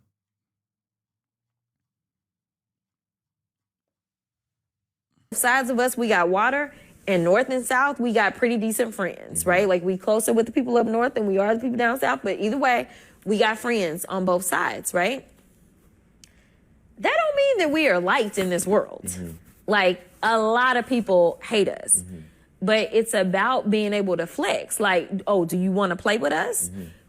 It's like, think about, like, those people that used to go to your school and they had like the biggest family. They had all the brothers and sisters.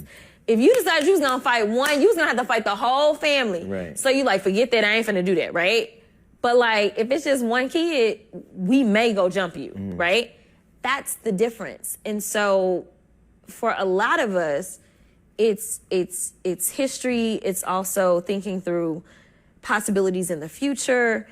And those are the conversations that nobody really wants to have and talk about. But it will set a certain precedent for allies. I think we're going to look back at this campaign in the rearview mirror, and everyone that is, I mean, there's not a lot of people defending Jasmine Crockett in my community, but like the people that are defending Jasmine Crockett will say, Hasan, I'm so sorry. I don't know what the fuck I was thinking. There will be a Hasan apology form for all of you where you will say, I don't know, I got captivated by the high intensity TikTok viral moments. You know, I really like how she fought against Marjorie Taylor Greene. You know, because it's so, dude, I'm sorry, even down to like the personal level, like she comes across as transparently in the game for herself. I mean, she's wearing the bleach blonde butch body t-shirt when she's doing this interview. It's like, so obviously all matter of winning elections is there's an element of performance in all matter of like election campaigning, but it's fucking nuts how much like she comes across like she just cares about her boosting her personal profile. Okay. Like, if you can understand Gavin Newsom doing the exact same shit, you can understand that Jasmine Crockett is also invested in it for the same exact damn reasons.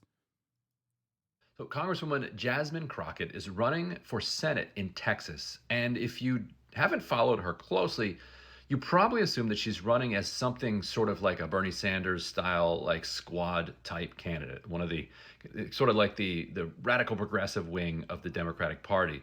And that's because, you know, she's very good at getting a lot of media attention Yeah. and savaging Donald Trump and Republicans. You've probably all seen her doing that on MSNBC or CNN at one point or another.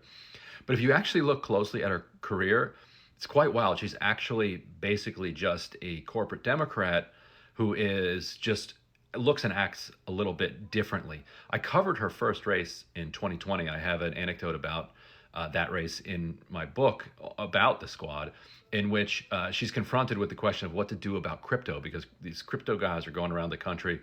They were going after anybody that they thought was going to regulate them, and they were supporting anybody they thought would be friendly. And multiple people on her campaign told me that she just said, "Look, what do I have to do? Just tell me." And they're like, "Well, if you sign this policy statement and post it on your website, they won't go after you, and they'll probably give you a lot of money."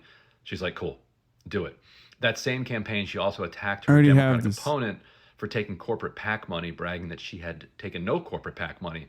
Within months of that, she started taking corporate PAC money, and since then has taken hundreds of thousands of dollars of it. And of course, if you're going to capitulate on those issues, you're also going to cave on Israel. She went to visit Israel on a trip paid for by AIPAC. There she is. And has overwhelmingly just voted the party line when it comes to sending weapons to Israel. So when it comes to corporate power, crypto, Israel, she's a very standard Democrat. When it comes to style, not so much. So we'll see. That's it. And y'all are getting suckered because you're so fucking desperate, dude. And I understand that desperation. You're so desperate for anyone that is even like seemingly putting up a fight. But it's the exact same predicament with Gavin Newsom. Okay? Gavin Newsom is the exact same. Someone who is memeing on Donald Trump, but has the style, but not the substance. Jasmine Crockett is the exact same person as Gavin Newsom. Someone with a good deal of style, but no fucking substance. Okay? Stop getting fooled. Stop getting fooled by style arguments over substance arguments. I get it. You're just so desperate for someone that at least like pushes back, that communicates the anger that you feel, communicates the resentments that you feel towards the Republicans, especially when Chuck Schumer is the fucking leader of the Democratic Party. Hakeem Jeffries is the leader of the Democratic Party. Two figures that don't do that. I just can't see Jasmine Crockett as the same as Gavin Newsom. She's out for herself to build a brand for sure, but as a black woman, they need to get the bag. It's so hard for me to not. Oh my God. I feel like my own audience is out to get me. You say stuff like that, and then I respond, and then people clip the response, and then they go, look, Hasan is a fucking white supremacist. Yo, this isn't a small business owner. This is someone running for Senate in the state of Texas. Okay? Get your bag, honey, is not going to fucking work for that. Hello? Also, please, this is a socialist community. Please, I beg of you to stop doing this capitalism shit. Okay? Please. More Fred Hampton, less Killer Mike. Okay? Less Killer Mike, more Fred Hampton. Please, I beg of you. Especially not on the day that the good Reverend Jesse Jackson passed away. Oh, my Lord!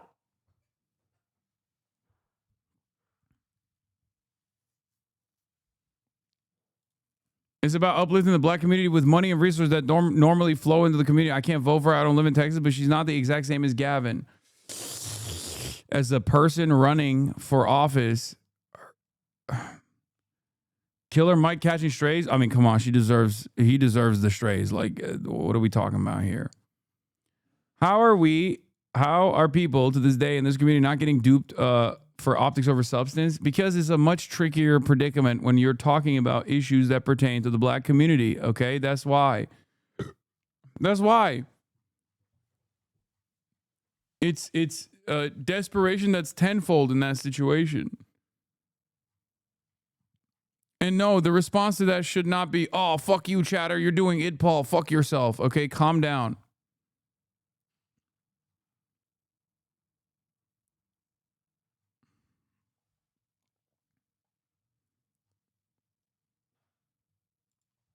Because then you end up presenting a left version of the same type of resistance and hostility that black people experience by every other group in society, okay?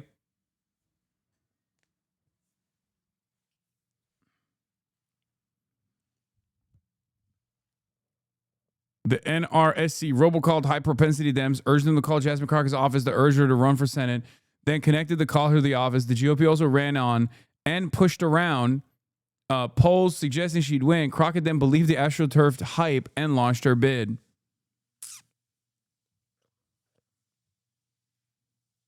Website starting to circulate. Genocide Jasmine criticizes Crockett's record, voting to send Israel $14 billion more in weapons after it had killed 34,000 plus Palestinians.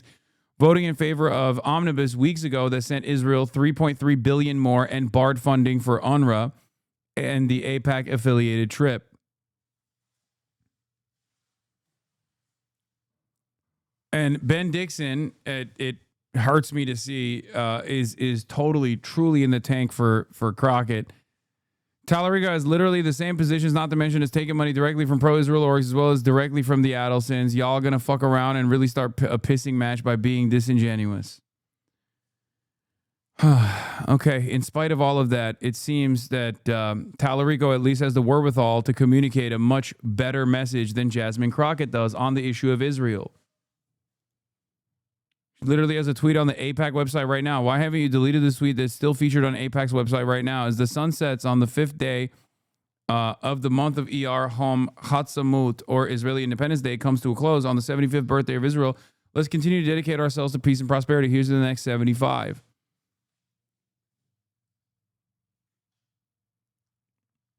She didn't write that? Yeah, no shit, she didn't write that.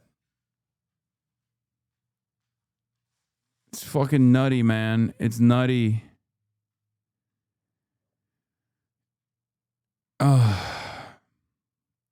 Nina Turner saying, James Talarico has the same stance on Israel-Palestine. Both deserve criticism for it.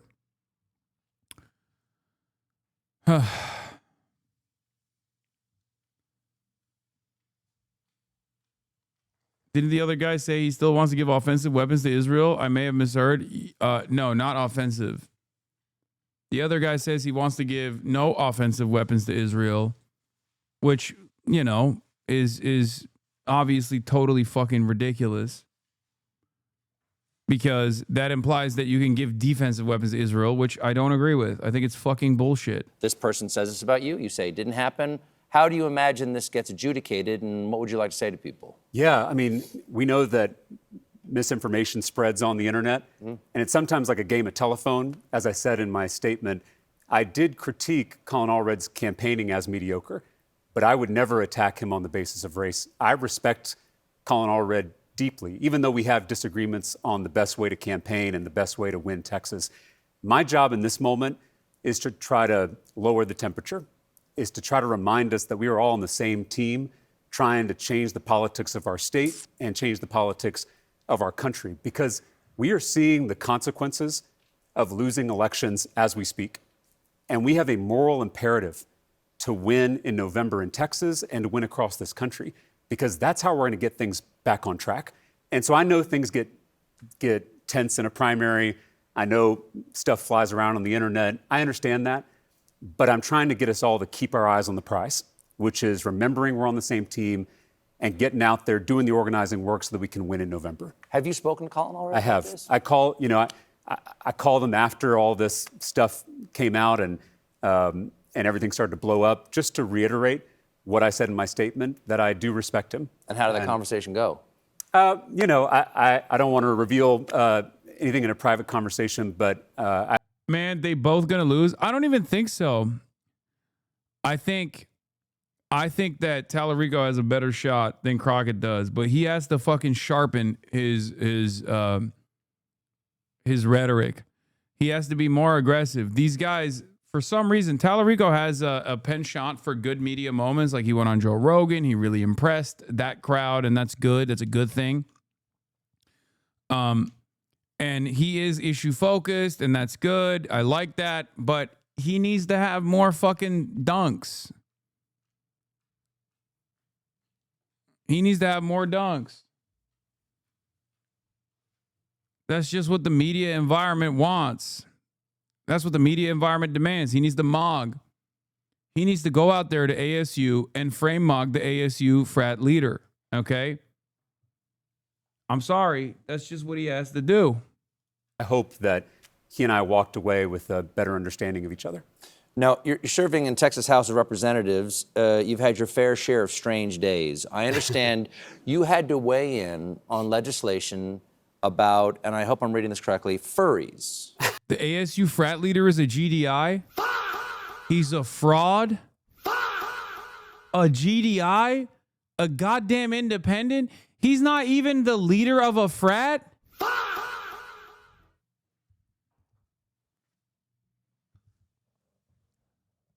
I'll be honest with you, okay? If we can't fucking trust Twitter clip farmers, what the fuck can we trust?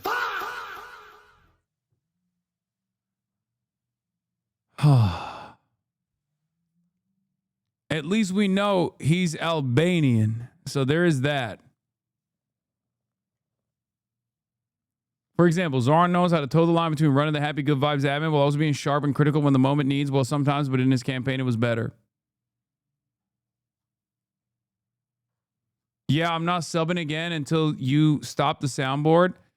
Chatters, I ask you, if you like the soundboard and you want it to continue, please subscribe to the Piker Broadcasting Service, okay? The soundboard that has things like this. Liberal, liberal, liberal, liberal, liberal, liberal, liberal, liberal, liberal, happy fun, la la la, human smuggling, fentanyl deaths, forced government euthanasia, chopping up children's genitals. Ooh, la, la, subs la, are la, rolling la, in. La la la la la la la la la la. What about this? May Allah awaken the people and help them to see the evil doings of Israel and the United States. You are manipulating statistics? I don't know. Kind of feels like people really fuck with it, dude. Kind of feels like people really are demanding more of the soundboard. We are Charlie Kirk. We carry the flame. We'll fight. He's down there right now looking up. That's right. He down there looking up at us going, hell yeah, brother. I love the soundboard. Kind of feels like people are fucking with the soundboard. Yeah. For every millennial we lose to the soundboard, we gain 3 in the...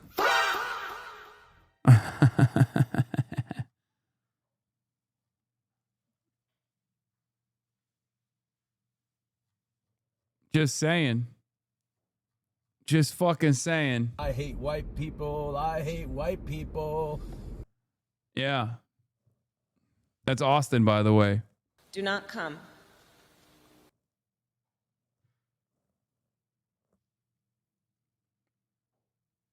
I have some that's like, oh, hell no. I have, where is it?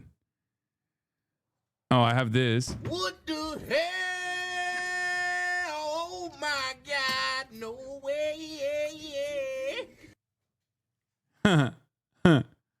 Why you hate women so much?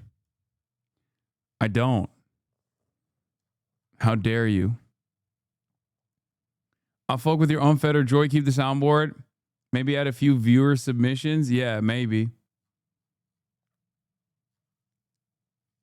Yeah, we got to add Trump's I'm going to come onto this because obviously right after I say Do not come. I need to go, I'm going to come. Do not come.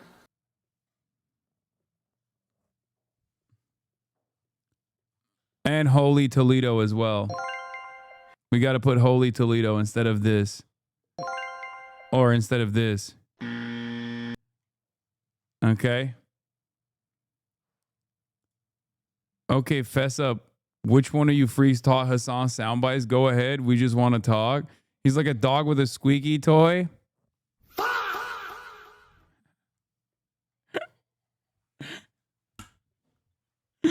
Yeah, we need Holy Toledo. Gen Xers love a good soundboard. It's so funny because Gen Xers love a good soundboard. You know who also loves a good soundboard? Fucking Gen Z and Gen Alpha. So it's not just Gen Xers and like boomers that love the soundboard. It's also fucking Zoomers and Gen Alpha. The only group, unfortunately, that doesn't fuck with the soundboard are millennials. That's literally it. Faillennials are the only group that don't fuck with the soundboard and have decided like this is bad. And it makes sense that there's so many naysayers in my chat because a lot of y'all are fucking faillennials. Bruh.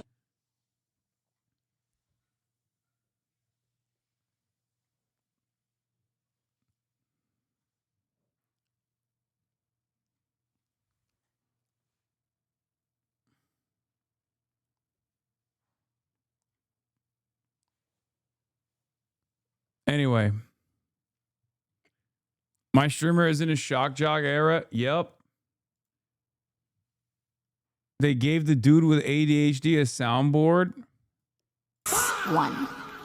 And that it is a class one. 40-year-old streamer discovers Jester maxing is legit peak fun.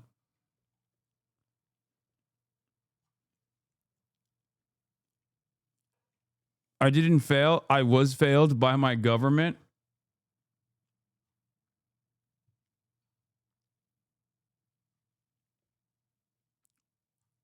Yeah. I'll only sub if you keep the soundboard and I'm poor. All right, get to it. Chop, chop.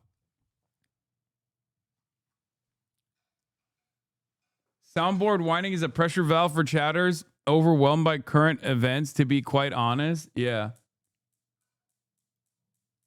This needs to go on it? No, we're not going to. Now I'm about to make them tuck their whole summer in. New York City, listen to me. If you are nearby a Hakeem Jeffries or Chuck Schumer district office, go inside and put your hand in the Super PAC donation box for no reason. Their money is your money.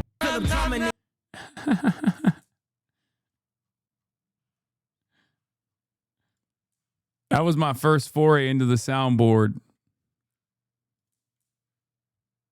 Your YouTube viewers like it? I don't think my YouTube viewers like it. Safe to say people are loving the soundboard. Who gave this motherfucker a soundboard? The soundboard is diabolical. Unk is on the soundboard again. Every single time Hasan uses the soundboard, I mail in 20 illegitimate votes from our local Republican representative. Every time Hasan uses a new soundboard, I become a little bit more reactionary. We will never forget or forgive the world's complicity in Hasan getting a soundboard. Hasan with a soundboard feels like hearing your grandpa talk about having Riz. The soundboard is going to make me right wing.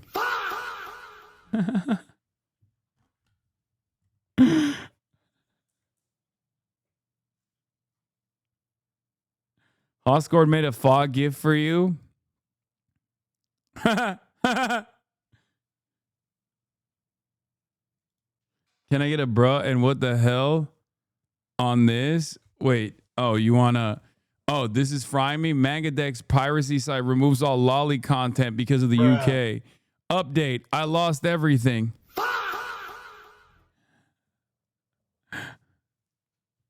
No.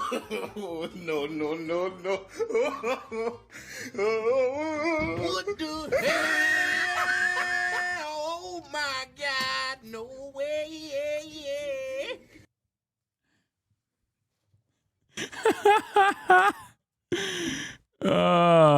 That's so much fun. Come on, man. You really want to take this away from me? Tectone drops another video. My life is ruined. No. What the hell? Oh my God, no way.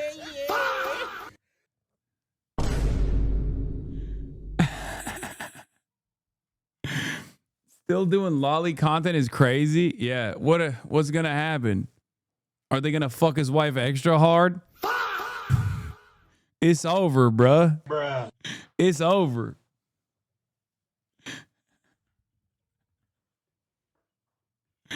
Yeah, he should just stick to what he knows. You know what I mean? reminds me of my dad on WhatsApp and his obsession with WhatsApp stickers. Listen, I'm going to eventually figure out how to do this appropriately. I'm going to nail the timing. You just got to stick with me through the process. You know what I mean?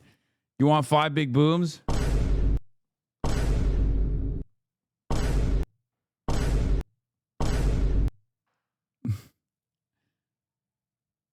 See above. Yeah, my 11-year-old brain rot son thinks your soundboard is awesome. Hell yeah. Anyway. Where were we? Yeah. Oh, let's finish this up. I did. Now, I know what furries are, and is that the same furries that I do not use my work computer to search for? That's right. Yeah, when I ran for public office, I never thought I'd be talking about furries in this job. But my Republican colleagues in the state legislature, they were promoting an internet hoax that Texas public school students were identifying as cats. Yes. And I heard this story. Yes, I read the story. Yeah. And that the schools were providing litter boxes to those students. I know. My understanding is it's not just Texas; it's everywhere in the United States. It's an epidemic. What I hear. Biden signed a law that had to happen. Yes, forcing litter boxes in every classroom. Yes. Anyway, they decided to write a bill to combat this completely made-up problem, and it fell to me as a member of the Public Education Committee to question the author of that bill. And so I just asked him a pretty simple question. Has there been a single documented case of a school providing a litter box to students? And he couldn't name one. And this video went everywhere. You can look it up online. So the law was working. Yeah, that's right. That's right. That's exactly right. He actually kind of said something similar to that. Yeah. His response was that this law is to prevent that from ever happening. Oh, I understand. Which I guess that's true. But anyway, there is a point to this craziness. They want us talking about furries and bathrooms, so we don't realize that they are picking our pockets, that they are closing. Like, do you understand why I am more sympathetic to Talarico over Crockett? I mean, this is my argument. This is like something this is not my argument. This is just the argument, right? This is just the truth. But that's what it is. That's what it fucking is. He's not a communist or anything. He's not an anti-Zionist or anything. But like, he very clearly understands what this current moment needs. Like this kind of disparaging of hyper focus on trans people and shit like that. Like, this is exactly what is a necessity for every single goddamn Democrat that's out there fighting the good fight. Meanwhile, let's see what Jasmine Crockett's argument is. I am tired of people asking whether or not I am electable. The reality is that is nothing but dog whistle. If you got a super PAC that's doing your bidding, then they need to go ahead and lift you up. What they shouldn't be doing is tearing down a black woman who, number one, is more qualified. These are just the facts. At the end of the day, I am the only one that has owned a small business. I am the only one that has actually practiced law both on the state level and the federal level. I am the only one that has been elected to do work on the state level as well as the federal level. She said, I'm a small business. It's literally Kamala with more riz, bro. How do you not see it? She said my mother was a small business. I'm a small business. God damn.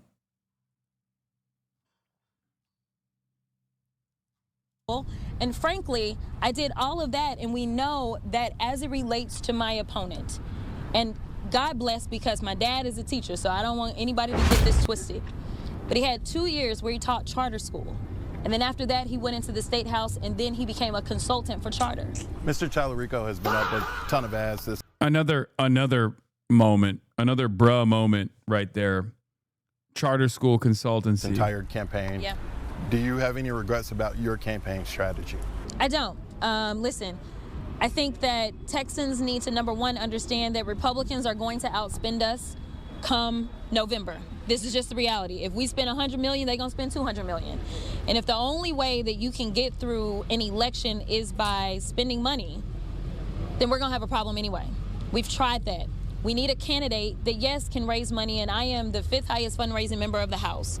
So yes, we need somebody that can get the resources, but more importantly, we need somebody who has a rapport with the people, because when we don't have enough money, because we will not match their money no matter who the candidate is, we never have, we are going to need a little extra something. I am tired of people telling me they don't know how they're going to afford to buy a home. I am tired of people telling me that the tariffs are making them shut down their businesses. This is not who we're supposed to be, and don't get me started on ICE and how we need to rein them in. On the eve of the first day of early voting, State Representative James Talarico, who is also running for Senate, was slated to appear on The Late Show with Stephen Colbert. But that interview only aired on YouTube. This is the party that ran against cancel culture, and now they're trying to control what we watch, what we say, what we read. And this is the most dangerous kind of cancel culture, the kind that comes from the top. Welcome back, Kamala Harris. I mean, she's definitely a lot better than Kamala Harris. Like, she has a lot more charisma. That's why it's so disappointing, because she does have the tools. Okay? That's why it's even more disappointing than Kamala Harris, because Kamala Harris was bad on the policy front and did not have the riz, right? At least Jasmine Crockett has the capability of commanding people's attention. She just uses it for fucking evil. That's it. She uses it for establishment Democrat bullshit. Sorry, I fucked it up. Switch it up, bro. I don't want to hear fa as I try to fall asleep. Okay, how about...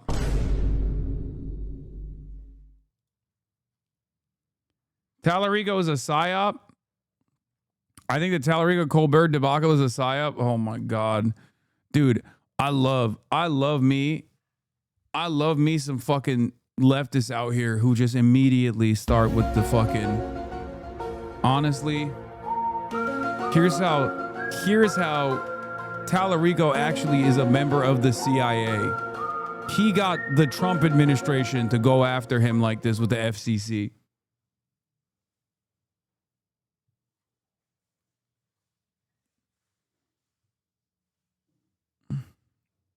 You got it, man. You're crazy. You're crazy.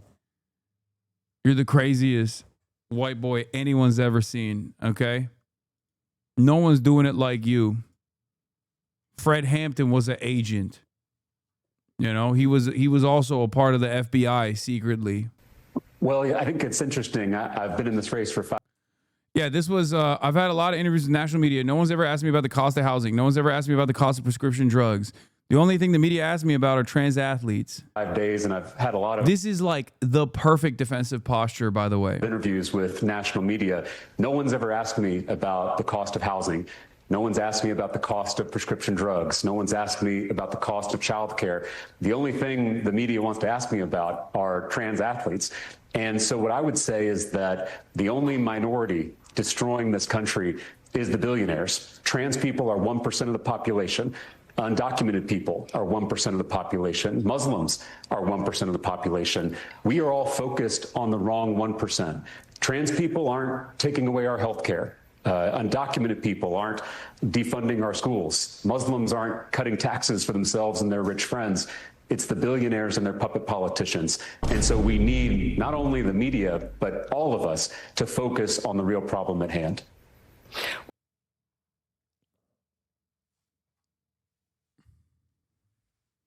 Someone on the team has studied your boy a little bit, because that's bar for bar. I should be out here suing this motherfucker for copyright infringement.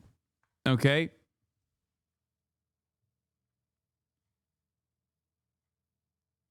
Which is, of course, the reason why I do it. It's free money. It's free ball. Hasan, it really rose me the wrong way. You constantly put Jasmine Crockett. She's dynamic, talented, and most importantly, she's guaranteed on the next Fear and gang, guests included. Will you play pool on your pool table-shaped person? This is my least favorite, like, ongoing meme chatter. Anyway, all right, that's it. That's the whole spiel, okay? Losing our schools, They are gutting our health care, and they are raising taxes on all of us while they cut taxes for their billionaire donors. The culture wars are a smokescreen because the real fight in this country is not left versus right, it's top versus bottom. Thank you, sir. Thanks so much for being here. Thanks for being the first guest to ever appear only on YouTube. I'm honored. I'm honored. Thank you. Representative James Talarico, everybody.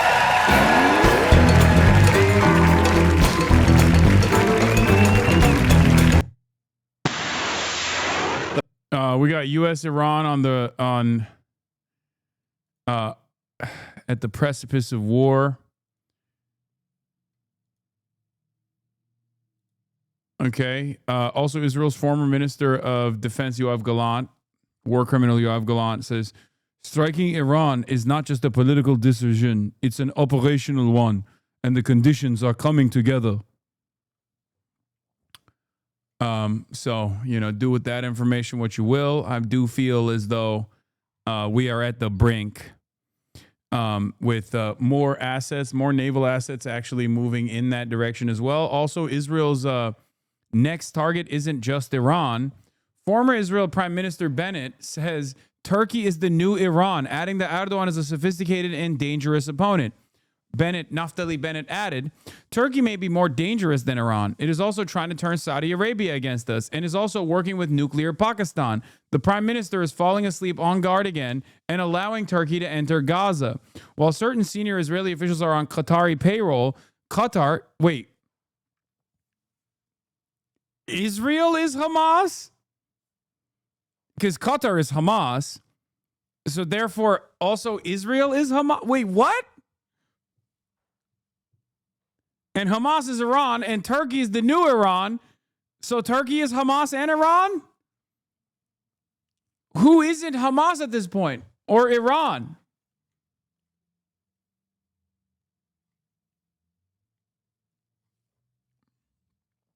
Turkey, which is based in Syria and with Israeli consent in Gaza, are feeding a new monstrous axis of the Muslim Brotherhood similar to the Iranian one and are trying to incite Saudi Arabia against us.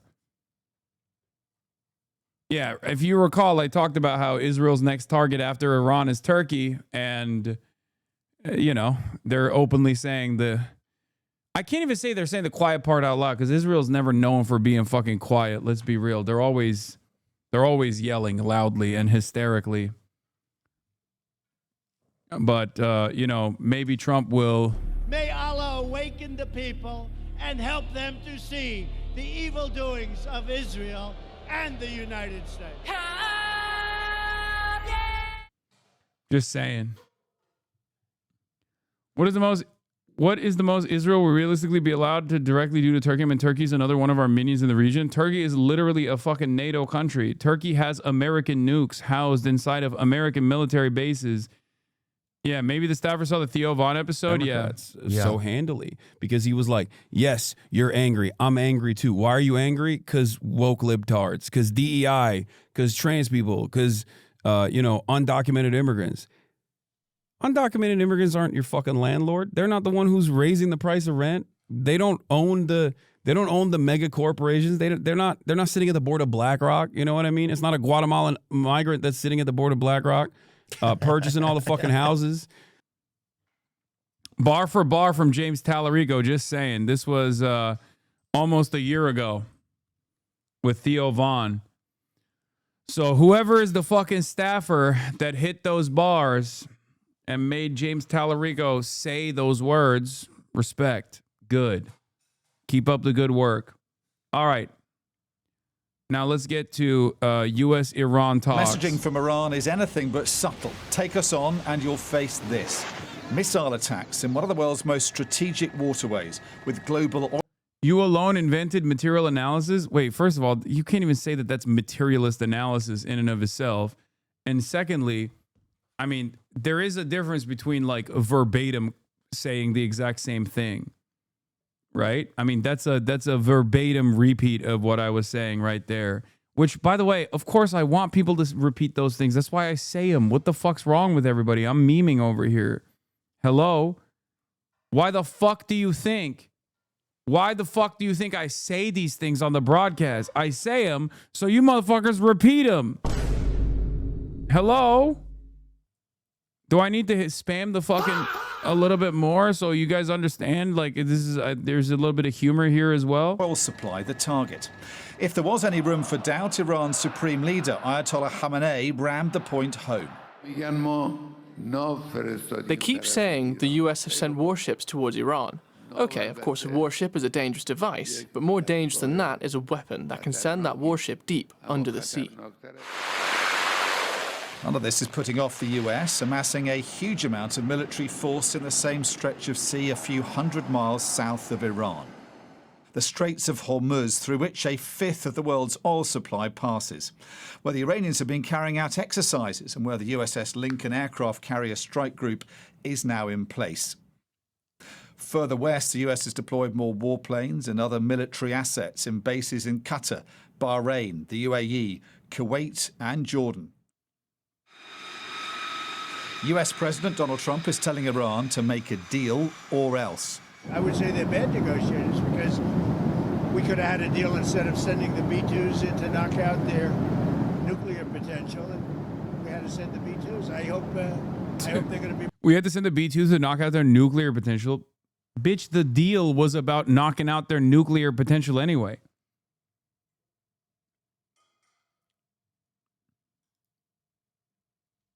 Yeah, Yoav Galan has openly said, striking Iran is not just a political decision, it's an operational one, and the conditions are coming together. They want to strike Iran. Israel wants to strike Iran. Israel wants to do a decapitation strike. Israel wants Iran to turn into Libya. And America, seemingly, is going to go along with it. More reasonable. Not good. President Trump wants a deal on Iran's alleged nuclear weapons project, its ballistic missiles program, its support of proxies across the region, and its treatment of its own people. Thousands are thought to have died in a brutal crackdown on nationwide protests last month. The Iranians are in a tight spot, threatened by more unrest and economic meltdown. So they may choose to play for time, emerging from the latest talks in Geneva, sounding positive. A new window of opportunity has opened, under which we had the second round of the negotiations with the United States earlier today here in Geneva. We are hopeful that negotiation will lead to a sustainable and negotiated solution which can serve the interest of relevant parties and the broader region. But the signals from Tehran look less conciliatory. There is no sign of significant progress on the major issues. Without it, President Trump is still threatening to strike Iran. And he's putting in place just the kind of firepower he will need to do so. Dominic Waghorn, Sky News. And by the way, I watched AOC answering questions in Munich. This was not a good look for the United States.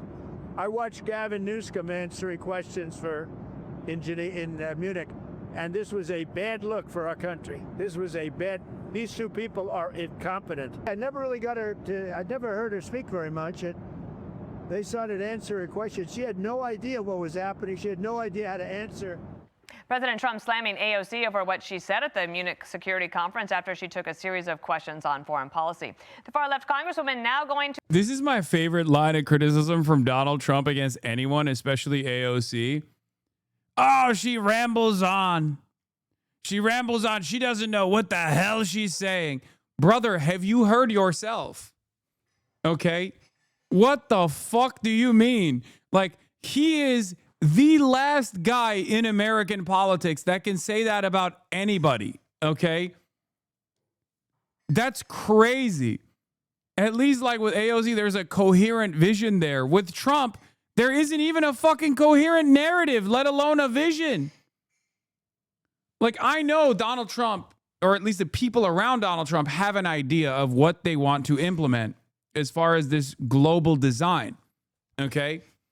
But Donald Trump is so bad at communicating that agenda that he constantly gets ahead of himself. He constantly undermines what they're trying to do. So it's pretty funny for him to turn around and be like, AOC doesn't know what the hell is going on. The New York Times venting about the Yeah, and AOC obviously called the New York Times and did a phoner with Kellen Browning, New York Times politics reporter, and it was a very interesting interview as well. I saw pieces of this. After first big overseas trip, Ocasio-Cortez expresses frustrations. We'll obviously talk about that as well. criticism and mockery of her performance on the world stage. Take a listen to some of her gaffes. Would and should the U.S. actually commit U.S. troops to defend Taiwan if China were to move? You know, I think that this is such a, you know, I think that this is a,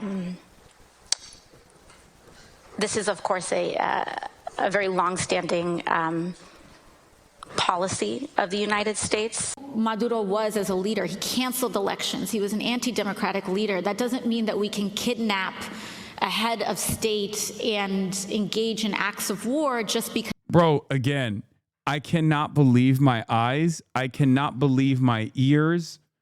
This is Fox News. Guys, make no mistake. We are watching Fox News, a channel that champions Donald Trump. Okay? Donald Trump on his best day will literally fucking... Donald Trump on his best day is like, who's Maduro? I don't care. Like, that's right. I don't care who Maduro is. I don't know. Basically, hubba-dubba-ing his way out of every fucking conversation. He's like Brandonizing at an alarming fucking rate. Everything computer. And it's wild. Wild that these guys are like, wow, the pants shitter is awesome. And AOC here, totally unacceptable. I mean, this is classless. This is tasteless. Now, there's a lesson for AOC to learn from this, I think. Okay? And that is just be confident. Just be confident. That's it. I know it sounds stupid, but even if you're like wrong on some of the facts or whatever, your base will support you. As long as you maintain a confident posture. That's pretty much what I've learned over the last 12 years of being a political commentator because of a lot of my opposition that will oftentimes be incorrect on the facts, but will be very confident. And they've built a legion of sycophants that surround them that will also be confidently incorrect.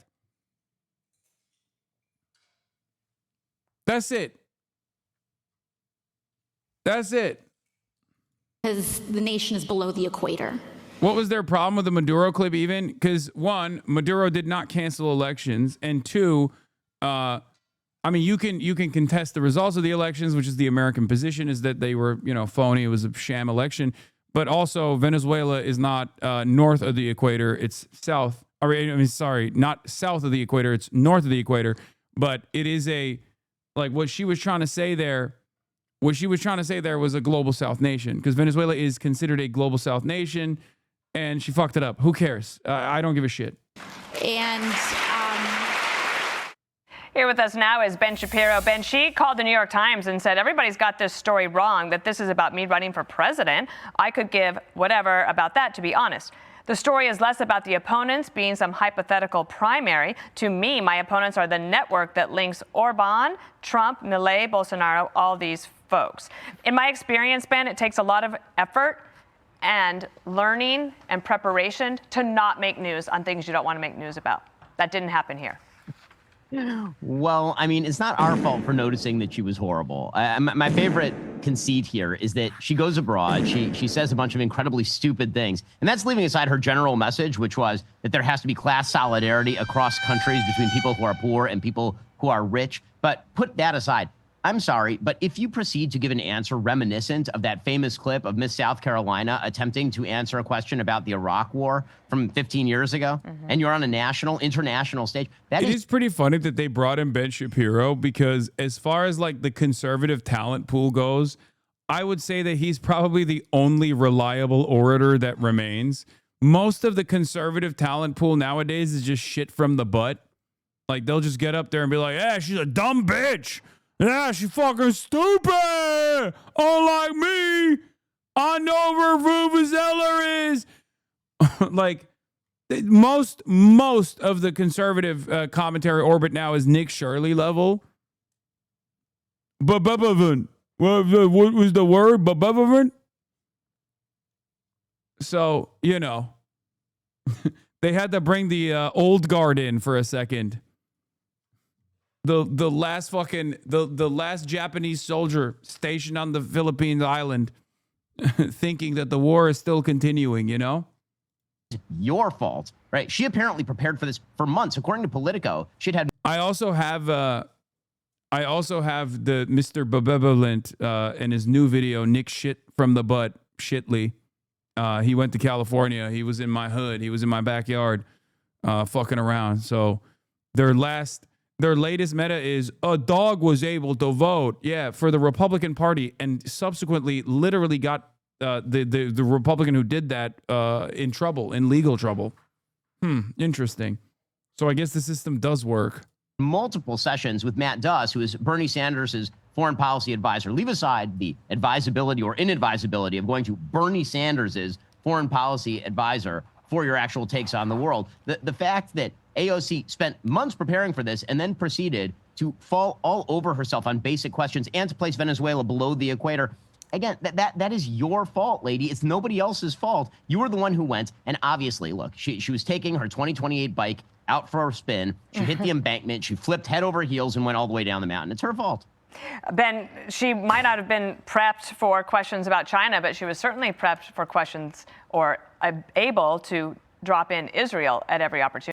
Oh yeah, let's hear what Ben Shapiro has to say about her objectively correct Israel positions. Yeah.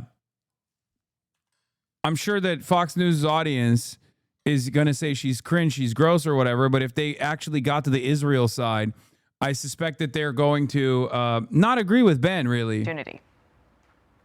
That is her thing. I mean, she was really only looking for solidarity around anti-Westernism. And part of that, of course, is to claim. Isn't that wonderful, by the way? Like, Ben Shapiro's argument here is identical to, like, my liberal naysayers as well on the internet. All she has to say is anti-America, America bad. Why does AOC not have a better argument than America bad?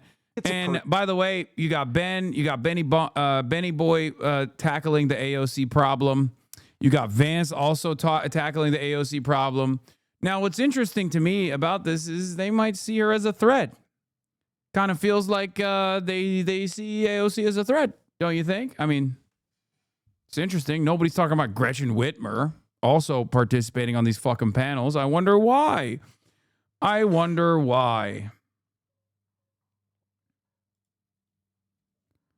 Ross Barkin, AOC at Munich, we asked about what she would do if China invaded Taiwan. She didn't have much of an answer. It was a rough moment that deserves scrutiny. Either she thinks American troops should show up to fight China or she doesn't. Yeah, I wonder why she doesn't have a good answer on China. Perhaps it's because of the last 60, 70 fucking years of American foreign policy, which is strategic ambiguity, okay?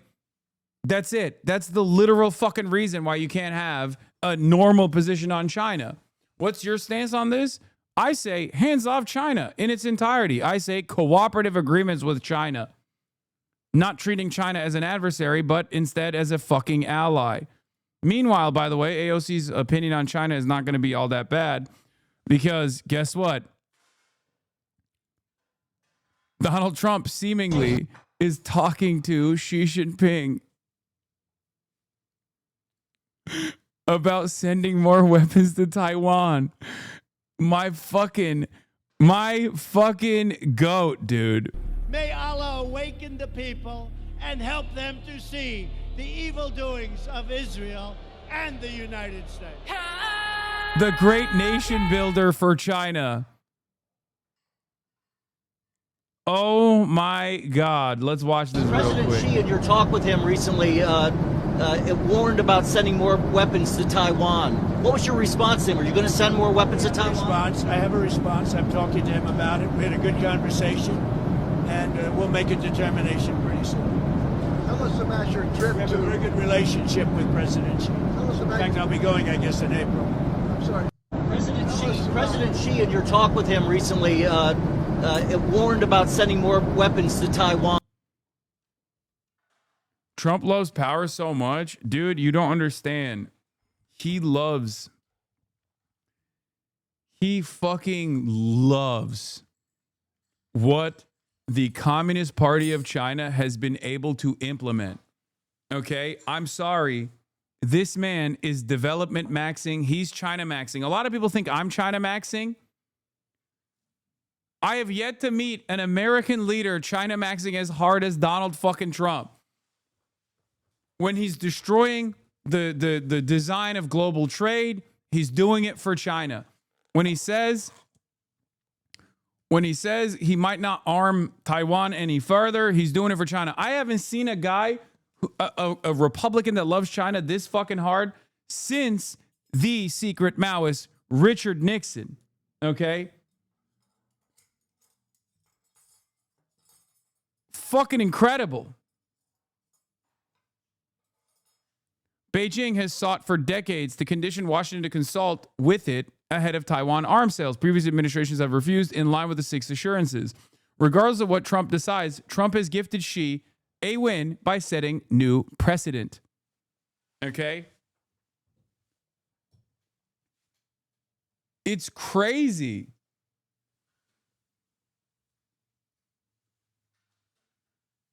Who is the biggest Maoist, though, Nixon or Trump? I think to this day, what Nixon did for China is undefeated, and it will. And unless Donald Trump just, I don't know what Donald Trump could do to override what Nixon has done. Like, there's nothing you can do really, especially in a moment where it mattered the most. Nixon straight up came in and was like, yeah, Donald Trump would have to like give up California to China or something. Like, or Taiwan, honestly. But even then, it wouldn't be as significant as what Nixon did.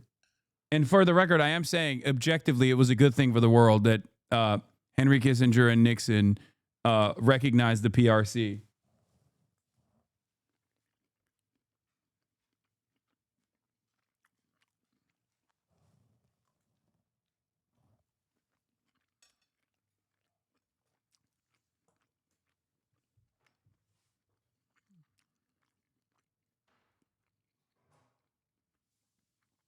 Anyway, let's get back to AOC now. That the West has been complicit in what she called a genocide. There is no genocide, obviously. Her foreign policy is the basic idea that the West is always to blame for everything bad happening on Earth. One of her big claims is that the West has engaged in hypocritical foreign policy at the same time that she's sitting there and claiming the United States should have basically allowed Hamas to run roughshod over Israel after October 7th, or that the United States should have done nothing about Nicolas Maduro in Venezuela, who, as she freely admits, is an oppressor of his own people. Again, this is the Noam Chomsky School of Foreign Policy, except spoken by a person with two standard deviations less of IQ than Noam Chomsky.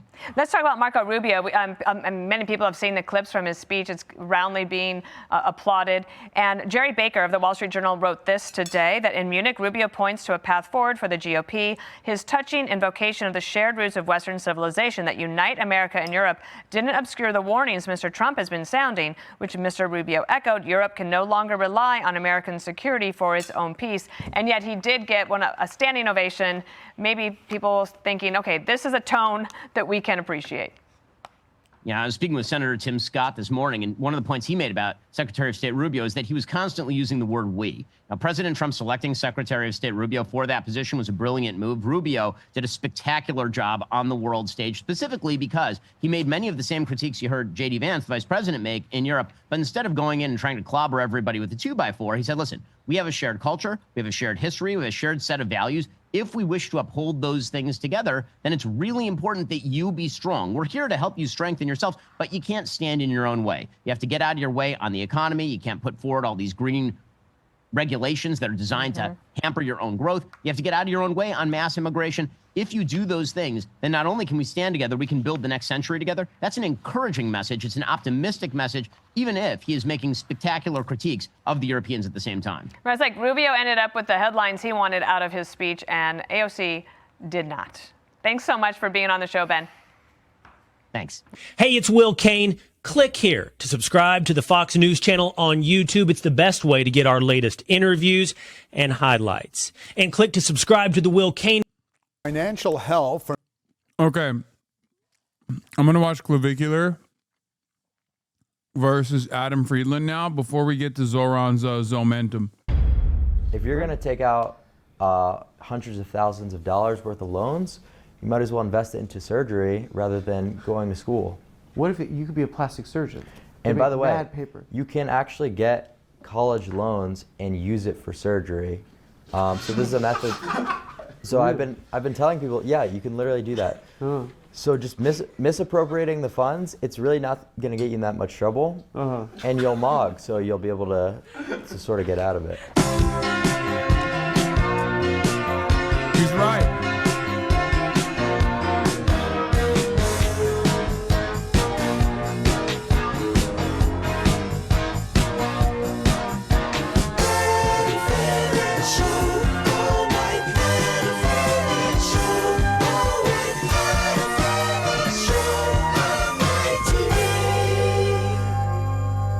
It's free money, especially if you Welcome mog. to They'll a let you very get away special with it. episode of the Adam Friedland Show. It's Adam Friedland. We're going to get right into it. My guest this week is controversial kick streamer and looks maxer Clavicular. That guy.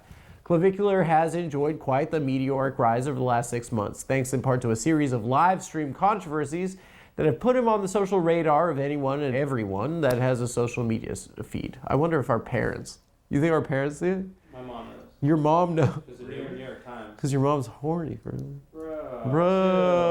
Chill. Okay, now I'm no fan of the things this young man has said about various groups like women, the LGBT community, and especially Jews. What has he?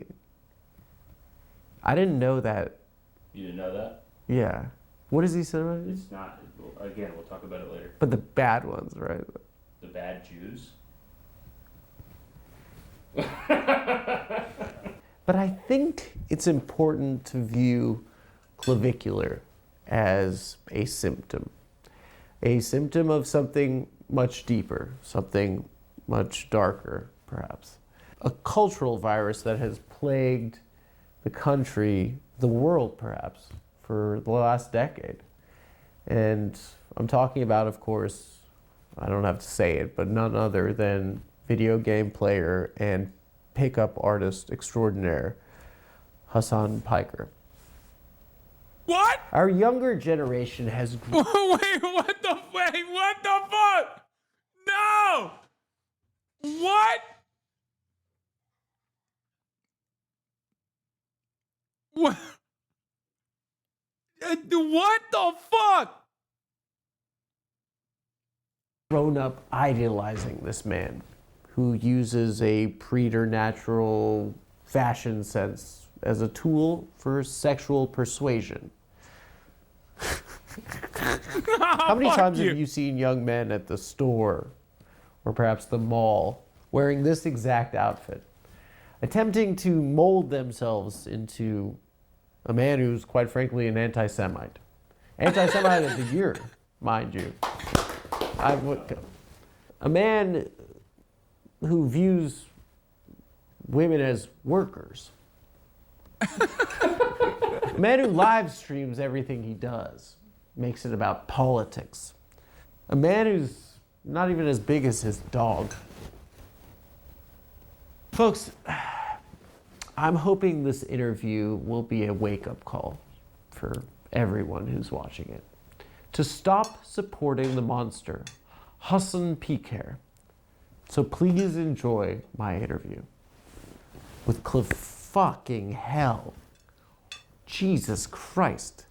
But you can use a phone. Why is he using that? Anyway, so please enjoy my interview with Clavicular, everyone. It's going to be a good one. I think it'll be a good one.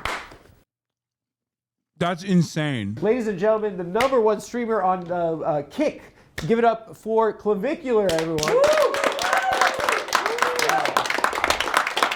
I've never been so mercilessly attacked. How you doing? You're so in New York viciously. City? Doing great, man. You're enjoying it? It's a little cold for me. Yeah, ADL check cashed in. Okay, that's what it is. Clearly. First, he makes me go up on stage at Funny Moms, and he makes me destroy myself by attempting to do fucking stand-up comedy. He Andrew Cuomo'd my ass, dude. Presenting me as the reason for why these guys exist, that's crazy. Unacceptable.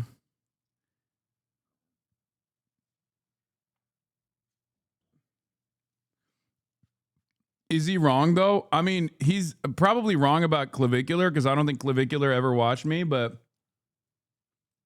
I mean, Sneeko used to be a HasanAbi head, so I guess he's not technically that wrong. There's a bunch of these young guys that are popping off right now that used to watch. Jason the Ween, Sneeko.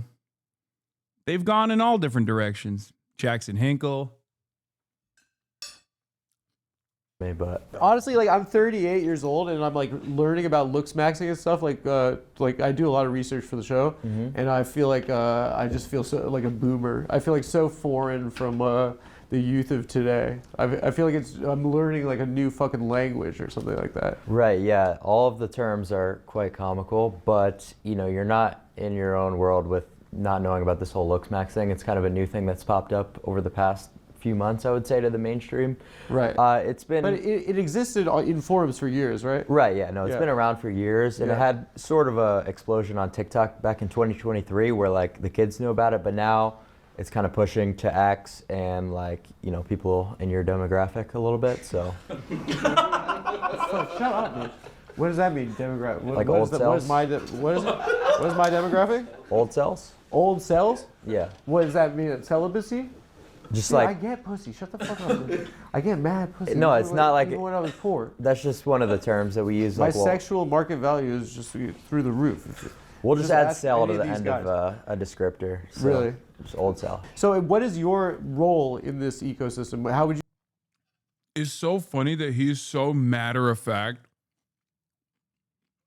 about something so stupid. What happened to Jason the Ween? No, nothing. I was just kidding. I brought his name up as a joke. You define the place that you exist within that? I would say I'm kind of the cultural leader in the looks maxing world, you know, because not a lot of people are super well versed. You know, they're not willing to, you know, go the distance, do whatever it takes kind of to ascend through any and every mechanism out there available to them. So I was like, okay, let's, you know, take this to its logical conclusion, you know, with biohacking, with, you know, whatever you know, form of ascension necessary. Yeah. Are there other are there ops that are trying to come for that #1 spot? Do you have to defend the throne? Not that I know about. Are you the hottest guy? Is that what you're saying? No. Well, that's just... you just know the most about looks maxing. Right. Well, Okay. that's the goal of the game, right? Is to mog other people, right? Tell the boomer cells about what that is. So mogging is essentially just, you know, outperforming them, looking better than them, and just sort of dominating, right? It came from something called AMOG, which was alpha male of the group. Then it was shortened to just MOG. So that's kind of like the term we use when someone is just like outshining another person in like a photo or whatever. So if that comes along and happens to me, right, that's just kind of like almost biblical. You know? Have you been mogged by another man? I've definitely been mogged, yeah. Yeah. How does it feel to get mogged? It's not a great feeling. It feels bad. It does feel bad. It's just that a guy's more beautiful than you, or just it could be through you know, a whole plethora of different things. Maybe they have more money than you. They could money mog you. They could status mog you. Okay. Do you only chill with handsome guys? No. I chill with You have normie friends. I do have normie friends. And what's your perception of those guys? That they're like, you feel bad for them? I try not to think about it too much, but it's kind of just like the only thing that I'm kind of talking about when I discuss, you know, looks maxing and the importance of looks is, you know, you could try your hardest not to acknowledge someone being ugly or good looking, but at the end of the day, it's a subconscious bias that everyone's going to have, and it's unavoidable, right? So just because I know the exact facial ratios that make someone good looking or not good looking, it doesn't mean that everyone doesn't instinctually know them already. It makes sense to me, the basic premise that society rewards attractiveness, right? Yes. Yeah. Correct. It's kind of obvious, right? Uh-huh. Yeah. Do you think it's like a revolutionary concept because it's like you're just saying something that's always existed, right? Right, yeah, no, I think it's quite logical, and that's why I would say that most of my messaging is so well received, is because it seems to me so beyond obvious that you're better looking. Bro, he actually has like serious mental damage, brain damage. He's like, yeah, my message is so well received. Like, it's fucking crazy. I mean, he's also autistic. Like, when I say he's like, he has serious brain damage, it's like, I'm talking about something different than his autism. I'm not like disparaging people with autism. He obviously is autistic. But like, I feel like he is so oblivious. You have better treatment in almost every aspect of life. And this is something that's also quite well researched, right? You know, you look at prison sentencing for good-looking people versus people who are less attractive. It's quite clear that it's a huge advantage to have in life. You think you beat the case recently because you're a hottie? No comment. No comment. But did you you pumped before you walked into the courthouse? No, I didn't pump. Did you wear something slutty so the judge could see? No, I was fixing my hair in that one mirror, the curved one, in the courthouse. I would throw your ass away for life, personally, Oh, well, to ugly jail. I'd send you to ugly jail. Brutal. I'm just playing, dog. Wait, so you came with your boys. That's your camera guy? Temporary. Why? You're about to fire him? No. Why? My other... What's your name? Come up and say what up to the crowd. Or to the audience, Yours? Yeah, come up and say hi. Yeah, say name, age, body count. Yeah. Yeah. You don't have a body count? I'm yours. Social security 21, number. And body count like lower double digits, something like that. Lower double digits, like 10. I don't really count. Lower double digits is a bizarre way to say that. Well, double digits implies like 50s, so that's too high. Yeah. Okay, so what's your body count? I don't count. Do you guys ever run 2 mans together or no? Not yet. Not yet. He's so one day. 2 mans like threesome. Yeah, one day like a devil's three-way with. He said one day. Adam. I will say, Adam does have jester's privilege, which I don't mean in like the jester maxing sense, like literally in the OG sense. He has jester privilege for 2 reasons. One, he can conduct this interview without tremendous scrutiny, as opposed to someone like myself. If I were to do something like this, people would be up my fucking ass. And 2, he can have this conversation with like 20-year-olds and you know, make something super entertaining out of it without people being like, you're 38 years old, dog. What the fuck are you saying? That to me is jester privilege. Adam is jester maxing. You're in the watch out right now. Okay, sorry. I'm just like. Let's get back into you. I want to because it's been like really fucking fast. Your ascent, right? That's right. Mr. B says you're about to be the #1 guy. I saw a clip. Yes, he said that if he were to invest in any content creator who's up and coming, it would be myself. I'm not really too sure what that means, but... It sounds like a little bit sinister. A little bit, yeah. Well, maybe a little bit, but... Dude, that guy kind of tortures poor people, don't you think? I don't know too much about that. That's been speculated. No, I think people just kind of call into question stuff about some of the budgeting, maybe not being the greatest. What does that mean, though? Well, so they're doing like the Team Water thing, right, in Africa, where it's like a charity project. Yeah, for Africa. The wells, and people were like, is $40 million really necessary? And, you know, personally, I have no idea how any of this shit works. It costs less for the wells? And, well, that's what people are speculating. You got a bad deal. I have no fucking idea, quite honestly. I don't think anyone has any idea how much it costs to, you know, run a water project in Africa. Yeah. An interesting thing that you talk about is kind of like how economy that you were presented with at your age, the world that you were promised wasn't a better future, right? Like, how would you explain that? So essentially what I always say is, you know, looks maxing is just another version of self-improvement. Yeah. And I'm simply stating that in terms of ascending, your sexual market value which means, you know, how valued you are by women, how easily you're going to succeed in the dating market. It's a lot easier to improve your looks and improve your SMV by that metric than it is to overcome, you know, certain disparities with your finances or improving your status. Because what needs to be accomplished is so much greater than people could ever imagine to have equal results, right? So it's like, let's say you ascend to making even 7 figures a year. It sounds like an incredible number. Someone in the chat said, I'm going to be real. He sounds much more normal than I was expecting. What do you think, bro? You only see clips. Of course, he has like a... Just because he's out of his fucking mind and leaning into the memes doesn't mean that he doesn't have like a coherent worldview. His worldview is wrong, or I would say unhealthy. But for a 20-year-old, he has like this. I mean, Adam nailed it, right?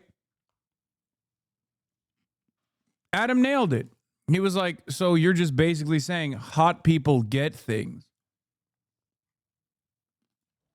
You know, like hot people get, you know, better treatment. It's not, you're not really reinventing the wheel there when you say that, right? And it is. When you're a kid, you're like, that's the most money ever. True, real. I mean, especially when you live in big cities. So that's the thing, right? People get to these like insanely good milestones, and then they're expecting these results, and they're not coming.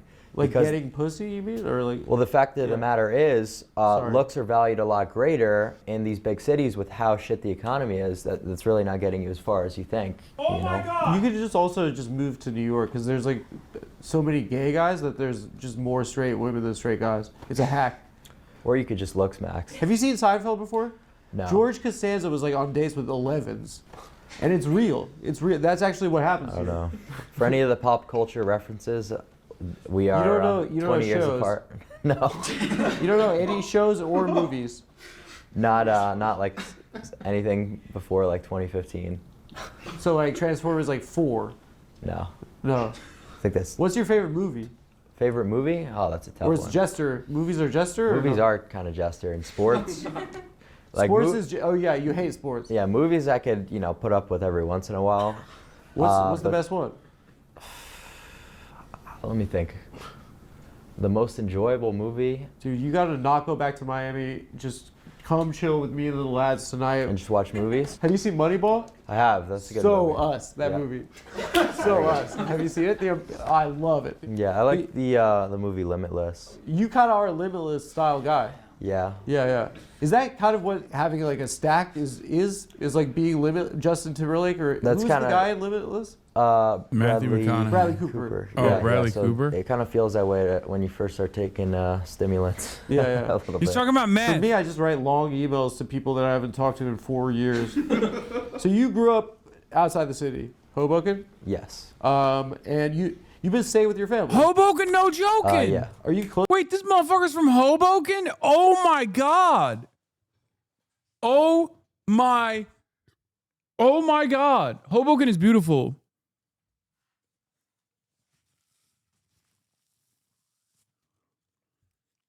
He's Jersey Bridge and Tunnel crowd. These your people? Hey, chill. While I'm the OG looks maxer. Clavicular is like your id. I'm not kidding. When I say this, if I was his age, there is a very high likelihood that I would turn out like that. Like I'll be straightforward with you. I mean, I went through my own journey of trying to figure out who I was and like self-improvement and shit like that. So I don't envy young men that are growing up right now, honestly, because like with all of the fucking bullshit that you're inundated with, I could totally see myself behaving in that way if I was his age.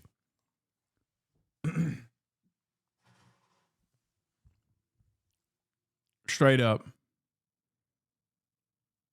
Yeah, I talked to them a fair bit. Just, Online usually. I haven't seen them in person for about a year before this week. You talk to them online? What do you mean? Like just over the phone. Oh, that's on the phone. That's not online. Yeah.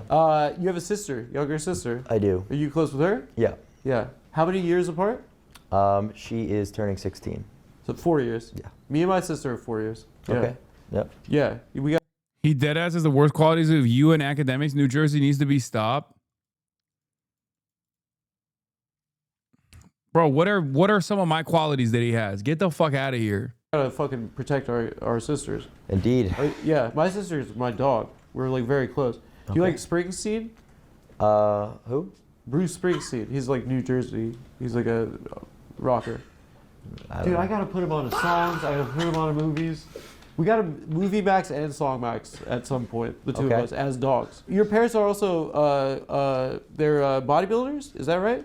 Back in the day, before I was born, you know. They were competitive, like Mr. Olympia. No, not that. Like that's the top of the top competition. Yeah. You know, just local stuff. You know. Yeah, Jersey. But you grew up in the era of Rich Piana and Ziz. If I recall correctly, they weren't as toxic to the community in general during that era. I mean, it was definitely toxic. But yes, it was not as bad as it is now, for sure. But yeah, that's why I'm saying, like, I did grow up in that era. I was in the fucking bodybuilding forums. By the time, luckily, that I was in my 20s and I'd gotten out of college, like, I looked at that stuff and joked about it, right? Like, I had the wherewithal to recognize that that stuff was corny by the time I got out of college. But I could have just as easily been a hateful little shit, is what I'm saying. Yeah, your mom was. Yeah, not my dad. You had a jacked mom? Yeah, before I was born. Whoa. I wonder what it would be like to have a jacked. What was it like to have a jacked mom? I don't know. You don't know? Well, it was What was before I your was mom born. was? Oh, before you were born. Yeah, yeah. You had hot parents? That's kind of a weird question. I had a hot mom and a disgusting father. Yeah. I'm fine saying it. I did the measurements on their eyes and stuff. Okay. Yeah. Did your dad teach you how to work out? No, I kind of just figured it out on my own because we had a home gym that I would just dick around. I feel like he does not have a good relationship with his father. Judging by that one clip that we all saw, I'm sure, when his dad calls him and is like, "You're fucking doing ketamine. You're a goddamn piece of shit. You're a loser," or whatever. And he's like on the verge of tears.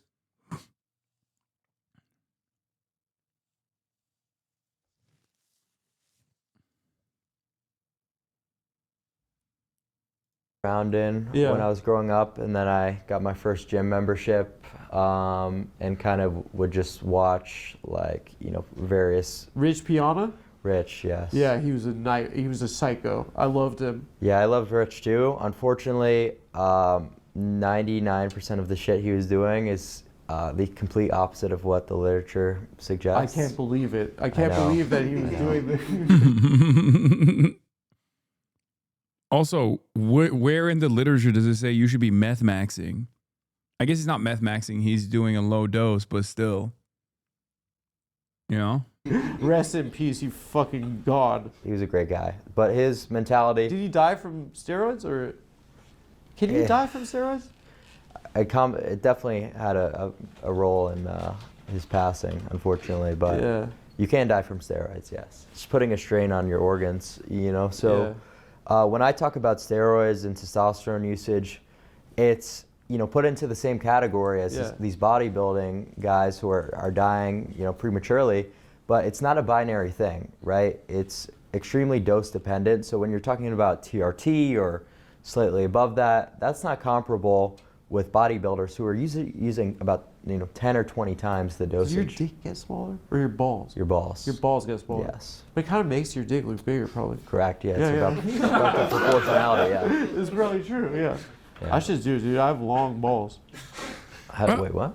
Nothing. When did you swipe your V? Like 11, probably? No, 16. 16? Yep. All right, that's a responsible age. Mm-hmm. Yeah. I thought so. Yeah. So you got into looks maxing prior to Yes. Yeah. You getting chicks. Yeah.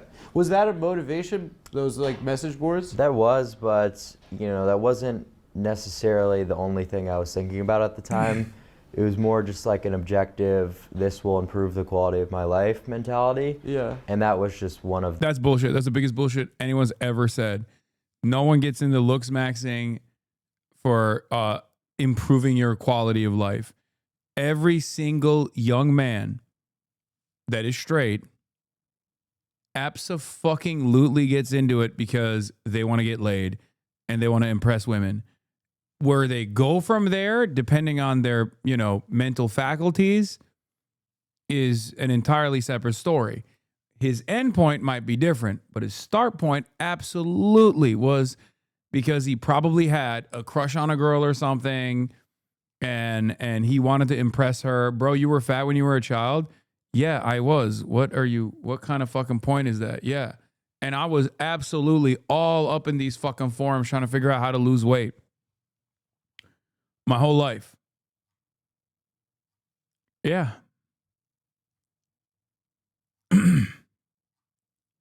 The results of that, I guess you could say. When did you start? Like 14? Yeah. Okay. Were you in COVID lockdown? I was. Yeah. Yeah. Did it suck? Yeah, well, that was when I was 8th grade and freshman. This fucking sucks. Yeah. You had to be at home with your parents the whole time? Yeah. If I couldn't see my friends every day, it would just fucking suck. Yeah. So you were online a lot during lockdown. Yeah. I was definitely on the internet probably 14 hours a day. Yeah. Yep. Video games, whatever. We don't talk about it enough, culturally, about how that sucked for kids. Yeah, I don't really think it was that bad for most people, not gonna lie. Especially this generation. I think a lot of people... Yeah, it's because you have no idea what a normal fucking social development is supposed to look like. Yeah, dog, that's why. You are proof that it's bad. You are literally proof that it was disastrous. He's in denial? No, he's not. He's just oblivious because he doesn't know what normal is supposed to be like. Many of you are on the other side. Many of you are on the millennial side or on the older Gen Z side. So you at least had some of your formative years of social development happen in the normal world. So you had you had a range of experiences. These guys didn't. He is right in the fucking wheelhouse of a dude who got one-shotted by COVID. Okay?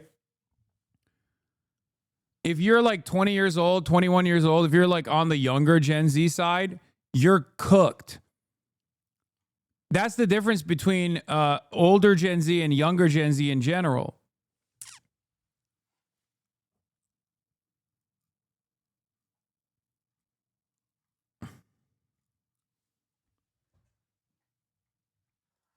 Just got to sit on their Xbox all day and not have to do any schoolwork. I don't really think that anyone was too upset by the whole process. But it probably made it hard to be socialized, right? Well, I wasn't doing that anyway. Were you a loner growing up? Yeah. Yeah. Your obsession prior to looks maxing was Nerf guns? No, that was just one. What's that all about? That was one when I was 8 or 9 years old. How many Nerf guns do you have? None anymore. Come on, dude. You talk about it, dude. I said it one time, but that's good research. Yeah, I know everything about you, dog.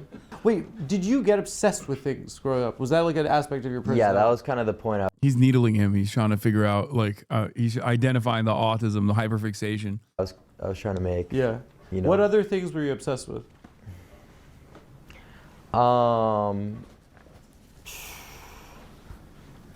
was pretty obsessed with GTA 5, I would say. Sick, obviously, fire. I rotted on that for hours a day, minimum 10 hours every single day during COVID. Yeah. So, that's why I'm saying he's things were great during COVID. No, it wasn't. You were playing fucking Grand Theft Auto 5 for hours a day. It's cooked. I mean, I did it too. I can't even talk shit. Let's be real. But that kind of stuff, just getting super hyper fixated on random shit. Yeah. So I think that's pretty normal. Yeah. Video games for kids. Yeah, I guess, but just only playing one thing for. I have no idea. I play sports games because I'm cool. Okay, yeah. Yeah, FIFA, 2K. Yeah, I wish I was that cool. I don't trust a guy that doesn't like sports, honestly. You can't trust a guy that doesn't like sports. You can't trust a guy that goes on 7 dick appointments a week. Do you have 7 dick appointments a week? That would suck. It's a lonely feeling, actually, being one of those guys. What's that? Nothing. Bro, what do you guys? Is your camera guy? Are you roommates? Yeah. Yep. Where, Brickell? No, thank God. Where do you live in Miami? Just no comment, but not. Oh Brickell. no, yeah, I don't want to dox. Yeah. I would say that Brickell is probably the worst place that you can possibly live if you're an influencer. You know, Because it's all influencers. It's all wannabe influencers. Yeah. We want to stop you for a street interview when you're trying to get a coffee in the morning. Yeah, like do one of those things. Yeah, it sucks. incessant. Yeah. Yeah. Would you let your girl get a train run? If that's what they always say. Right. Yeah. For $1 million. exactly. And I'm like, obviously, I'd do it for free. Yeah, I guess, like, what's the genesis behind, like, the boards? Did it grow out of, like, incel and PUA shit? Like, was that right? Yeah. Did you interact with that kind of shit? That was first? before my time. That was kind of when I was like born. Was when it was like all conceptualized on the internet. Yep, that's my era. PUA, pickup artistry, lookism, and I guess the other one is one was PUA hate, the other one was slut shaming, I think, and then the L is for lookism. These are the 3 blogs that basically got together, and the PSL comes from that. Like the PSL rating system that these guys use come from that.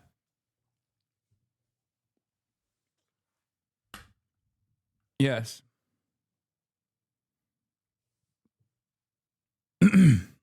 W. Clive using his wisdom from aging 40 years from all the tests.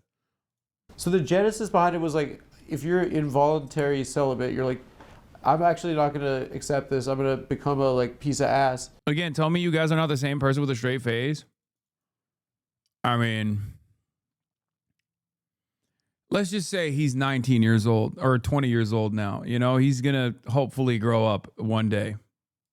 And then I'll get girls? That was the idea behind it. It was more so like it's identifying. the most obvious thing in the world. I think it was more so just identifying why people were incel, and then it kind of transitioned to okay, how could we fix this now? Have you ever been in love?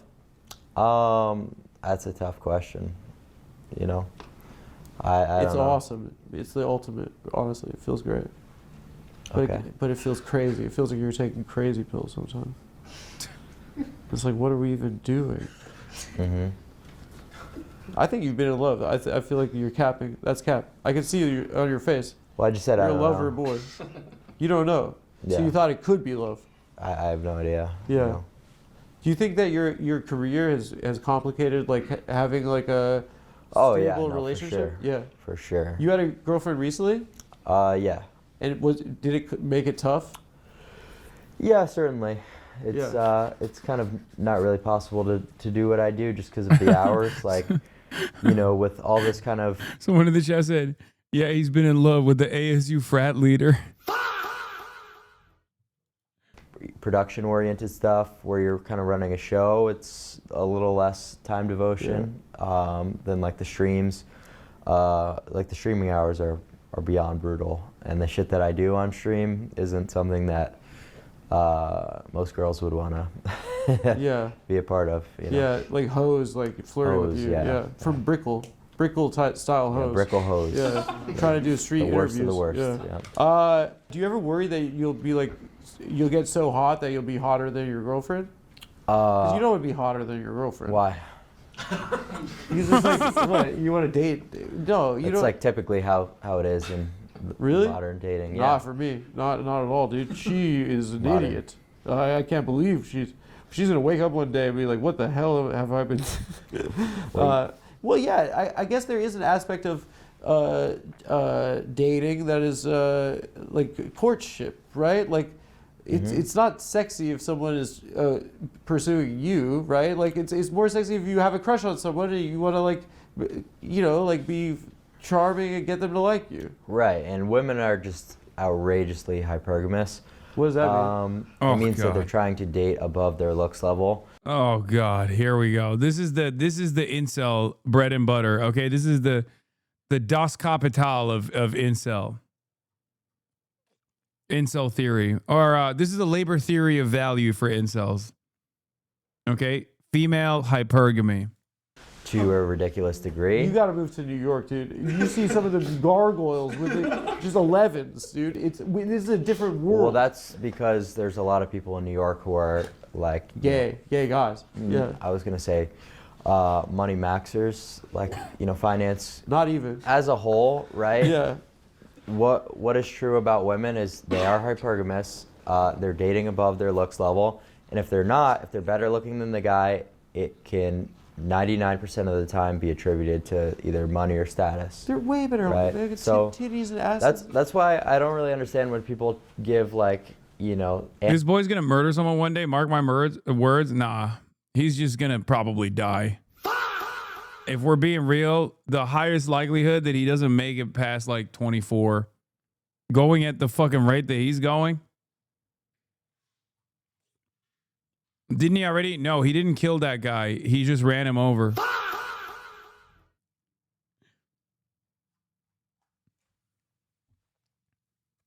With a cyber truck. But unfortunately, the guy survived. And I say unfortunately because the guy was a fucking psycho. Anecdotes on breaking these rules. Will Nev, what is this fucking soundboard? Hey, chill. I hate white people. I hate white people. You hear that? That's Austin saying that. Isn't that crazy? When it's like, as a whole, we're looking at a society here, not, were you able to get with a chick who's hotter than you? I don't know. It's just like they like it kind of a little bit if we're like a little ugly sometimes. No. I think yeah, bro. Well, you're also a millionaire status. Billionaire. Oh wait, I did see someone say. Why did they say billionaire? What? Who tweeted that I'm a billionaire? I don't know. I was like, is that true? Yeah, I'm a billionaire, dude. But as a whole, these rules are true, and these are rules that you I don't think they're true, dude. I think you're making up fake rules. No, I don't think so. I'm telling you, dude. All my friends' girlfriends are hotter than them. Dude, are all your friends rich? Steven's roster. Steven, no, not at all. Back me up, Steven. And that's another common cope is people just don't know how to properly rate individuals' attractiveness because they'll score women a lot higher because it's like, they're hot. Exactly. But when you actually know the objective measurements, it doesn't become about sexual attraction. Yeah, I wonder why. Perhaps it's because beauty is subjective. I don't know. That might have something to do with it. He's so cooked. He is so fucking cooked. It's about mathematics, and you're able to be a lot more analytical with, rating people. But what's sexy about math?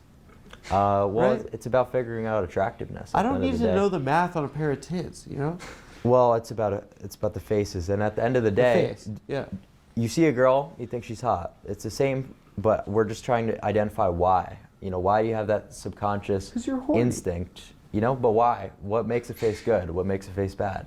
That's the kind of stuff that I'm just explaining to people. Because I think girls are hot. I sometimes get horny for them. There you go. Well, we're just I've talking been about horny for them my whole life, dude. Even before I could bust, dude. I've been horny for them. Anyway, let's not get carried away. Can you break it down for me? Like, so what are these measurements and like how have they?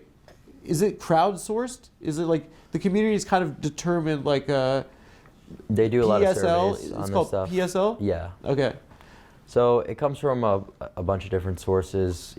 Even something like the mid-face ratio tracks back to ancient Greece, but a lot of it is, attractiveness surveys, scientists determining what is the most ideal measurement, right? And you take all these measurements and you come up with a total facial harmony score, and that kind of is able to be gauged on how attractive someone is. And there's other things that play a role, like phenotype, you know, and if you were to extend it to just the full body and height and frame, things like that.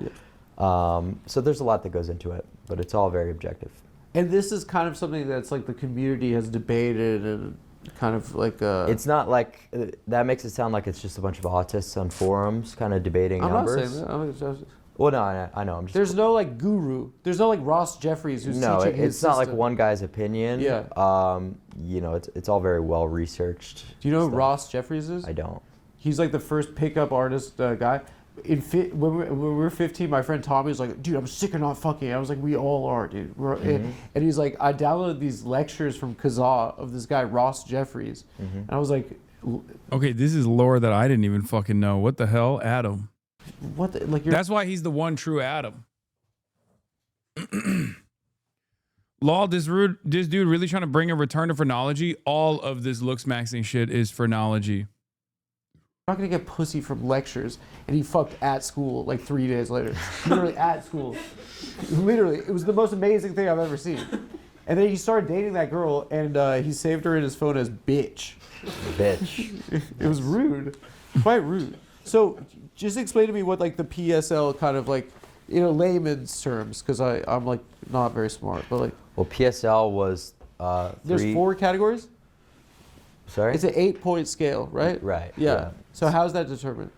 So that's just a different rating system that came from the community, and those are just PSL is 3 like lookism oriented forums, and yeah, say the names, say the S, and you know, like pickup artist type things. So the idea behind it is that there's no such thing as a 10, and the highest rating was an 8. Now it's kind of been skewed to match the decile scale, so it's not completely what it was. What's the decile scale? Like out of 10. Out of 10. Oh yeah. So people will kind of just try to. The S is slut shaming, the P is PUA hate, the S is slut shaming, and the L is lookism. Like make it translatable when that was never really the intention. There's a reason there was no 9 and 10 included in the scale. Okay. You know, so that's kind of just what it comes down to. What are the 3 categories? Unc, you're 40? Dog, I was there when these fucking ancient tomes were being written. Don't fucking test me, okay? The fuck do you mean? I walked so the motherfuckers like clavicular could run. The 3 categories? You said there were 3 standards. No, it's just 3 forums that PSL forums. stands for. Oh, yeah. What was that? What does it stand for? Pickup artist hate, slut hate, and lookism. Slut hate? Yeah. What do they say? Just fuck girls. Well, that's what the forum was called. Yeah. Who was on the boards? Was it like kids your age? Now it is. Yeah. Now it's often people who are a little bit younger. Yeah. That's not good. It's true. It's not good. You walk because you are 34. You ran when you were 33. Okay, chill. Why are we trying to get our licks in? Okay, can we not do that right now? Can we not do that today, of all days, in this set of circumstances? Okay, we're watching brain rot. Girls on there? Sometimes there'll be girls who try to like LARP their way into the community when it's meant to be a male-dominated space, or just like a male space in general, because women have just an exponentially easier time living life and sort of getting away with whatever the fuck they want. So, you know, you give them like this whole looks max app. Like, this is the problem, especially with this kind of mentality, because like objectively, this dude is on the other side of it, right? You start this journey because you want to get pussy. Let's be real. And you start getting pussy, you are on the other side of this story now. You've done it. You've succeeded. Okay? You can't keep up with the whole like, oh, women, they fucking the resentment towards women, like, oh, they get everything handed to them because they're hot, like all this shit. Like, it's crazy. It's crazy to me that these guys are, I guess the difference between a guy who like goes to the gym and like works out and you know, develops like a very healthy body and is in peak physical form versus the guy who like gets really into lifting and then looks like a Ninja Turtle, right? This is the Ninja Turtle of misogyny and inceldom. Because as far as like self-improvement goes, I mean, I'm a big advocate for self-improvement. You guys know this. I talk about it all the time. It's been a really, really important part of my own personal journey. That's why I always say everyone can be a 7. Like,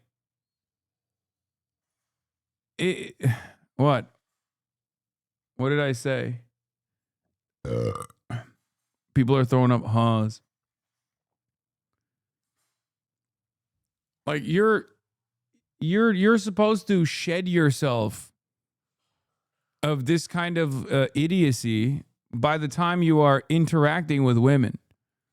Like, by the time you get to a point where you're like actually putting yourself in a situation where you're around women and they're not running away from you and you're getting like positive affirmation from women, you're supposed to Ninja Turtles.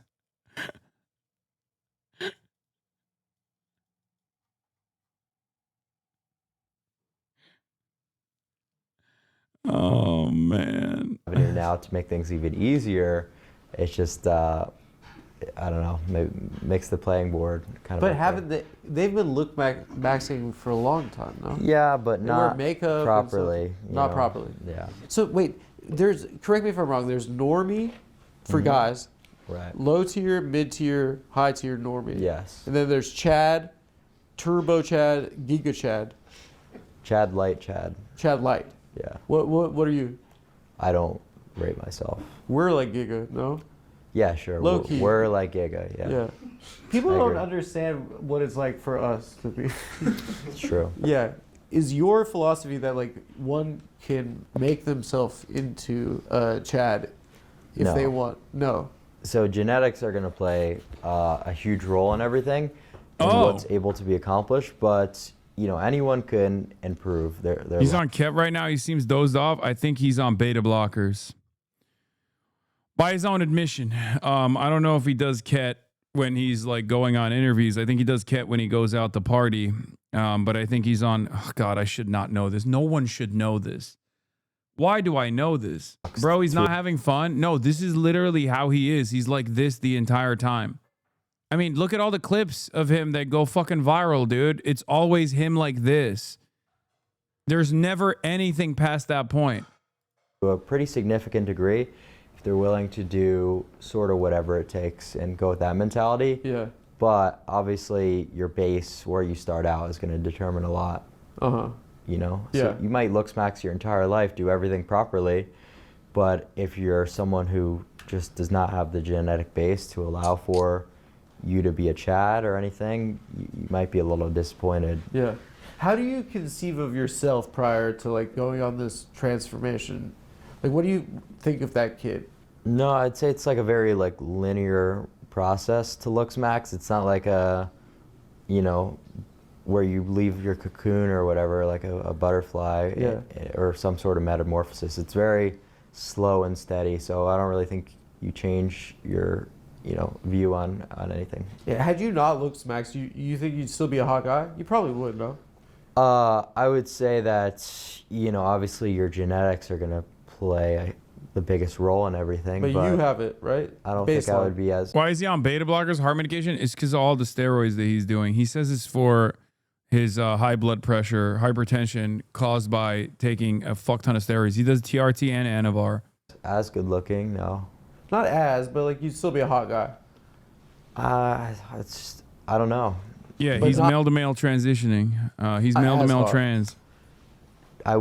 It really is hard to pinpoint exactly Yeah. how much, you know, some of the different interventions would have played a role, or, you know, where I would have got to. I know you said you wanted to get double job and you're not going to do it now. What's No, double I job? still want to do it, but there's just been a lot of things. What that does have it gone do? down. Just advances your upper maxilla and your... Dog shit physique for someone on steroids? Yeah, he is in remarkably poor shape for doing so much steroids that he's infertile. I will say that. I mean, especially because, like, dude, you do not need steroids when you're 19. I'm serious. Like, you do not need steroids when you are 19 years old. You have to be fucking insane. You are already on steroids when you're 19 years old. Barring some kind of like genetic disorder that causes your body to not produce testosterone, When you're 19 years old, you're basically you're auto producing like test levels of T already. Organically. It's natural steroids pretty much. And there's also the other side of the cycle, which I guess he never gets off of it. I guess that's how he manages it, because like the other side of this is going to be disastrous. He will fucking kill himself, you know? Because like, dude, after doing it, after cycling, like being on TRT for years and years, getting off that shit, like then you're going to have to go on, you have to do like estrogen, right? Oh my God, the fucking downfall. I don't even know what it's like. I don't even know what it's like to be on TRT at the age of 19. I probably would have fucking ran through a wall.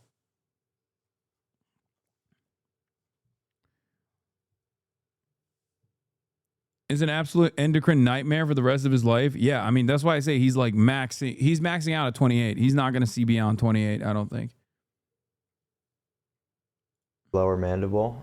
Did you just get your mouth is like print out? Yeah. Just move the jaws Turkey? forward. You're going to Turkey? Yeah, there's just a lot of complications with travel right now that I'm not going to get into. You're on the no-fly list? No. Nothing like that. Yeah. We got to go to Turkey. Yeah. I get rhinoplasty. There you go. Actually, I like my nose. I used to not like it. Okay.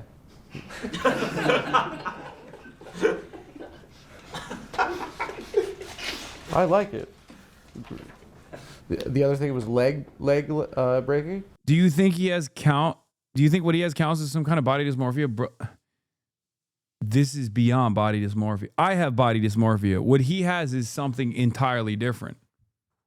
Like, considering what he has as body dysmorphia is like doing a disservice to the term itself, because he has acted out on his body dysmorphia so much that it's just, his body psychosis.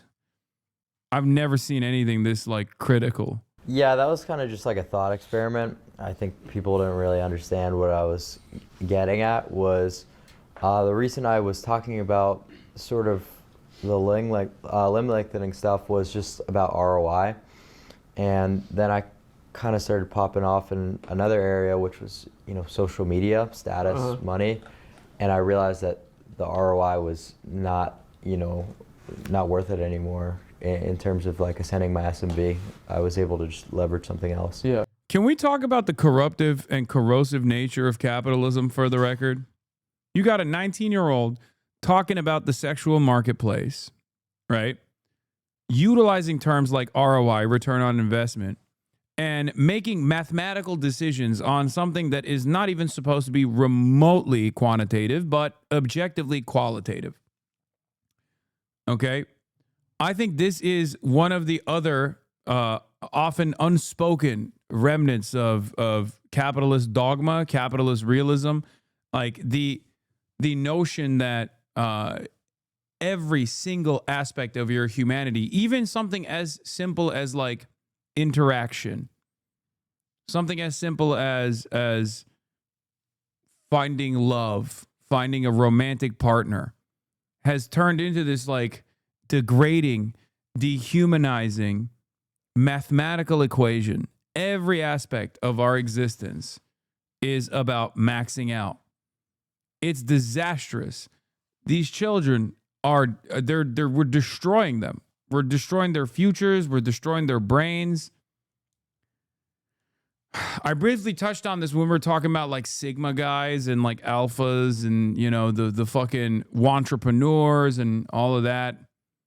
But this generation especially, like younger Gen Z and Gen Alpha, is so bricked with the notion that you got to get the bag. Everything is in pursuit of the bag. It's even worse than previous generations, especially because a lot of the social component of social learning, social development that was previously offline has been destroyed. We're more atomized than ever before. COVID certainly accelerated this process anyway. And now everything that these guys learned, they learned from people on the internet, people like myself. And unfortunately for many others, people like Andrew Tate and the like. And that's what's so devastating. Like for a lot of you, because this is the number one thing that even when I was in China, no matter where I'm at in the world, people come up and say like, oh, during COVID, I watched you quite a bit. Like you were a formative part of my life. Imagine if you didn't find me and instead found one of these like fucking right-wing shitheads in that same time frame. Like, I do truly believe that I played a little part in at least saving a decent percentage of at least like the generation that I'm a part of and also the elder Gen Z. To the best of my ability, of course. And, I had limited reach. But goddamn, dude, imagine.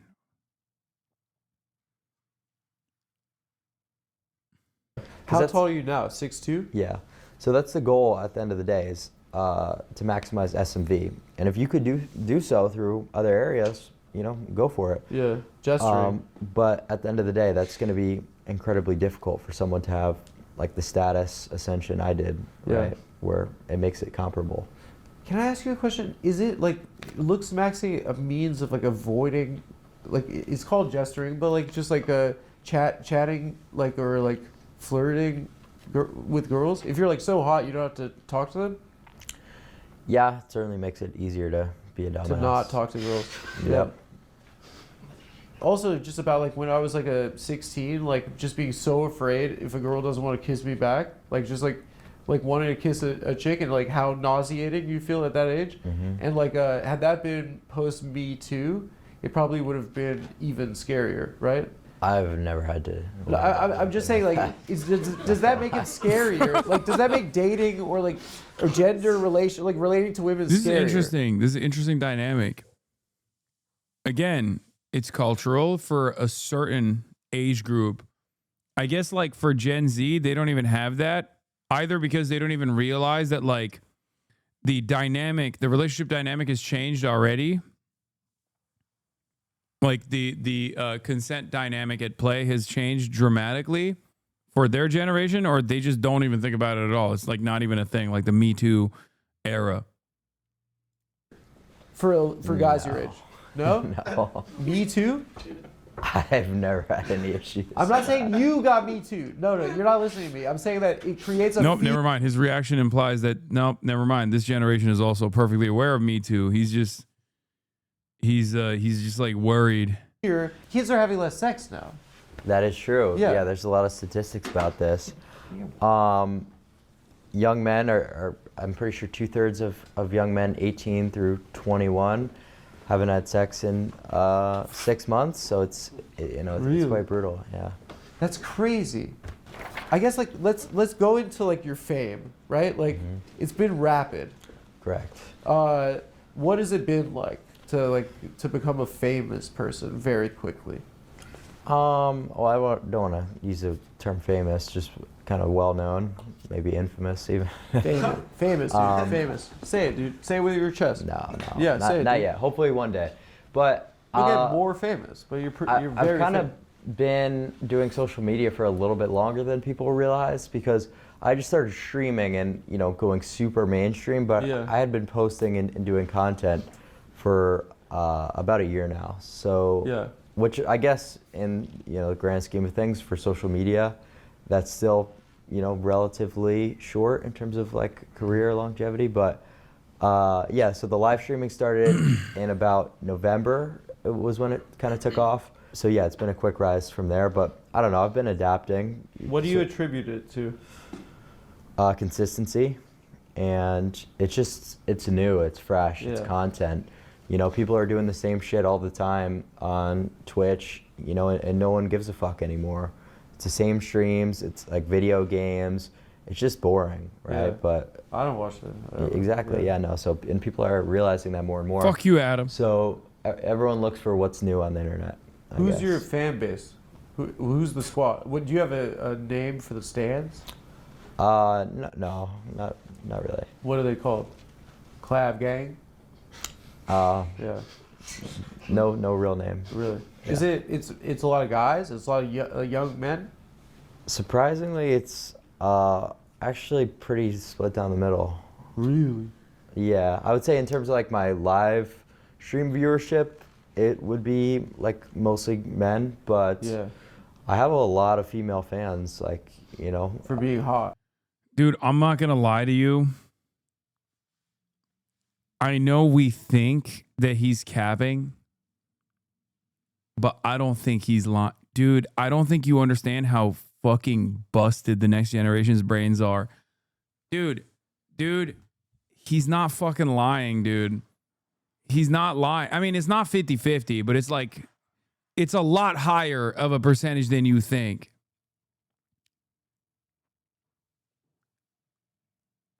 Like, out of the people that do know him, right? Out of the people that do know him, you would be shocked. Because part of his appeal is very gay. Okay? So if you're like a hag, or if you're into like messy reality TV drama, like I 100% believe like ladies watch his shit in the same way that they would watch. There's a term for it. Hag is I'm not saying the full word, but like someone, it's a type of white lady oftentimes that is fascinated with gay culture. Okay. I don't know what like the appropriate terminology for it is, but you know what I mean? Someone said fruit fly. Okay. Fujoshi? I don't know what that means. But I was saying like F-slur hag is the full term for it, but what is I don't know what a fujoshi is, but anyway, my point is I think that there is like somewhat of an appeal from that perspective as well. It kind of clicked with me a little bit when I saw the interaction that he had with all those like Dime Square ladies at the New York Fashion Week thing that he was doing, where I think like a lot of people like the reality TV aspect of it, and there's something for the ladies there as well. Fujoshi means rotten girl, is a girl who's obsessed with yaoi, gay mangas. Oh, good to know. That's strange, but what is this? Pretty well explained. Completely mogs the looks maximum movement under 2 minutes. I can't see that. Anyway, let's continue. Yeah. I don't know exactly. Come on, bro. You have an SMV. That's why the bitches want to. Come on. Yeah, I think it's just from TikTok. Like, would be most of the female audience. Like, they're not really interacting with these girls right here. Yeah. Maybe, yeah. TikTok, probably. Wait, I felt bad for you when I saw that clip of the Orlando Asian kid. What up, homie? Yo, you think you can sign my album? Yeah, I got you, man. Big fan, man. Yeah, no worries. Yeah, bro, we've been on your ass since the moment you were streaming, since November. Oh, hell yeah, dude. Yeah. Good stuff. You think we can take a screen photo? Yeah, let's do it, man. I bet. All right, on the count of 3. 3, 2, 1. Oh my God. Love you, Clyde. That kid sucked. Oh man, that is so annoying when like I'll be just trying to. Oh, it's so annoying when I'll be out just trying to rizz up a babe, and like one of my fucking dumbass fans comes up and does exactly what I've been doing for like the past couple of months now. It's just so lame. It's like, bro, those are your fans doing what you do. If a motherfucker like that came up to me and stream sniped me, that'd be a hater. Okay? That would be a fucking hater doing some shit like that. Luckily, it doesn't happen. Right? But in your circumstance, that's a fan of yours.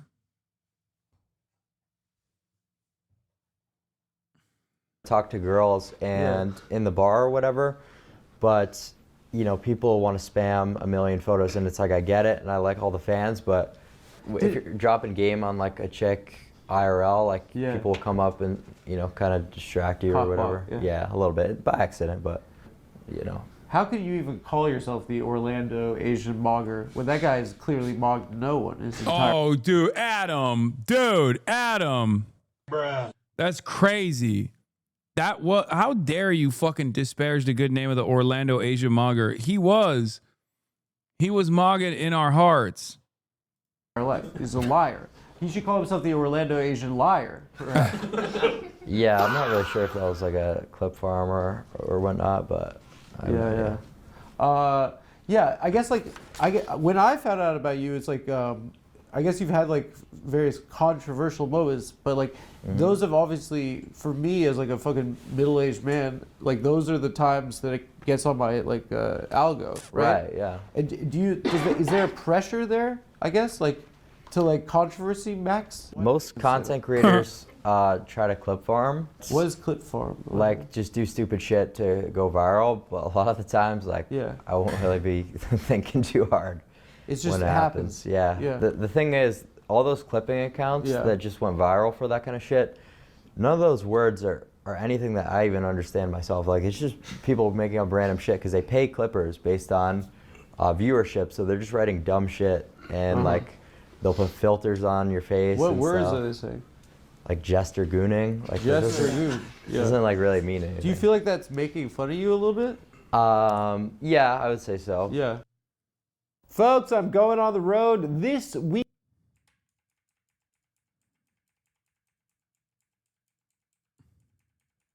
God damn, he's got so many fucking ads. He's selling creatine. That's crazy how many ads he has. AFS.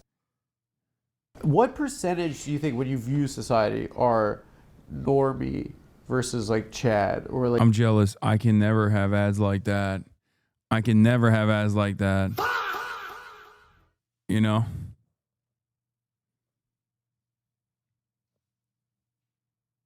Jester gooning explained. The most interesting thing about jester gooning is that it's almost a synonym of jester max.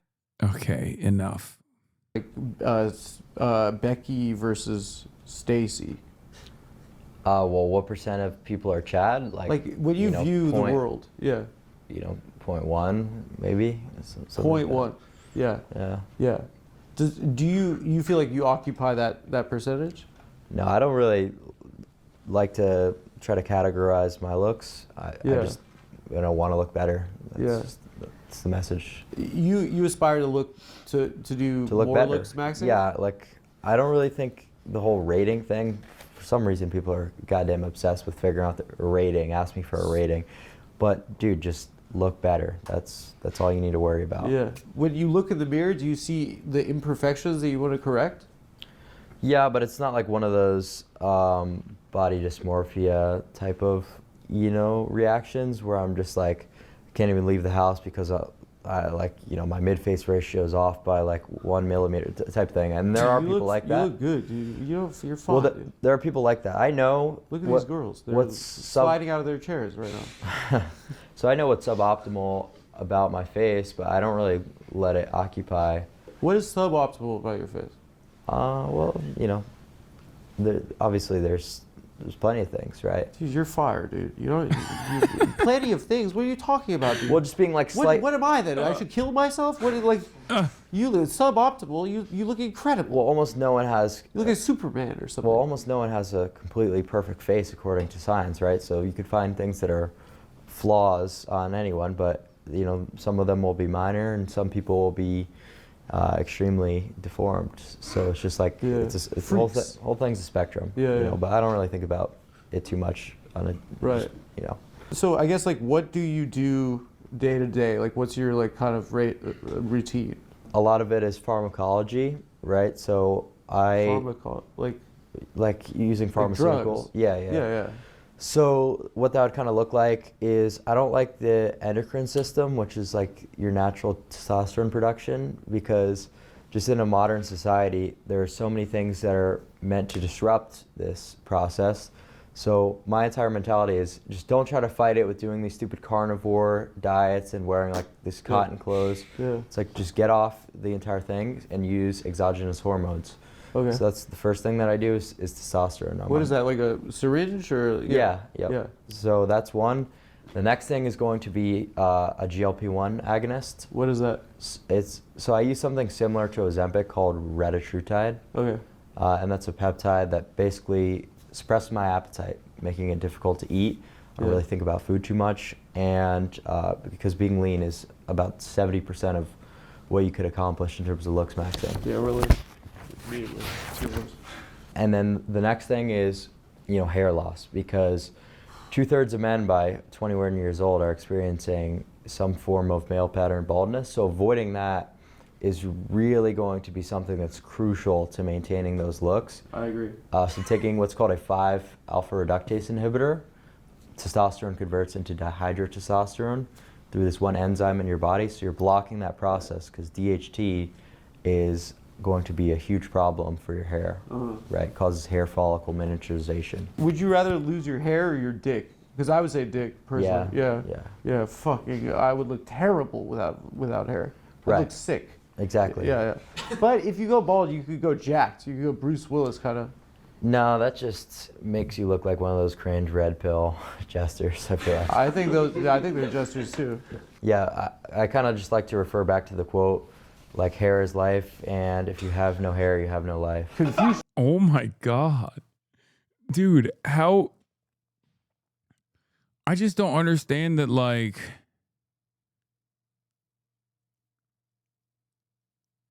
how have you lived enough...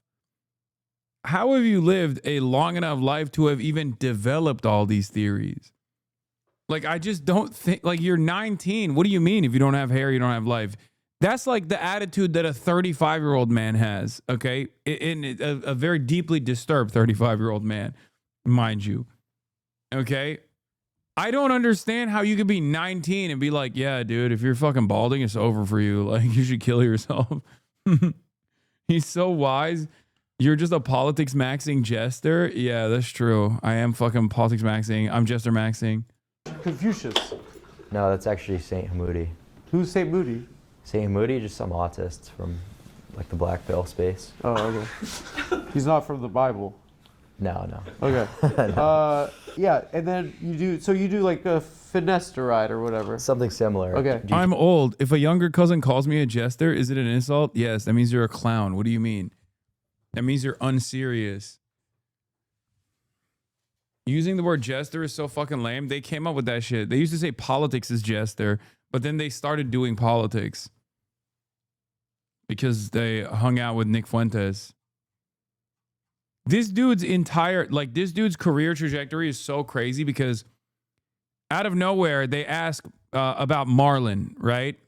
And Marlon, who you may have seen on this platform, Twitch.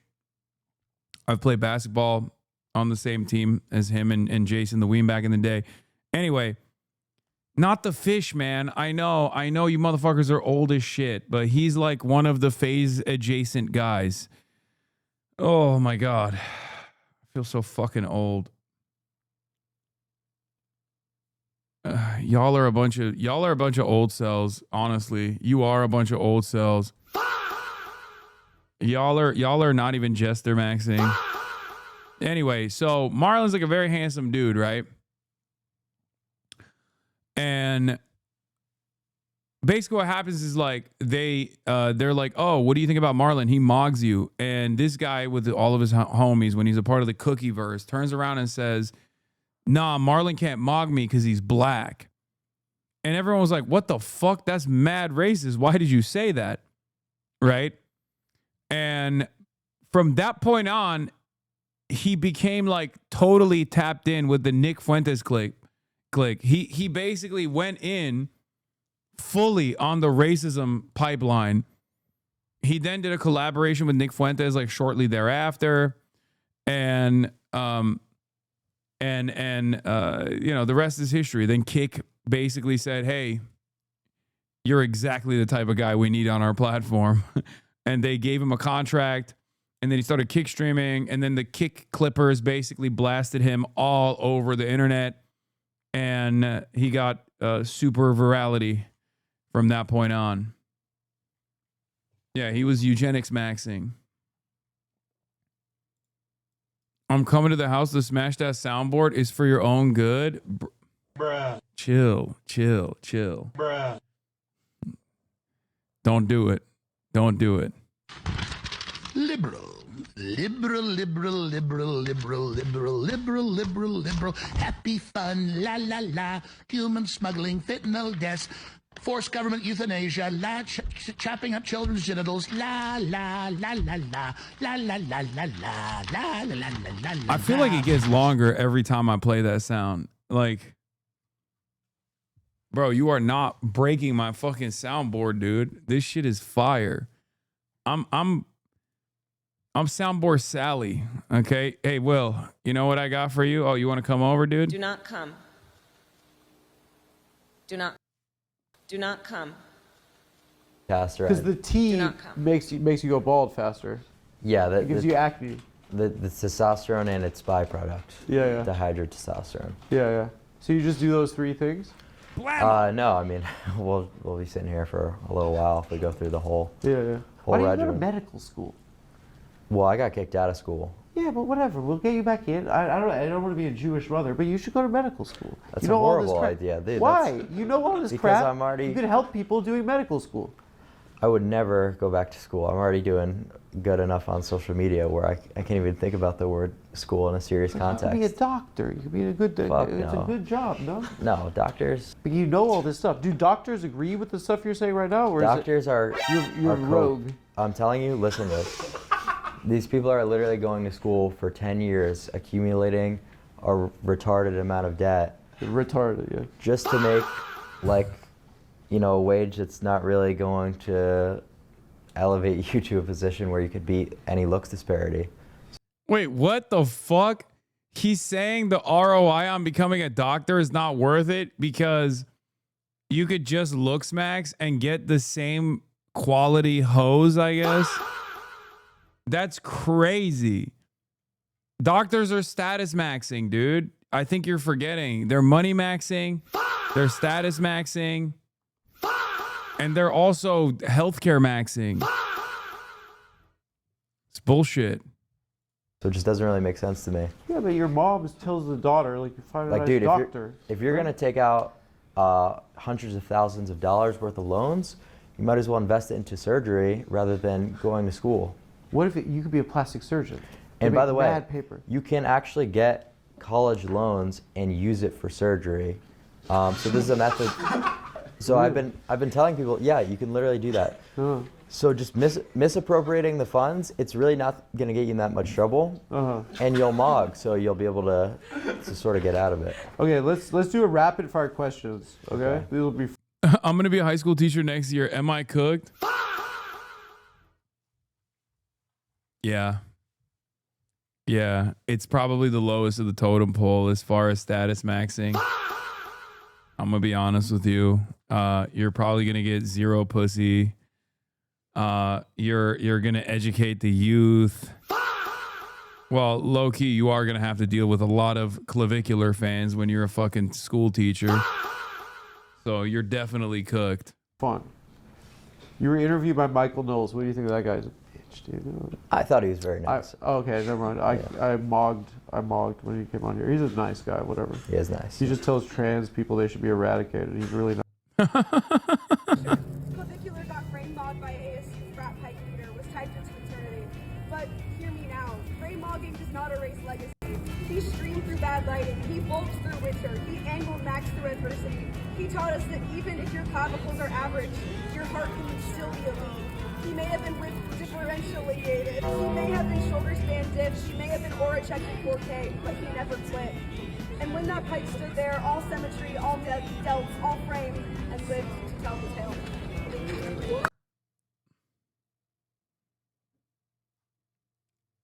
Oh my God. We do not buy clip-on mics. This is devastating. I guess people are having fun. I guess the positive of this is that people are having fun. You know? I don't want to yuck their yum. Yeah, so that's why I don't like to think about politics, because these people get into these manic headspaces over nonsense. And I'm just like, they're losers. Dude, why? Yeah. I have politicians on. They're fucking. Which ones? They're jesters, dude. Yeah, for real. I had the mayor, Zoran. Have you heard of him? No. He's fire. He's pretty fire. Zoran? Zoran. No, I never heard of the guy. He's sick. He's the New York mayor. Oh shit. Yeah. I'm so far removed. I could give a fuck, man. He's got a high sexual market value. Do you jester when you're chilling with your boys? Can you jester with guys? Can you just not jester with girls? Is it okay to jester with fellas? Dude, honestly, it's okay to jester regardless. Oh my God, thank you. When I read that gesturing was cope, I forced me to look in the mirror when I was learning. It's just like you just have to be kind of conscious of the fact that you're gesturing. That's like the main. Broken Heil Hitler, but doesn't know Zoran. Now, if that isn't a sign of the times, I mean, to be fair, he might not even know who fucking Adolf Hitler is. I'm gonna be honest, dude. These guys have nothing up here, okay? It's when I say the next generation is cooked, I mean they are down abysmal. They're down worse than fucking YouTube right now. Because I could get it, because YouTube is down currently. Everyone keeps telling me in the chat, YouTube is down. How are you watching this? You know, I'm bandwidth maxing. Heritage Foundation been doing work over the recent decades. Dude, this is beyond. We got to reopen the schools, man. I don't know how we fix this. I think we just hit the reset at this point. Distinction that needs to be made, because some people will gesture and genuinely think it's like game or the right approach. But like if you just want to be silly and fuck around, like that's perfectly fine. It's fun to make a girl laugh at a joke, though. It's fun. Yeah, it feels but good. It's like that's not really gesture maxing though. Gesture maxing would be like juggling. Yeah. That or just like maybe self-deprecating humor would be like one thing. Yeah. That's like a very gesture max thing to do. What do you do for fun? Like what's? Dude, I'm gonna be honest. I don't do anything besides stream. That's so sad, is what I would say if I lived in a totally separate body than the one that I currently occupy. And because I'm HasanAbi Piker, I will say that's normal and cool, okay? I caught myself. It is sad. And then I felt like I was just saying that about myself, I'll be honest.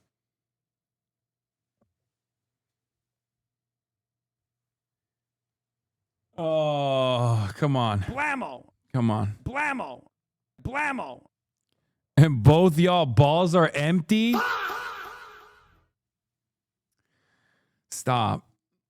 Stop it. And pussy too. Come on, bro. You gotta have fun sometimes. You gotta put a movie on with the boys and make jokes about it because it's a bad movie. No. Just try it out. Yo, where's the camera guy? Just please, just promise me you'll do that with him. We can try.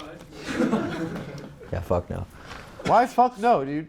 I would rather, the way I think about it is like when I'm doing anything off camera that's like an activity, I'm like, I could be streaming this getting paid right now. Come on, dude. You can't just make, you gotta have you separate a little bit. Well, think about it, right? There's literally people who do shit like mini golf and bowling and like go and hang out with like, go to dinner dates with girls. Off stream, they're not getting paid, right? Yeah. Like, dude, doesn't that fuck with you a little bit? Like, there's people who actually do You think this that's what people are primarily doing? It's not you and him are the same? No, no, I don't. I do stuff. I do things. Chat. I do things off stream. I do things off stream. I really do. I really do. Bro, you have friends? I do. I have friends. Science as a candle in the dark. Thank you for the 20 community gifted subs. Once again, if you like the soundboard, subscribe right now. Subscribe right now if you like the soundboard to show the haters that you like the soundboard. Let's fucking see it. Subscribe to the Piker Broadcasting Service if you enjoy the soundboard, everybody. May Allah awaken the people and help them to see the evil doings of Israel and the United States.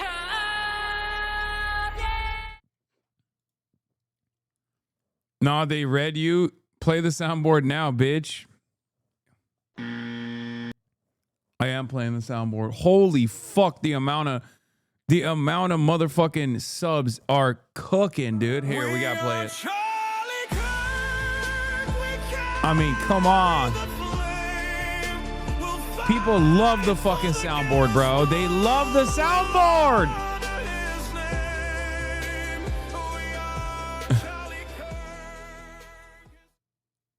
L. Sparkman, thank you for the 10 gifted, by the way. The soundboard is making you sub max. I agree. Can you link the soundboard? No, I just have like I have a stream deck now. It's like a mini dopamine edit. It's the talk of the town. Actual picture of Hasan's soundboard. He's like that child that got a very annoying toy for his birthday and he keeps pissing everyone off with it. God damn it. Why does this have 3.4 thousand likes, bro?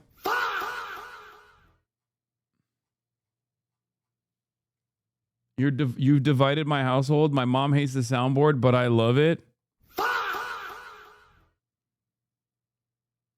Never subbed before, but I heard this Wine Mom Socialist on Twitch is a cool ass soundboard.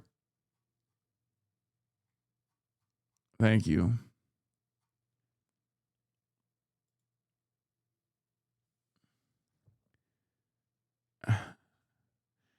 Congrats on 1 billion YouTube views. Soundboard Onk. What is this? Oh, shit.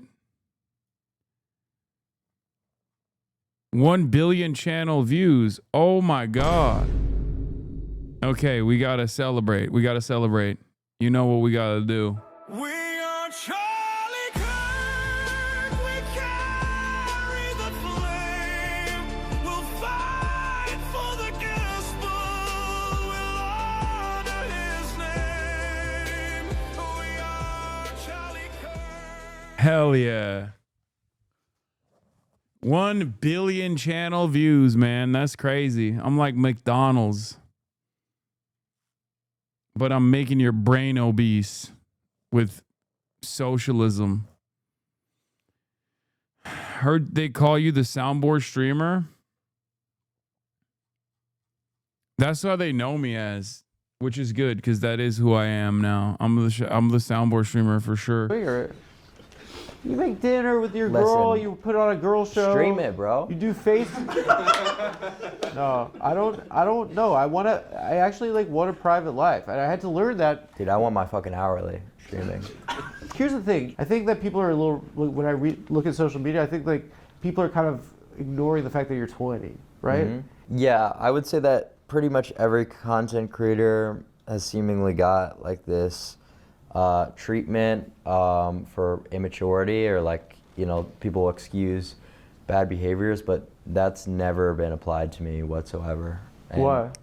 I don't know, maybe it's because I just come across as like more mature when I do like these long form like podcasts a lot of the time, so people don't realize my age a lot of the times, and I'm also like a figure of authority in the looks maxing space. Yeah. So they're like, okay, well, we're not gonna give you an easy out on this one. Yeah. But it's fine. I'm a figure of authority in the looks maxing space is a crazy statement.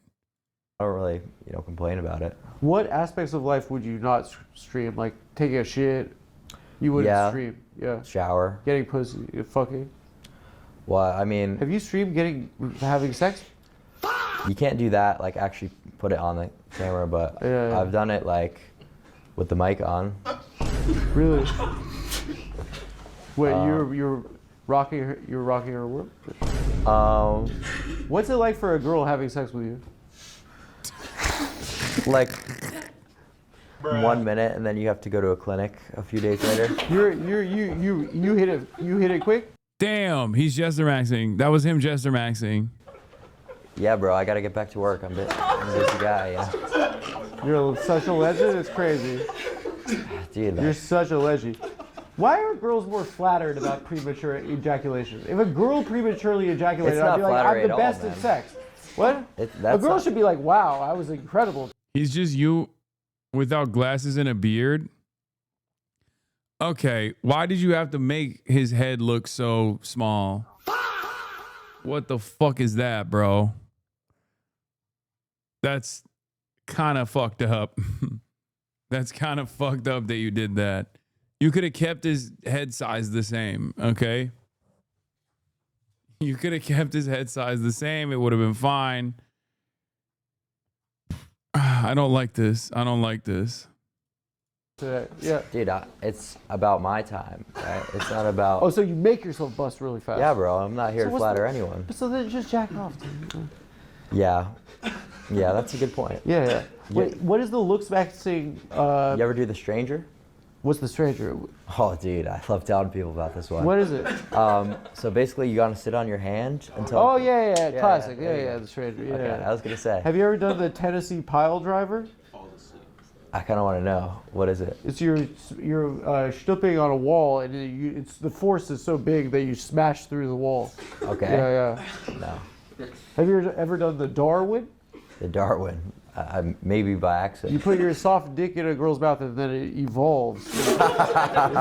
Yeah, I've done that one. Yeah. That's a good one. Yeah. That's a fun one. So do you feel like a fear or like an anxiety about staying on top? Like I asked you this earlier, but are people coming for your spot ever? No, I mean, like, there's making good content is kind of like the goal at the end of the day, and I think I'm pretty captivating based on what's been happening with the numbers. So I'm just gonna continue being myself. What about Marlon? Who's about this Marlon? I'm seeing another him. streamer? Yeah. But he's a hot guy too. I don't know. It's up to you, man. Yeah. I don't fucking look at guys. I don't do the math on guys' hotness, dude. Who's the hottest girl? The hottest girl? Ever. Oof. And we're gonna go around the room. So get ready. Maybe you go first. I don't know. Denise Richards, that James Bond movie, Dr. Christmas Jones. What, the old James Bond stuff? Yeah, with Pierce Brosnan. Yeah. She was an 11. Or the movie Wild Things. Motto. Yeah. The thing about that question is, like, I'll kind of flip-flop on the answer a little bit. Who? Sydney Sweeney, you think is number one? No, I think that bitch looks like shit. Really? Yeah. I saw that clip where you're saying she looks like crap. Yeah. So Come you on, baited bro. me to say that. She got big. Have you seen the things? Yeah. Yeah. Kind of awesome, no? Yeah, but it's just hard to get over that face. Come on, pause. And she's gonna be shooting your head off about some, like, political issue, and it's just like, You think good. Sydney Sweeney is political? People want her to be. They want her to be. They want you to be too. I know, bro. It's fucking retarded. Why do people attribute looks maxing to being right wing? They just don't know what it is, man. So they're kind of, scrambling to figure out what I'm about, and because it's a whole new thing. Yeah. Right? Because So you're on forums, you say naughty words, so they think it's right wing. yeah, that's just like any fringe, culture on the internet is kind of like edgy, and not something that you would hear just out and about on a day-to-day basis. So, Yeah. but it's not necessarily political at all. It's just it's self-improvement. Who's the hottest chick, dude? Just come on, just tell me. Hottest chick. I think Taylor Hill's pretty good. Just a model. Who's that? Run a pic. Let me see. Okay. Come on. She's fire. And you guys think that Matt Bonner is the hottest guy? I said the highest in terms of the objective harmony ratios. Bro, this guy literally thinks it's a science, for the record, which is so funny because it's objectively a non-quantitative thing, right? It's so funny that these guys are like, no, objectively, like, what do you mean? He reminds me of, like, I guess it's basically like being a fucking econ guy, you know what I mean? It's like, oh, excuse me, this is hard data we're looking at. It's a hard science. No, it's not, actually. Like, it's not at all. It's ridiculous. It's fucking ridiculous. Why HasanAbi VODs not uploading more VODs? Please upload more. I think they got subject to a false DMCA. I'm working on it. Matt from the Spurs? What's poli-sci? Do you think I think political science is a fucking hard science? Are you stupid? Hello? What are you talking about? When have I ever said that? It's so silly. We joke about me being a political engineer. Redhead guy, the 3-point shooter? Matt Bonner? Let's see. Let's check. She's hot. Let me see. Do you take that down or no? No, man, not yet. Just say what up to her. Just DM her or something. Couple more fashion shows, maybe. You know. Really? Who She's is a fashion model? Yeah. Just say hi or something. Dude, that's the thing. You know what you should do? Respond to a story and say, "Damn, bro, she's perf," and then she'll say question mark, and you'll be like, "I meant to send that to my friend." Dude, she descended. That's though. what jesters do. Taylor She descended Hill? since that photo. So she ended. Who the fuck is Taylor Hill? Let's see. This is the most attractive woman? I mean, she's very pretty. Yeah, I mean, of course, yes, she's very pretty. I wonder what it is that like makes these guys decide like this is the most attractive woman. The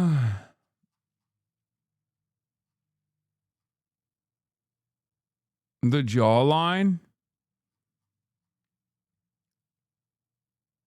She's married to a private equity investor. Yeah, that's, you know, that's just how it is. That's the saddest maxer. That's a money maxer. She's dead? Descended. Descended. Yeah, like looks worse. I gotta show you some shit, dude. There's a whole wide world out there outside of male beauty. Peep this, dude. You're gonna love it. These are nice headphones, too. Check those out. You know this track? Put them on, dude, or you don't want to mess up your hair.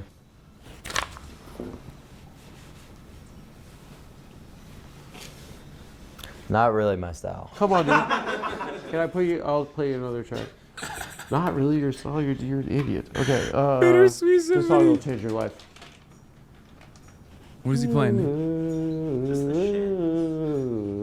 Yeah, Garden State, dude. She says this song will change your life, and it does. Does your boy know these songs? What? The Karma Police? Yeah. From Invincible. From what? The show? What's Invincible? Oh, you don't know it? It's an animated show. Oh my God. He said Karma Police from the Invincible show.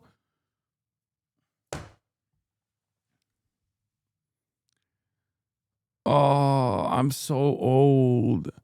These guys are the most attractive women that if you took the makeup and hair away, look like a looks-maxed guy. It's fucked up. Taylor Hill is a very beautiful woman. Hasan pretending he knows Bittersweet Symphony. I think you forget that like I used to listen to music, so of course I know Bittersweet Symphony and Radiohead too. The fuck?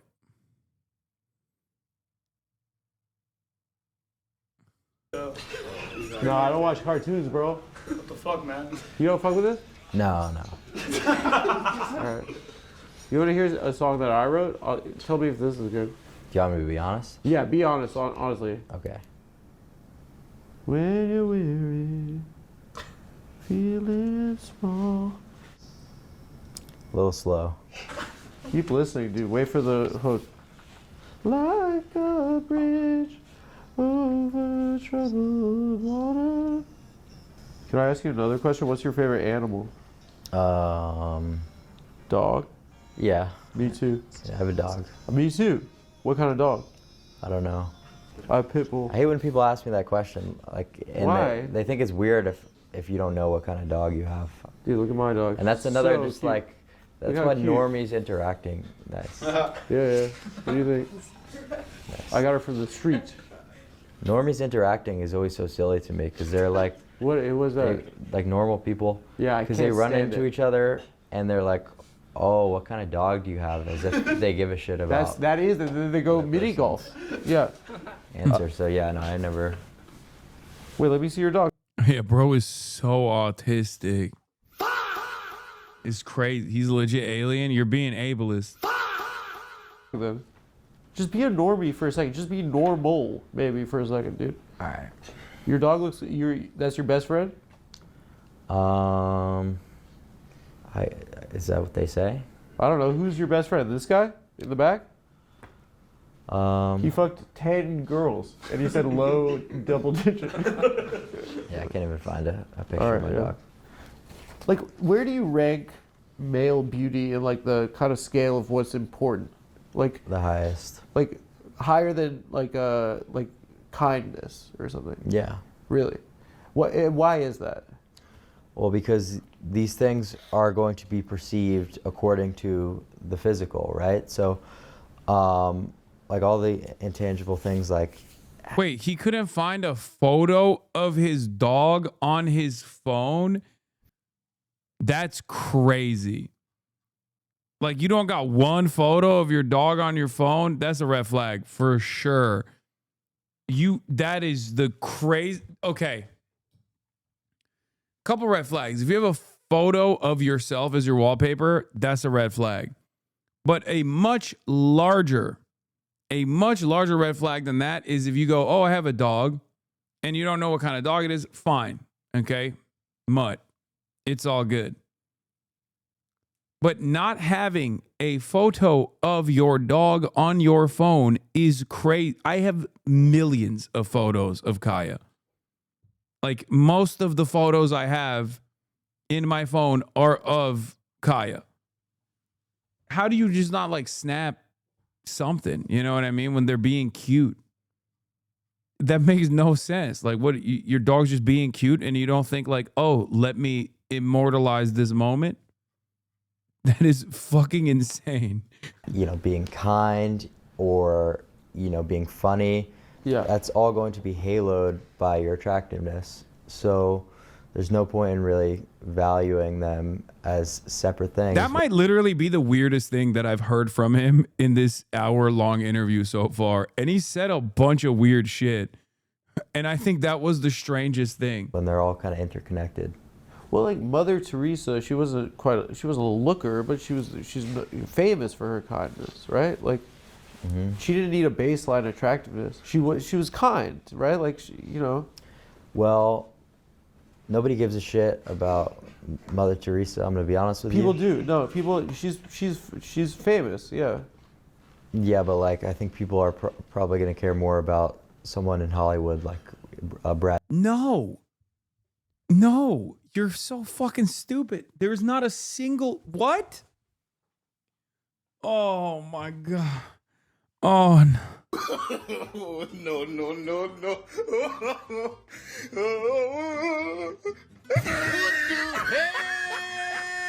Oh my God, no way. Brother, what the? Your cortisol is spiking? I'm dead. I'm done. Pack it up.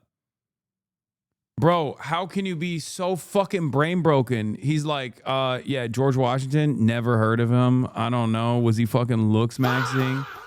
I don't think so. So who gives a shit what his accomplishments were? Vladimir Lenin? Yeah, he was bald. Not looks maxing either. Stalin. Also kind of short. So he probably should have gotten fucking leg lengthening surgery. I mean, he's close enough to Turkey to be able to get it.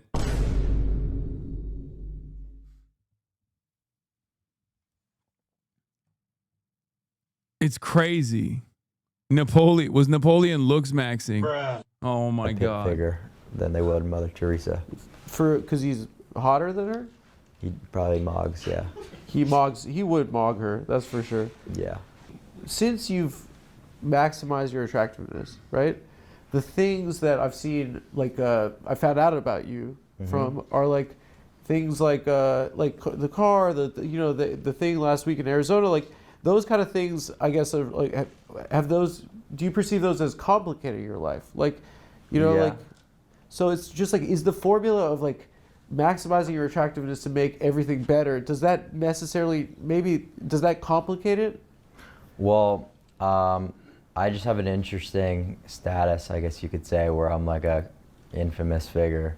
Yeah. So, you know, where there's a lot of love, and I would say that's 99% of the interactions, those aren't the ones that are going viral on headlines as some one dickhead who is a hater and wants to, you know, do some dumbass shit. Yeah. You know what I mean? So that's Yeah. just what goes viral, but that's not the reality of the situation. Yeah. The reality of the situation is, you know, I'm talking about men's issues and kind of identifying with that, and no one's been a spokesperson for, you know, the struggle in any meaningful way. I would say there's a lot of. You're the first. Well, there's just a lot of like disinformation, I guess would be the way you could put it, or there's sort of like a key. Bro, if this guy is the men's rights advocate for our generation and people see him as a figurehead, we are fucked. Okay? Luckily, no one thinks that. But imagine people listening into this guy and be like, this is the male struggle. Okay, literally end all men. They're gonna be advocating for a male-aside Element that's always been missing from the manosphere. Chibi PSL0 back on the brink. and the He red lost pill everything space, since. which I was know. that looks are an extremely important thing, and they shouldn't be ignored. So I think young men like feel kind of understood by my message, like, you know, by me. What resonates? I'm not kidding. I could convince this person that communism is the way by showing him photos of fucking Che and Fidel Castro, like straight up, because they were moggers, bro.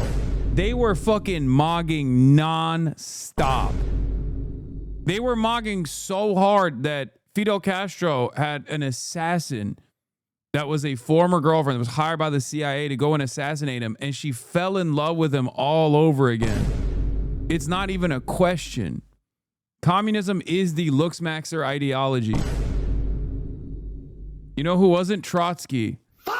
Yeah, guess what? Guess what happened to Trotsky? Ice pick. Bruh. That's right. That's why Stalin got Trotsky out of there, because he was fucking uggo. He was like, you got to get the fuck out of here, big dog. Okay, you're exiled. You think with young men? Well, because I understand it, right? It's not like I have my head super big because I'm famous. It's like I kind of blew up on social media not that long ago, so Right. I was right there in the struggle. Yeah. You know, I was still working a normal job less than a year ago. Wage cuck. Yeah, I was wage cucking. Yeah. You know. What was your last job? Working at a restaurant. Yeah. If you're close with your sister, right? Mm-hmm. If someone told her that she was low tier Becky or subhuman, whatever, like, would you want to beat their ass? Well, that'd be like sort of a cortisol spike. So the expectation for you to do some dumbass shit and like get into fights all the time, I think is just a culture that definitely needs to be added. Like, I'm high class and I don't do shit like that. In the same sense as Michael Knowles fixating on trans people's lives, like, Mhm. what is the merit of telling someone that they are nasty? Like, Well, yeah, I guess, and I would not really do that unless someone were to be a dickhead to me first. And I think any of the clips where it's just like me, talking to someone in a disrespectful manner, they Yeah. always cut out the. Bro has no aura. Yeah, I was gonna say, like, if it wasn't for Adam driving this fucking conversation, I don't know how anyone sits through his fucking streams. I'm gonna be honest, it is so boring. He actually is boring as fuck. I don't think he's trying to be nonchalant, dude. That's what I thought too. I think he's just super autistic, and on top of that, he's on a fuck ton of beta blockers and shit.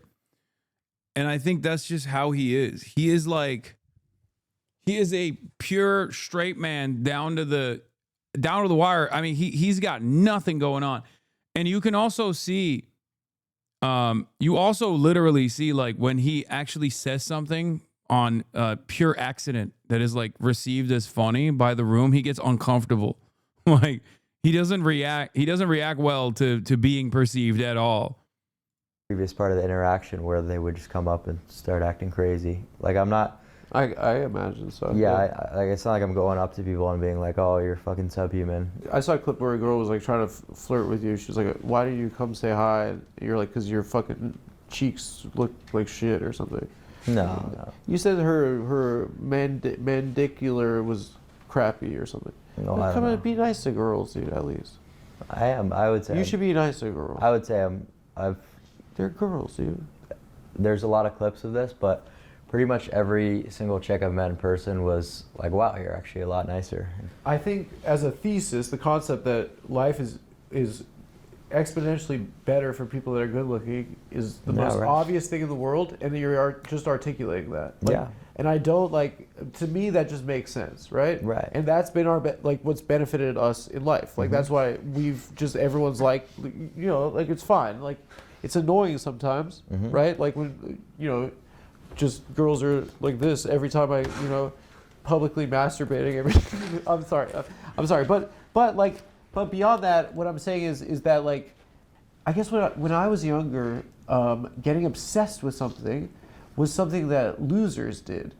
Like cool people and hot people could just be normal, right? And that's the fascinating thing about this is like, it was never a cool thing to be obsessed with anything. And I think that's what I'm trying to grapple with. You know what I mean?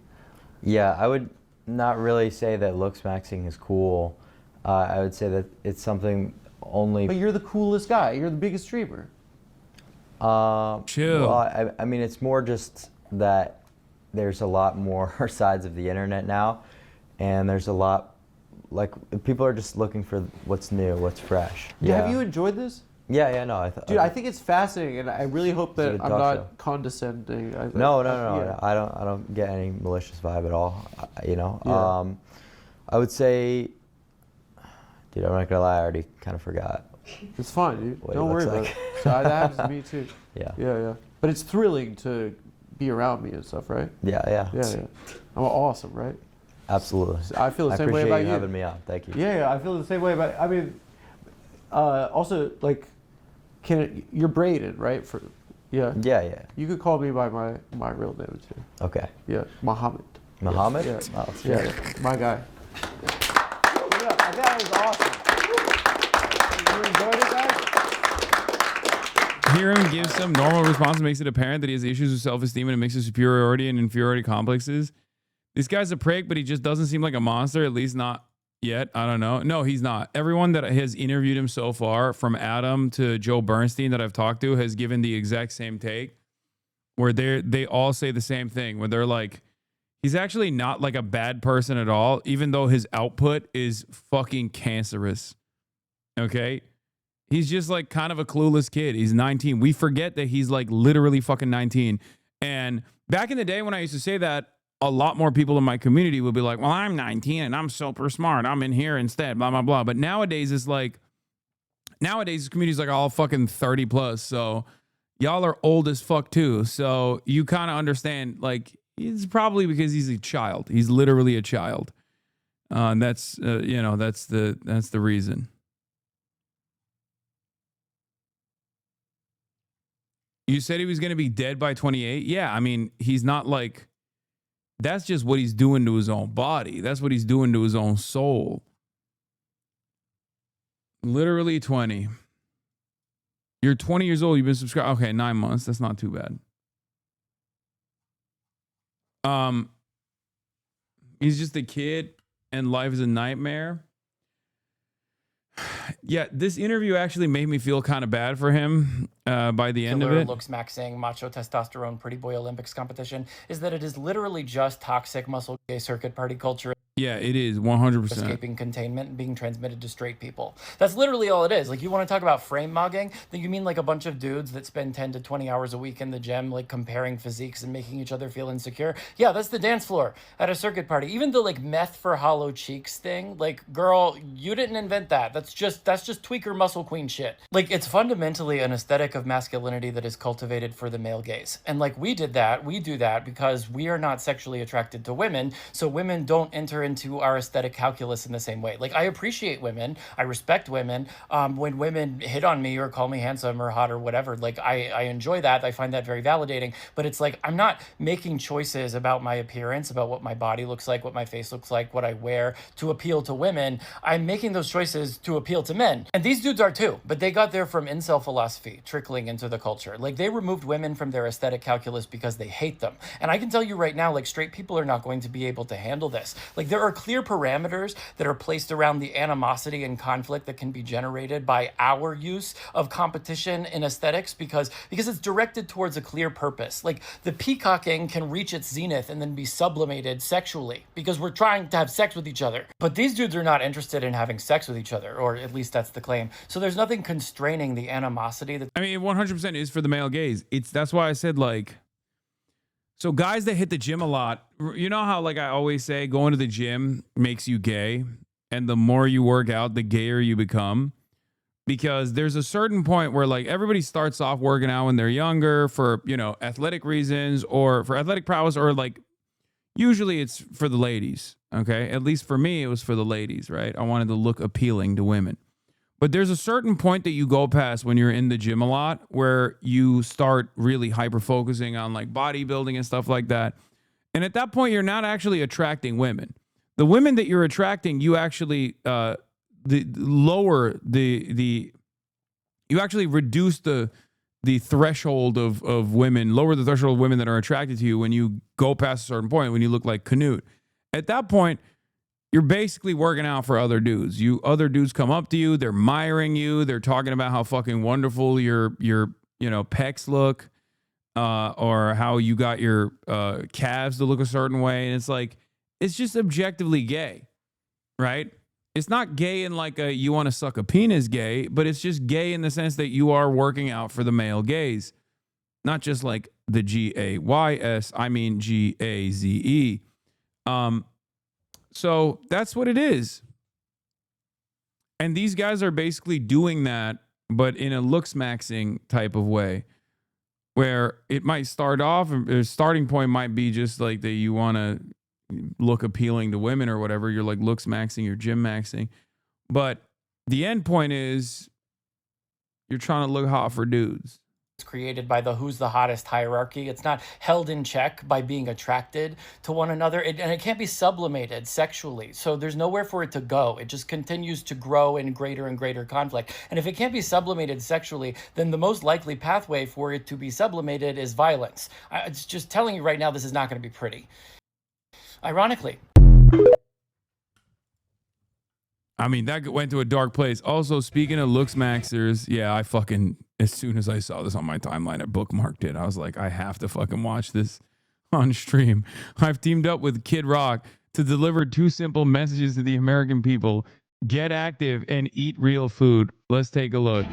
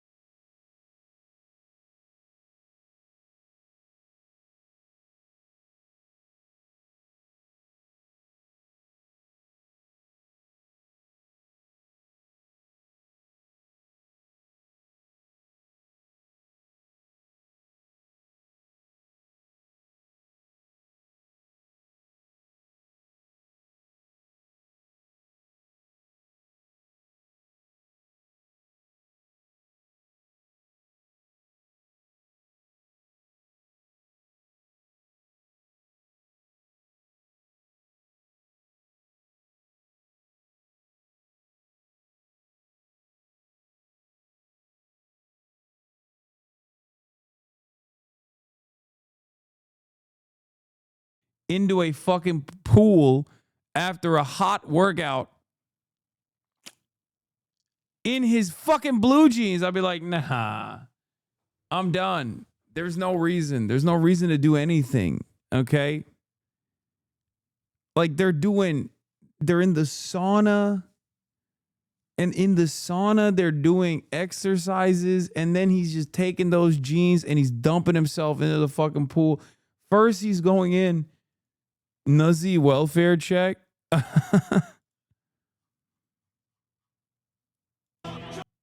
Also, the fucking bear has a fedora. That's already, oh man. It just really sets the scene, you know? It's just like you're in for this kind of ride. When you see a bear with a fedora like this, you're like, oh, this is the type of video we're going to watch. Wow.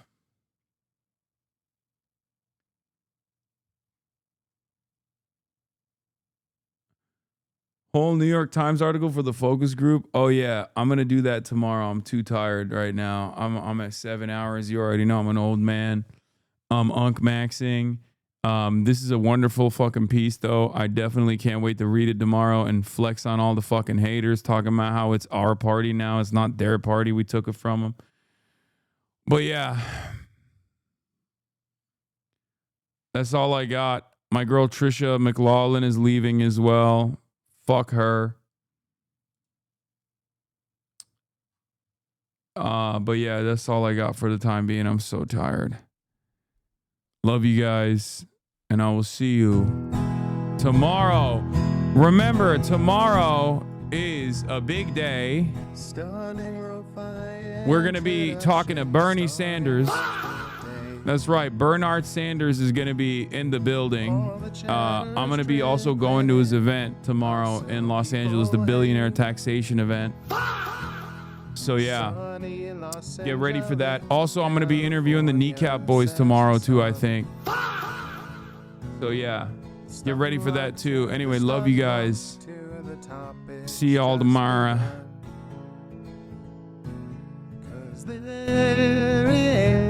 Again, Hasan is streaming. Hasan is streaming. This again, Hasan is streaming. Hasan is streaming. Reviewing a Chinese train, telling Kyle place. Son and Asmin Chatterloss, giving Greetings grace. Zoran winning NYC, woke two back with the force.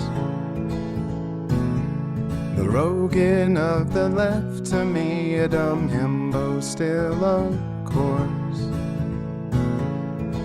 The Charlie Kirk assassination, the Fear and Online show. 8 full fucking years of this, and plenty more to go. Doing fun stuff tomorrow, throw PBS up on the screen. A man-made horror reaction brought to you by this life's dream.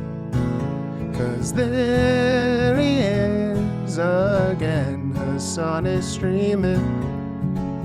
Hasan is streaming. There he is again. Hasan is streaming. Hasan is streaming.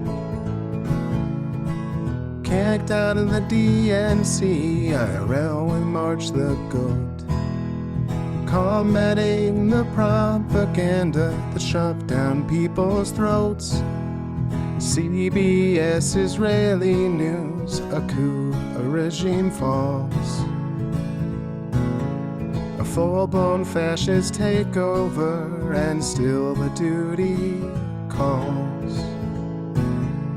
Total radicalization coming out to sea.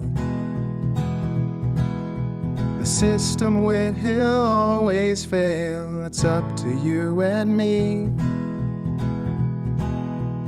On these daily streets, whether short or whether long, have helped millions of people keep it moving right along. 'Cause there he is again, Hasan is streaming, Hasan is streaming. There he is again, Hasan is streaming, Hasan is streaming. But hey, what can you say? That's BBS for you. But he'll play games real soon. Just you wait. Say, hey, what can you say? That's BBS for you. But he'll move on real soon. Just you wait. Ba-da-da, ba-da-da, ba-da-da-da-da-da. Hey, what can you say? Hey, that's BBS for you. But he'll pull your lungs real soon. Just you wait. Sha-da-da, sha-da-da, sha-da-da-da-da-da. Hey, what can you say? Hey, that's BBS for you. But he'll do your advice real soon. Just you wait. But hey, what can you say? That's BBS for you. Brought on by viewers like you. Just you wait. Just you wait.